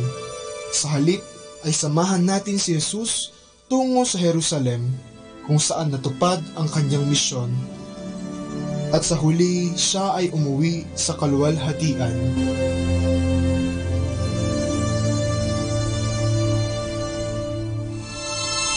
Mula po dito sa Minor Basilica of Our Lady of the Holy Rosary of Manawag, kami po ay taus-pusong nagpapasalamat sa inyong pakikinig. Nawa ay patuloy po nating isabuhay ang salita ng Diyos, patnubayan at pagpalain nawa tayo ng Panginoong may kapal. Hanggang sa susunod na linggo, dito sa Binhi ng Buhay.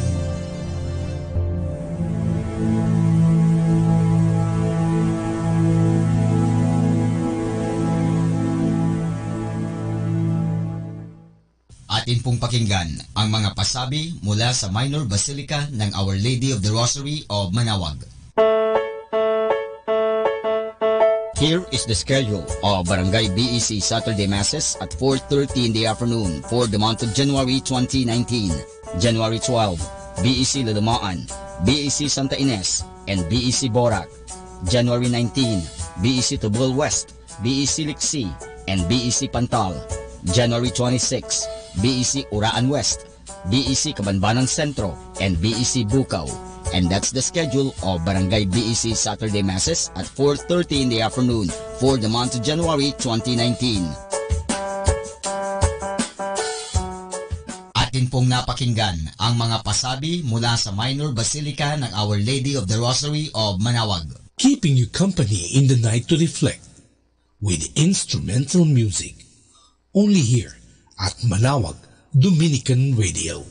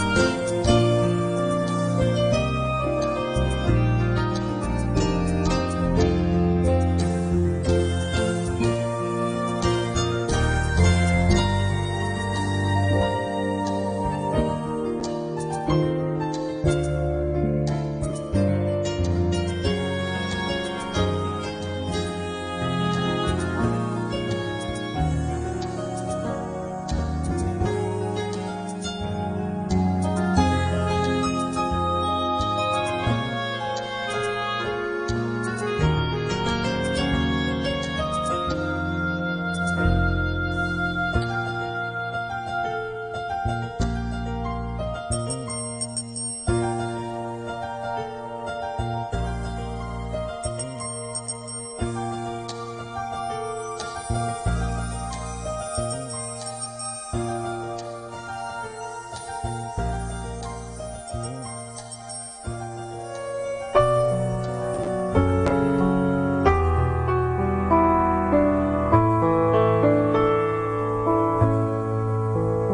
mapagpalang pagbati po sa inyong lahat mula sa aming Dominikanong nobisyo dito sa Minor Basilica of Our Lady of the Rosary of Manawag. Nais po naming ibahagi sa inyo ang isang katisismo ukol sa pagdiriwang ng Pista ng Santo Niño ngayong buwan ng Enero.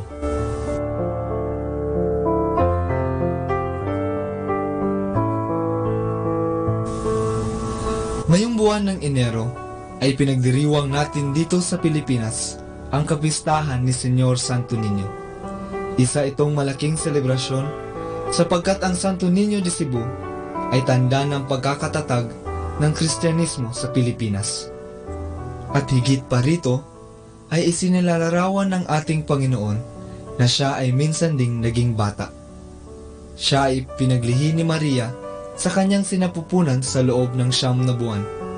Ipinanganak at pinalaki ng maayos. Tinahak ni Jesus ang proseso ng pagtanda, kahit na alam niyang siya ay isang Diyos at Hari. Gaya ng nasusulat sa banal na kasulatan, lumalaki siyang malakas at puspos ng karunungan, at ang biyaya mula sa Diyos Ama ay sumasa kanya. Malaking halaga ang Santo Niño o ang banal na bata sa ating mga Pilipino, sapagkat ito ay naging tanda ng ating pagiging Katoliko.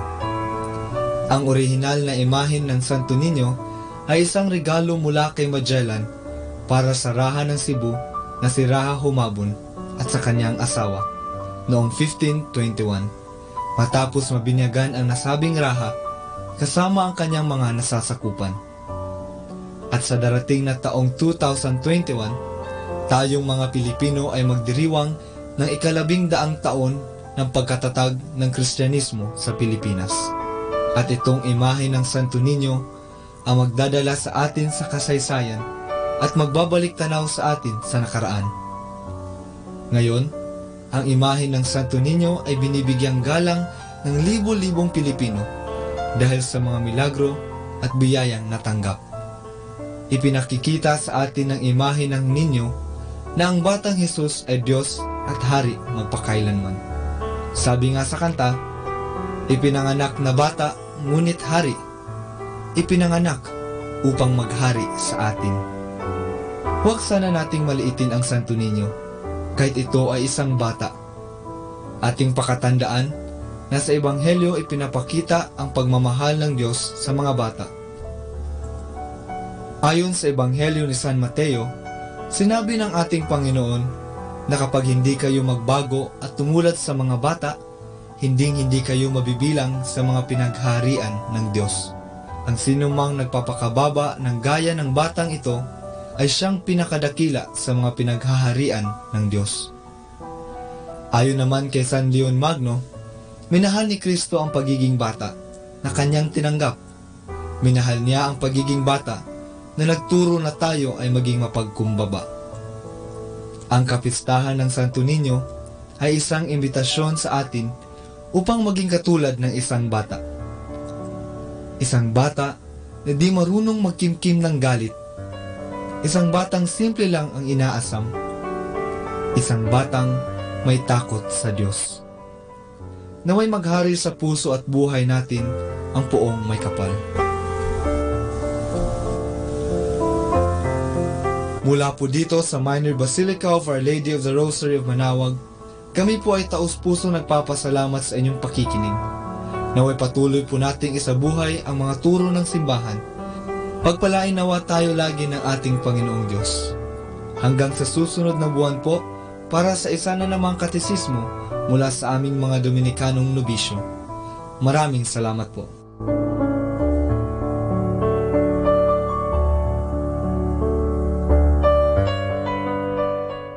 Setting you free from stress with instrumental music. Only here at Manawag Dominican Radio.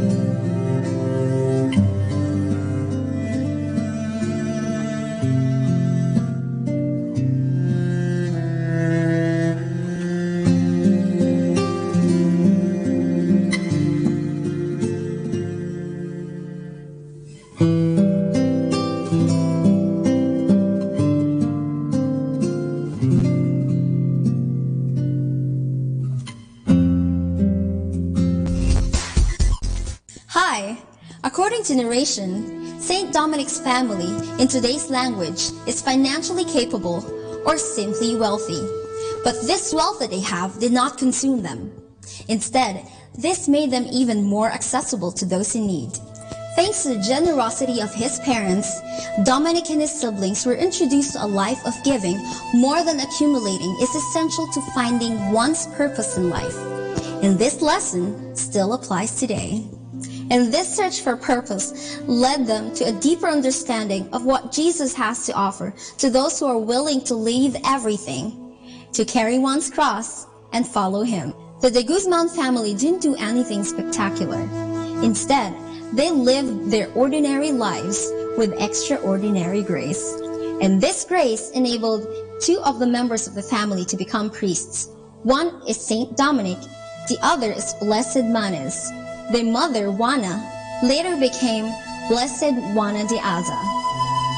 It only shows that sanctity is not limited to those who are priests and nuns, but to us all, baptized Christians. God calls us to be saints everywhere we find ourselves in. You can be a doctor, a janitor, a teacher, or a housewife like Juana de Aza, who later became a saint. As a matter of fact, the church is blessed with saints who are lay people. There is Catherine of Siena, who is the doctor of the church. The other is Saint Martin de Porres, who is a non-ordained member. And of course, our very own San Lorenzo Ruiz, who is a father and a missionary to Japan. Let the gentle of the night to comfort you with instrumental music, only here at Manawag Dominican Radio.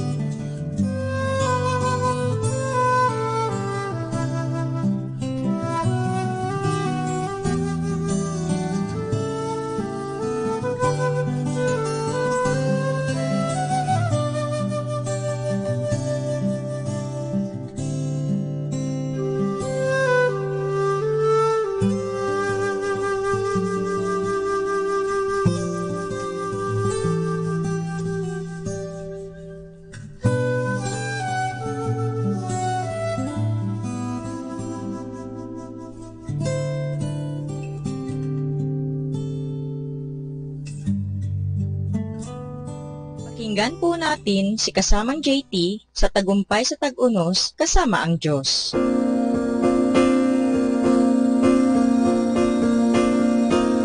Ngayong Enero 18, ating pagnilayan ang inspirasyon na ang di nakikitang langit. Napakabait ba ng mundong ito sa iyo? Tanong ni C.S. Lewis. Na masama ang loob mong iwan ito? Mas mainam ang mga bagay na darating kaysa ang ating iiwan. Ang mga sinabi niya ay totoo kung ikaw ay anak ng Diyos. Ang buhay dito sa mundo'y hindi kailanman madali o walang problema. Ngunit ang mga problemang kinakaharap mo'y mawawala na rin sa luwalhati ng langit. Ngunit para sa mga di nakakakilala sa Diyos, ang pinakamaganda ng magkaroon sila ay ang buhay ngayon. Mga 3,500 taon na nang nakalipas, sinabi ni Moises na ang buhay ng tao'y hanggang 70 o 80 na taon lamang. Sa kabila ng napakaraming pag-unlad sa siyensya, ang haba ng buhay natin ay halos di pa rin nagbabago. Di ka makakaalis dito ng buhay, sabi nga. Totoo naman, pero pagkatapos nito, ano? May pag-asa ng langit. Binabanggit ang langit sa Biblia ng 400 na beses. Malinaw na sinabi ni Jesus na nanggaling siya sa langit at babalik din siya roon kapag natapos na ang gawain niya sa lupa. Yan ay matatagpuan sa Juan chapter 14 verse 1 hanggang 6. Nagsalita siya mula sa panig ng isang tagaloob na nakakaalam kung anong naroon at paano ang buhay doon. Sinabi niya sa kanyang mga tagasunod kung ano ang maaasahan nila at kung paano makakarating doon. Kung ganoon, paano ba ang buhay sa langit? Anong ipinangako nito sa harap ng ating maraming pagsubok at problema dito sa lupa?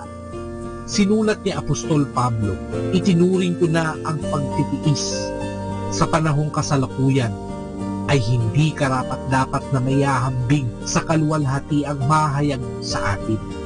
Yan ay matatagpuan sa Roma chapter 8 verse 18. Sinulat niya sa mga taga-Korinto, ang maagang kahirapang tinitiis namin ngayon ng sandaling panahon ay naghahanda para sa amin ng kaluwalhatiang walang hanggan at walang kapantay.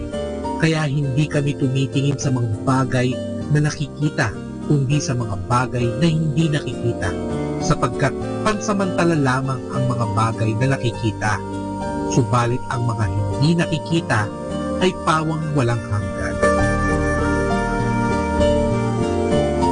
My God, grant me the serenity to accept the things I cannot change, courage to change the things I can, and wisdom to know that change should start with me. Ito po ang iyong lingkod na si Kasamang JT para sa pang-araw-araw nating gabay sa buhay. Atin pong napakinggan si Kasamang JT sa Tagumpay sa Tag-Unos kasama ang Diyos sa inspirasyon ni Harold J. Sala. Dito po lamang sa Manawag Dominican Radio. May kasama ka, si Jesus, si Maria, at kami. Instrumental music, only here at Manawag Dominican Radio, your blessing radio.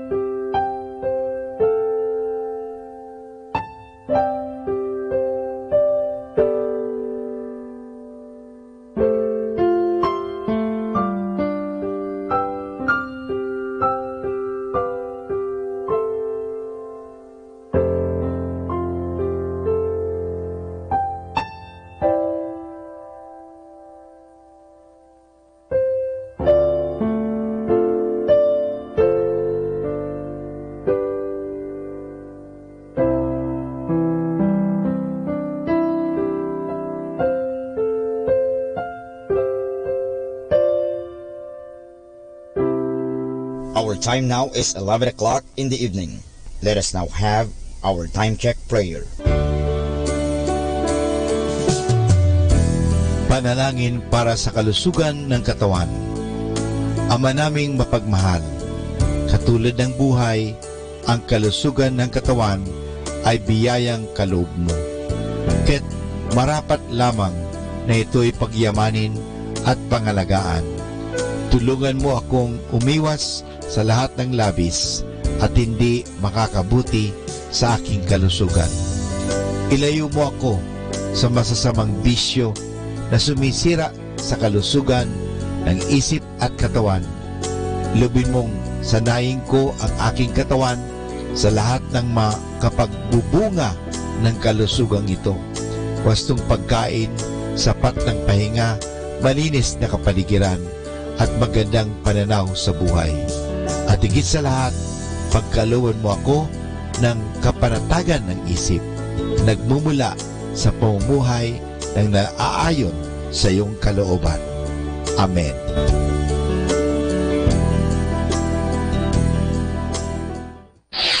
Ito ang Manawag Dominican Broadcasting Incorporated. Isang dekada na naghahatid ng mabuting balita sa himpapawid. May kasama ka, si Jesus, si Maria at kami. Our positive thought for this hour. Patience with others is love. Patience with self is hope. Patient with God is faith. Atin pong pakinggan ang mga pasabi mula sa Minor Basilica ng Our Lady of the Rosary of Manawag. Here is the schedule of Barangay BEC Saturday Masses at 4:30 in the afternoon for the month of January 2019. January 12, BEC Lalamaan, BEC Santa Ines, and BEC Borac. January 19, BEC Tubol West, BEC Liksi, and BEC Pantal. January 26, BEC Uraan West, BEC Kabanbanan Sentro, and BEC Bukaw. And that's the schedule of Barangay BEC Saturday Masses at 4:30 in the afternoon for the month of January 2019. Atin pong napakinggan ang mga pasabi mula sa Minor Basilica ng Our Lady of the Rosary of Manawag. Keeping you company in the night to reflect with instrumental music. Only here at Manawag Dominican Radio.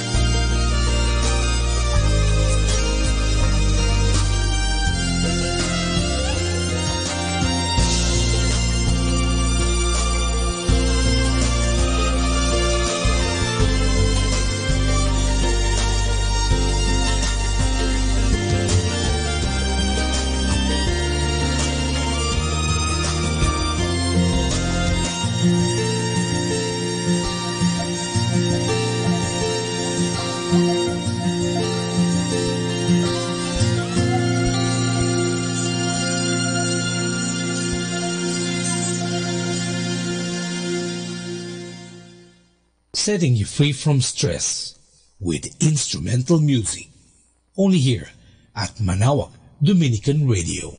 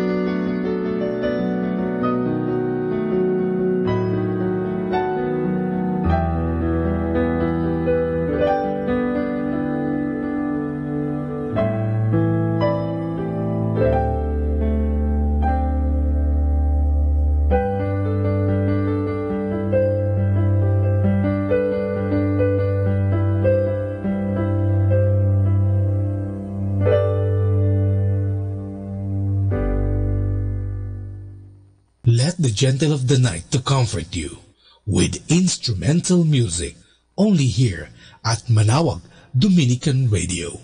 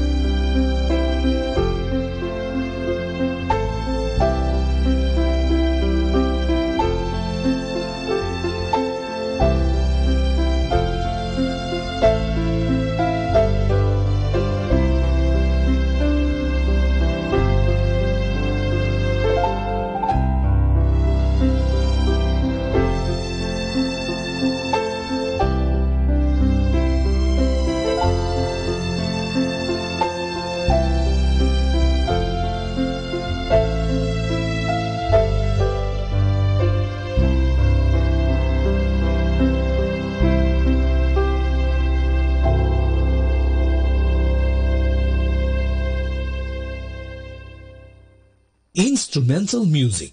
Only here at Manawag Dominican Radio, your blessing radio.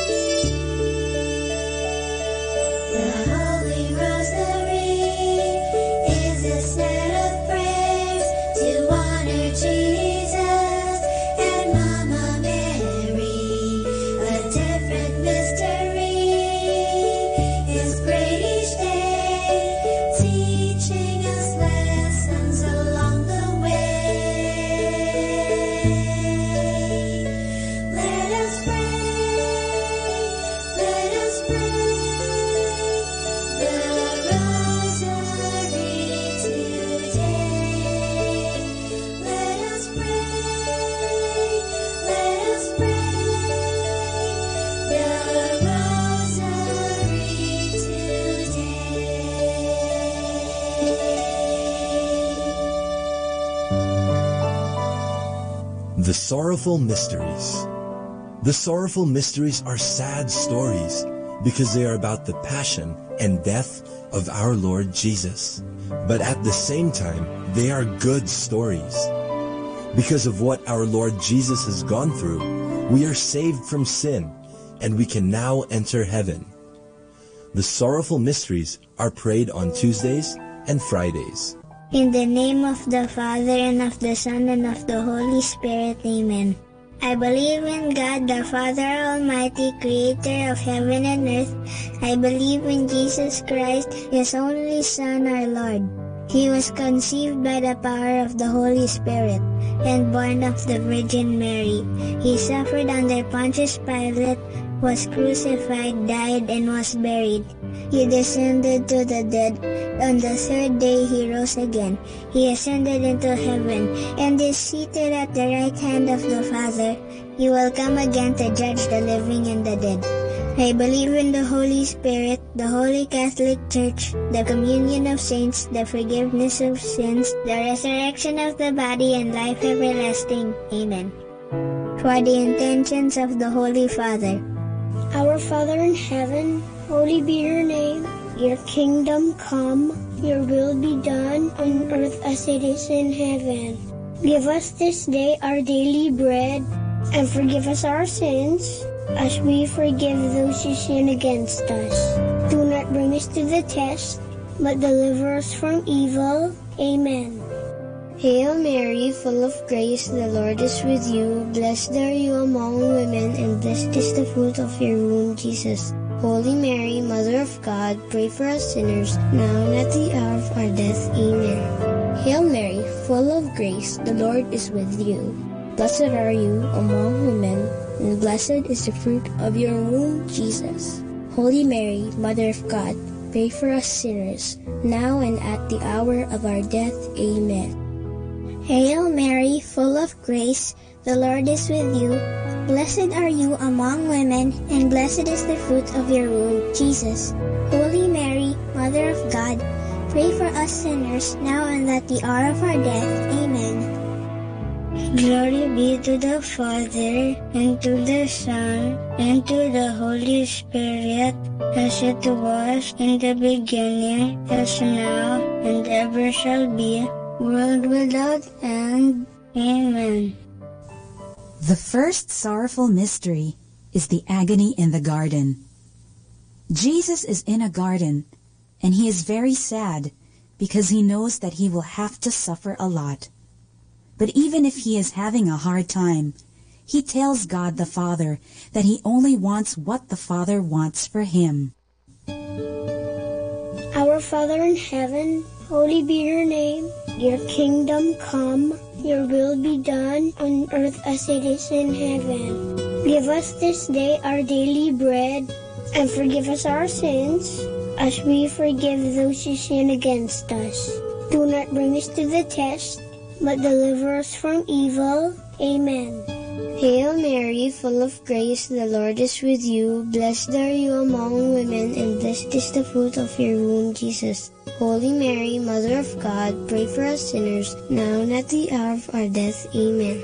Hail Mary, full of grace, the Lord is with you. Blessed are you among women, and blessed is the fruit of your womb, Jesus. Holy Mary, Mother of God, pray for us sinners, now and at the hour of our death. Amen. Hail Mary, full of grace, the Lord is with you. Blessed are you among women, and blessed is the fruit of your womb, Jesus. Holy Mary, Mother of God, pray for us sinners, now and at the hour of our death. Amen. Hail Mary, full of grace, the Lord is with you. Blessed are you among women, and blessed is the fruit of your womb, Jesus. Holy Mary, Mother of God, pray for us sinners, now and at the hour of our death. Amen. Hail Mary, full of grace, the Lord is with you. Blessed are you among women, and blessed is the fruit of your womb, Jesus. Holy Mary, Mother of God, pray for us sinners, now and at the hour of our death. Amen. Hail Mary, full of grace, the Lord is with you. Blessed are you among women, and blessed is the fruit of your womb, Jesus. Holy Mary, Mother of God, pray for us sinners, now and at the hour of our death. Amen. Hail Mary, full of grace, the Lord is with you. Blessed are you among women, and blessed is the fruit of your womb, Jesus. Holy Mary, Mother of God, pray for us sinners, now and at the hour of our death. Amen. Hail Mary, full of grace, the Lord is with you. Blessed are you among women, and blessed is the fruit of your womb, Jesus. Holy Mary, Mother of God, pray for us sinners, now and at the hour of our death. Amen. Hail Mary, full of grace, the Lord is with you. Blessed are you among women, and blessed is the fruit of your womb, Jesus. Holy Mary, Mother of God, pray for us sinners, now and at the hour of our death. Amen. Hail Mary, full of grace, the Lord is with you. Blessed are you among women, and blessed is the fruit of your womb, Jesus. Holy Mary, Mother of God, pray for us sinners, now and at the hour of our death. Amen. Glory be to the Father, and to the Son, and to the Holy Spirit, as it was in the beginning, as now, and ever shall be, world without end. Amen. O my Jesus, forgive us our sins, save us from the fires of hell, and lead all souls into heaven, especially those who most need your mercy. The second sorrowful mystery is the scourging at the pillar. This tells about how Jesus felt so much pain when soldiers whipped him and beat him that he had so many wounds on his body. The Bible says that it's because of Jesus' wounds that we are healed. Our Father in heaven, holy be your name. Your kingdom come, your will be done on earth as it is in heaven. Give us this day our daily bread, and forgive us our sins, as we forgive those who sin against us. Do not bring us to the test, but deliver us from evil. Amen. Hail Mary, full of grace, the Lord is with you. Blessed are you among women, and blessed is the fruit of your womb, Jesus. Holy Mary, Mother of God, pray for us sinners, now and at the hour of our death. Amen. Hail Mary, full of grace, the Lord is with you. Blessed are you among women, and blessed is the fruit of your womb, Jesus. Holy Mary, Mother of God, pray for us sinners, now and at the hour of our death. Amen. Hail Mary, full of grace, the Lord is with you. Blessed are you among women, and blessed is the fruit of your womb, Jesus. Holy Mary, Mother of God, pray for us sinners, now and at the hour of our death. Amen. Hail Mary, full of grace, the Lord is with you. Blessed are you among women, and blessed is the fruit of your womb, Jesus. Holy Mary, Mother of God, pray for us sinners, now and at the hour of our death. Amen. Hail Mary, full of grace, the Lord is with you. Blessed are you among women, and blessed is the fruit of your womb, Jesus. Holy Mary, Mother of God, pray for us sinners, now and at the hour of our death. Amen.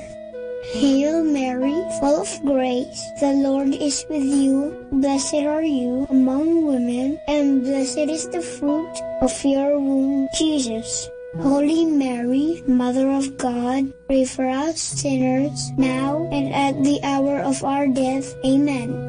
Hail Mary, full of grace, the Lord is with you. Blessed are you among women, and blessed is the fruit of your womb, Jesus. Holy Mary, Mother of God, pray for us sinners, now and at the hour of our death. Amen.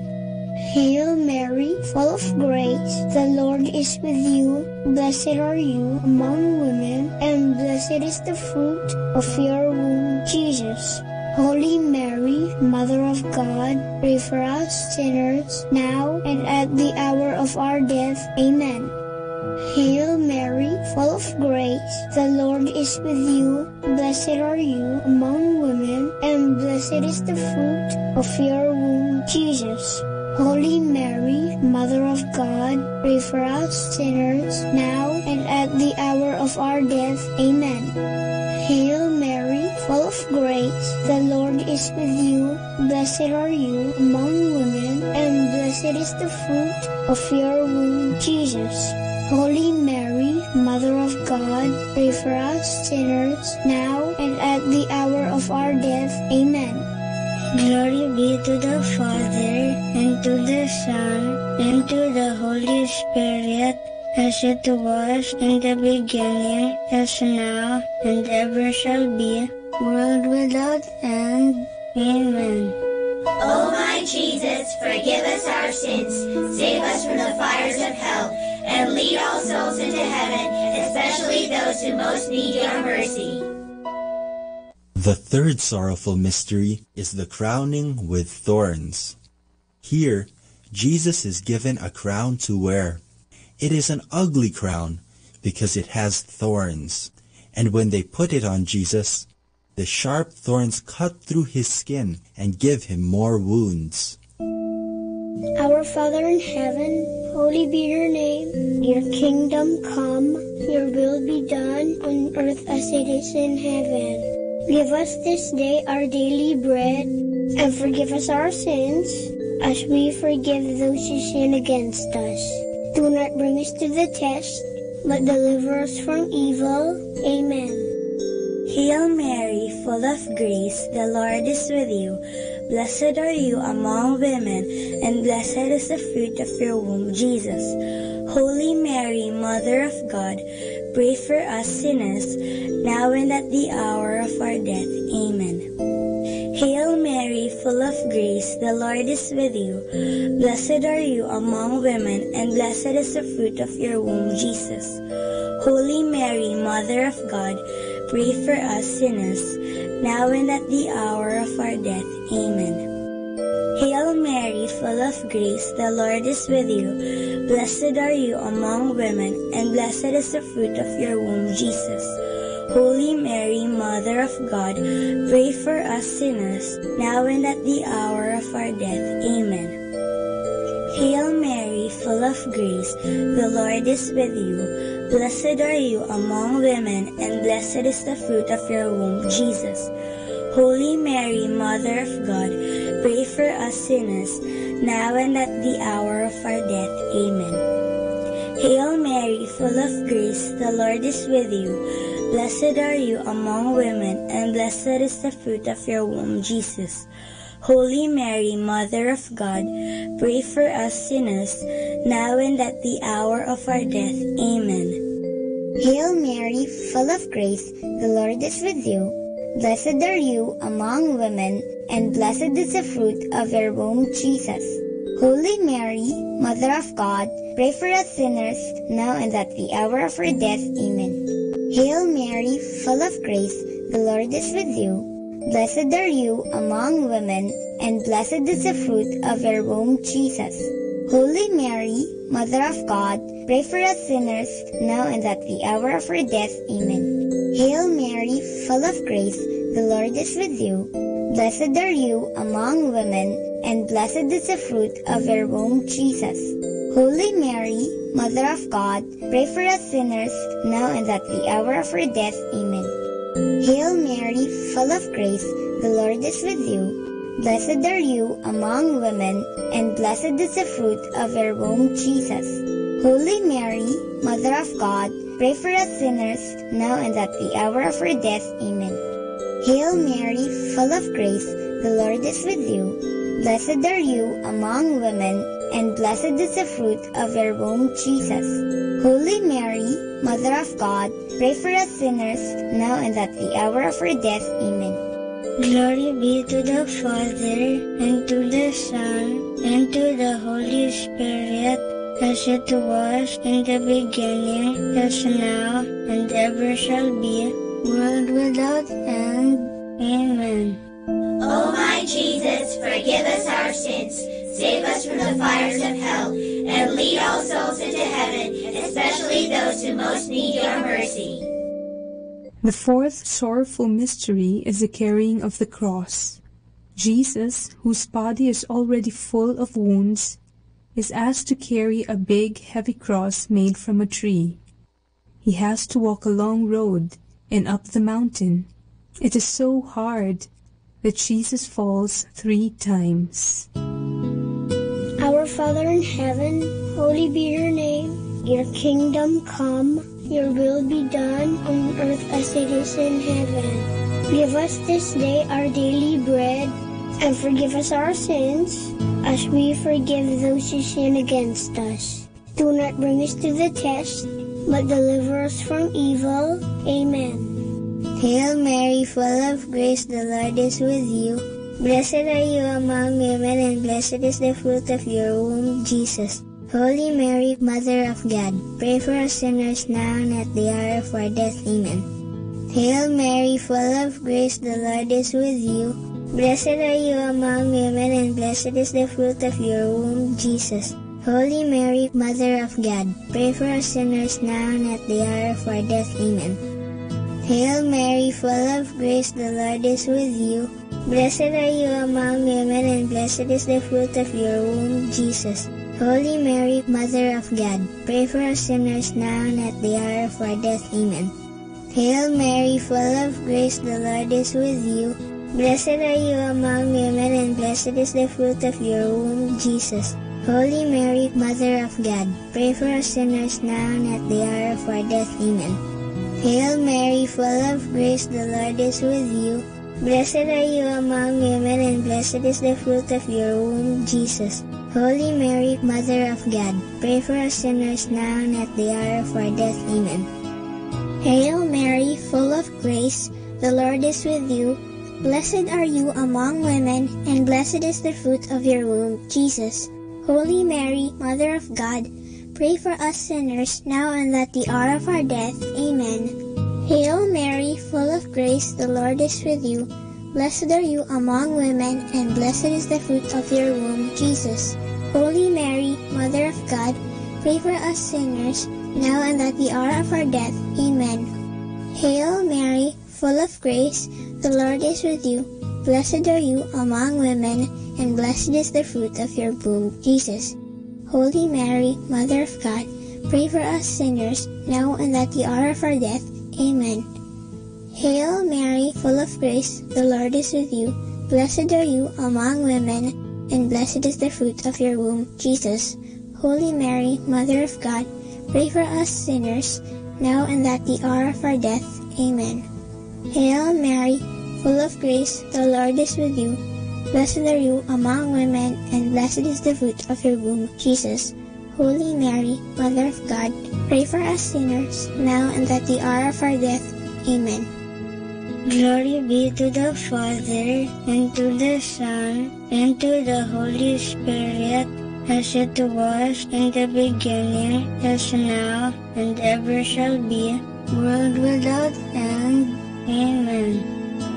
O my Jesus, forgive us our sins, save us from the fires of hell, and lead all souls into heaven, especially those who most need your mercy.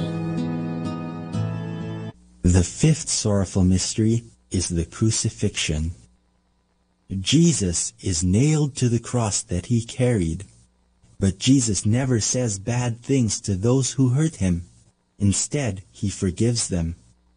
After 3 hours, Jesus dies. Because of his death and his great love for us, we are saved from our sins. Our Father in heaven, holy be your name. Your kingdom come, your will be done on earth as it is in heaven. Give us this day our daily bread, and forgive us our sins, as we forgive those who sin against us. Do not bring us to the test, but deliver us from evil. Amen. Hail Mary, full of grace, the Lord is with you. Blessed are you among women, and blessed is the fruit of your womb, Jesus. Holy Mary, Mother of God, pray for us sinners, now and at the hour of our death. Amen. Hail Mary, full of grace, the Lord is with you. Blessed are you among women, and blessed is the fruit of your womb, Jesus. Holy Mary, Mother of God, pray for us sinners, now and at the hour of our death. Amen. Hail Mary, full of grace, the Lord is with you. Blessed are you among women, and blessed is the fruit of your womb, Jesus. Holy Mary, Mother of God, pray for us sinners, now and at the hour of our death. Amen. Hail Mary, full of grace, the Lord is with you. Blessed are you among women, and blessed is the fruit of your womb, Jesus. Holy Mary, Mother of God, pray for us sinners, now and at the hour of our death. Amen. Hail Mary, full of grace, the Lord is with you. Blessed are you among women, and blessed is the fruit of your womb, Jesus. Holy Mary, Mother of God, pray for us sinners, now and at the hour of our death. Amen. Hail Mary, full of grace, the Lord is with you. Blessed are you among women, and blessed is the fruit of your womb, Jesus. Holy Mary, Mother of God, pray for us sinners, now and at the hour of our death. Amen. Hail Mary, full of grace, the Lord is with you. Blessed are you among women, and blessed is the fruit of your womb, Jesus. Holy Mary, Mother of God, pray for us sinners, now and at the hour of our death. Amen. Hail Mary, full of grace, the Lord is with you. Blessed are you among women, and blessed is the fruit of your womb, Jesus. Holy Mary, Mother of God, pray for us sinners, now and at the hour of our death. Amen. Hail Mary, full of grace, the Lord is with you. Blessed are you among women, and blessed is the fruit of your womb, Jesus. Holy Mary, Mother of God, pray for us sinners, now and at the hour of our death. Amen. Hail Mary, full of grace, the Lord is with you. Blessed are you among women, and blessed is the fruit of your womb, Jesus. Holy Mary, Mother of God, pray for us sinners, now and at the hour of our death. Amen. Glory be to the Father, and to the Son, and to the Holy Spirit, as it was in the beginning, as now, and ever shall be, world without end. Amen. O my Jesus, forgive us our sins, save us from the fires of hell, and lead all souls into heaven, especially those who most need your mercy. Hail, Holy Queen, Mother of Mercy, hail our life, our sweetness, and our hope. To you do we cry, for banished children of Eve. To you do we send up our sighs, mourning and weeping in this valley of tears. Turn then, O most gracious Advocate, your eyes of mercy towards us, and after this our exile, show unto us the blessed fruit of your womb, Jesus. O clement, O loving, O sweet Virgin Mary, pray for us, O Holy Mother of God, that we may be made worthy of the promises of Christ. Let us pray. O God, whose only begotten Son, by his life, death, and resurrection, has purchased for us the rewards of eternal life, grant, we beseech you, that meditating upon these mysteries of the most holy rosary of the Blessed Virgin Mary, we may imitate what they contain and obtain what they promise, through the same Christ our Lord. Amen. In the name of the Father, and of the Son, and of the Holy Spirit. Amen.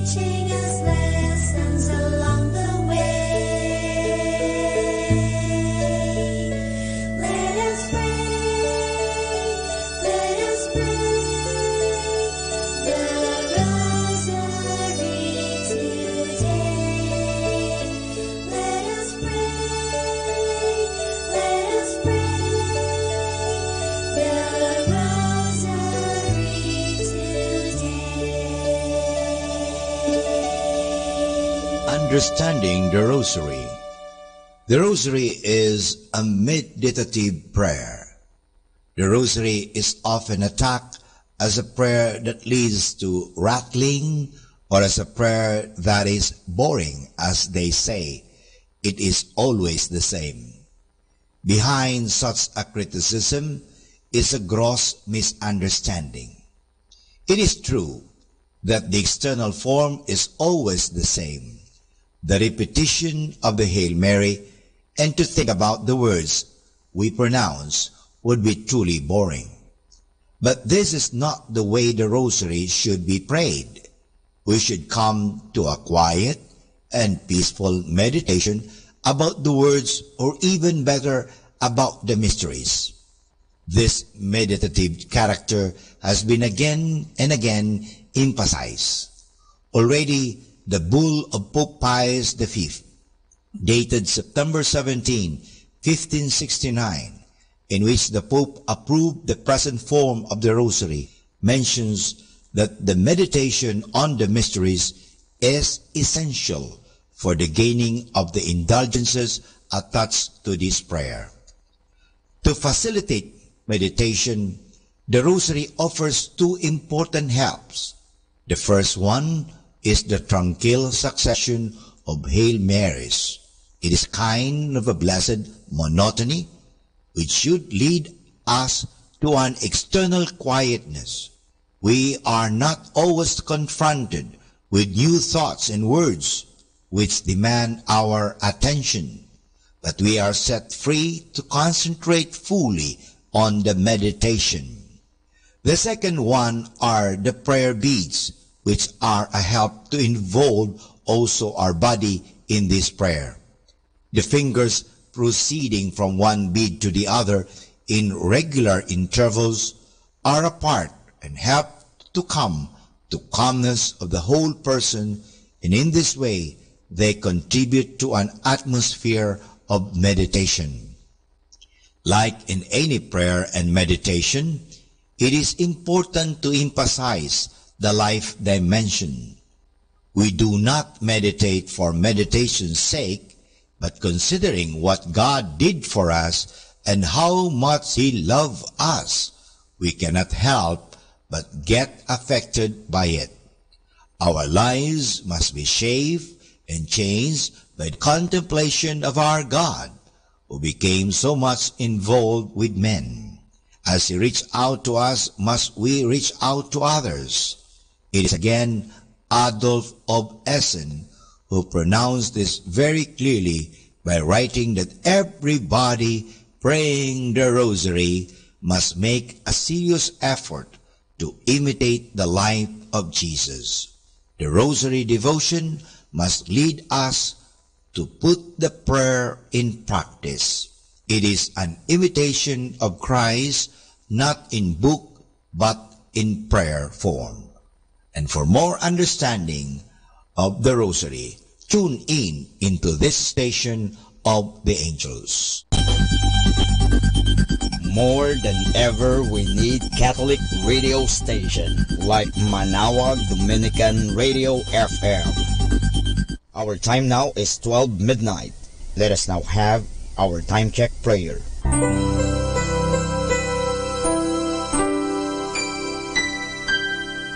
Panalangin ng pagsupil sa nga puwersa ng kasamaan. Sa ngalan ni Jesus, sinusupil ko at iginagapos ang lahat ng kapangyarihan at puwersang nasa hangin, sa lupa, sa tubig, sa ilalim ng lupa, sa impyerno, sa kalikasan at sa apoy. Ikaw ang Panginoon ng buong santinakpan at niluluwalhati kita dahil sa iyong nilikha.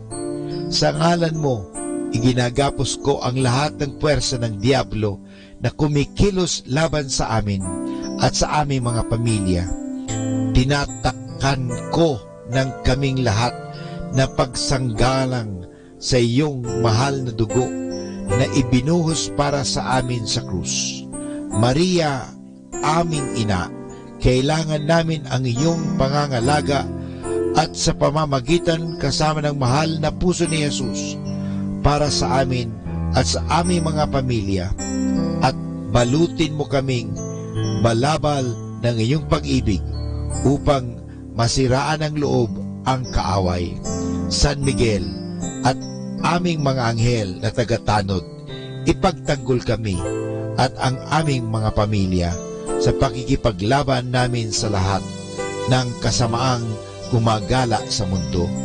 Sa ngalan ni Jesus, ginagapos at iniutusan ko ang lahat ng kapangyarihan at puwersa ng kasamaan na lumayo ngayon din sa ating mga tahanan at sa ating bayan. sa ating lipunan. At pinasasalamatan kita, Panginoong Hesus, sapagkat isa kang tapat at mapagmahal at makapangyarihang Diyos. Amen.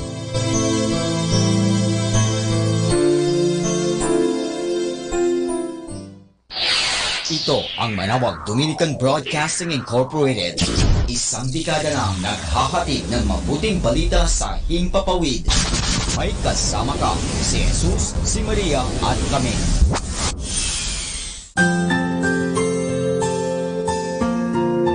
Thank you for praying with us.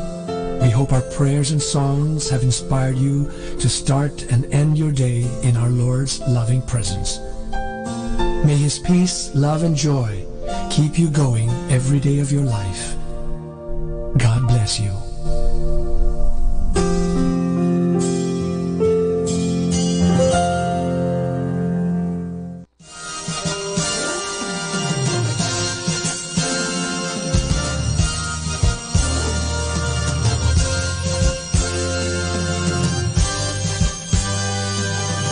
Magandang gabi po sa inyong lahat. Dumating na po ang pansamantala nating pagtatapos ng broadcast sa araw na ito.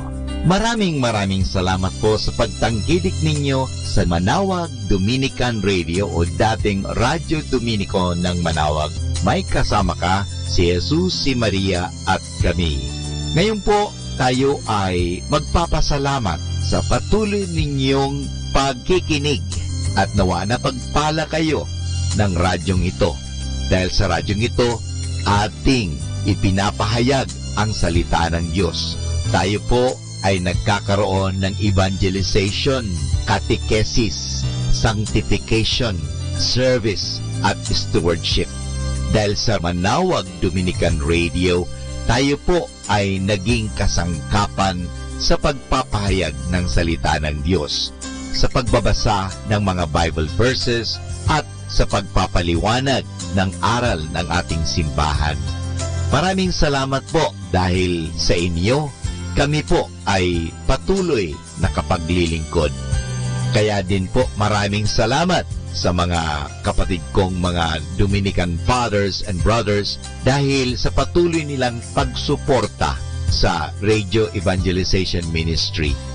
Nawa tayo ay magkasama-sama muli bukas alas 5 ng umaga hanggang alas 12 ng gabi. Nawa ang Radyo Dominico ng Manawag ay nakapaghatid sa inyo ng inspirasyon at napagpala po kayo. Ngayon, ating hingin sa Diyos ang kanyang bendisyon o pagpapala.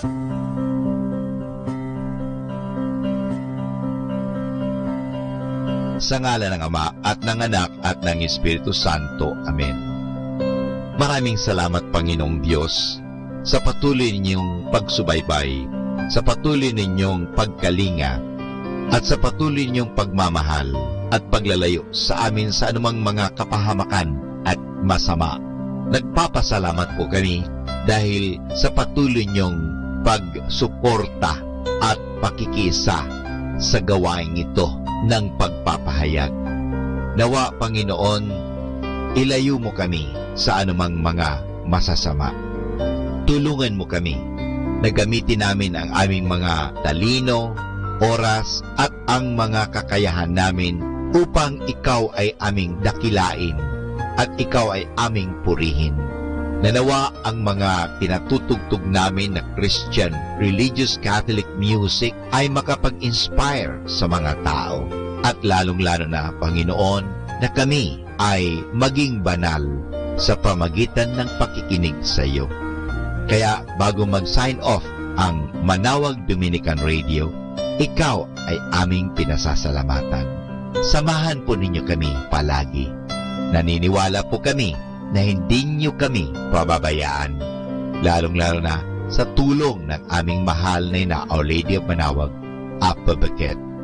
Kaya nga po, nagpapasalamat kami dahil sa pamamagitan ng Manawag Dominican Radio na itinatag ko po si Father Butch Bombase, OP, na ito po ay nagiging kasangkapan upang mapalapit ang Diyos sa mga tao, lalong-lalo na ang mga malayo. Naniniwala po kami na sa pamagitan ng Manawag Dominican Radio, kami po ay nagiging kasangkapan mo. Kasangkapanin po ninyo kami. Hinihingi po namin ito kay Kristo, na aming Panginoon at tagapagligtas, ngayon at magpasawalang hanggan. Manawag Dominican Radio, signing off. See you tomorrow. Good night. God bless us all, and something good is going to happen to us all.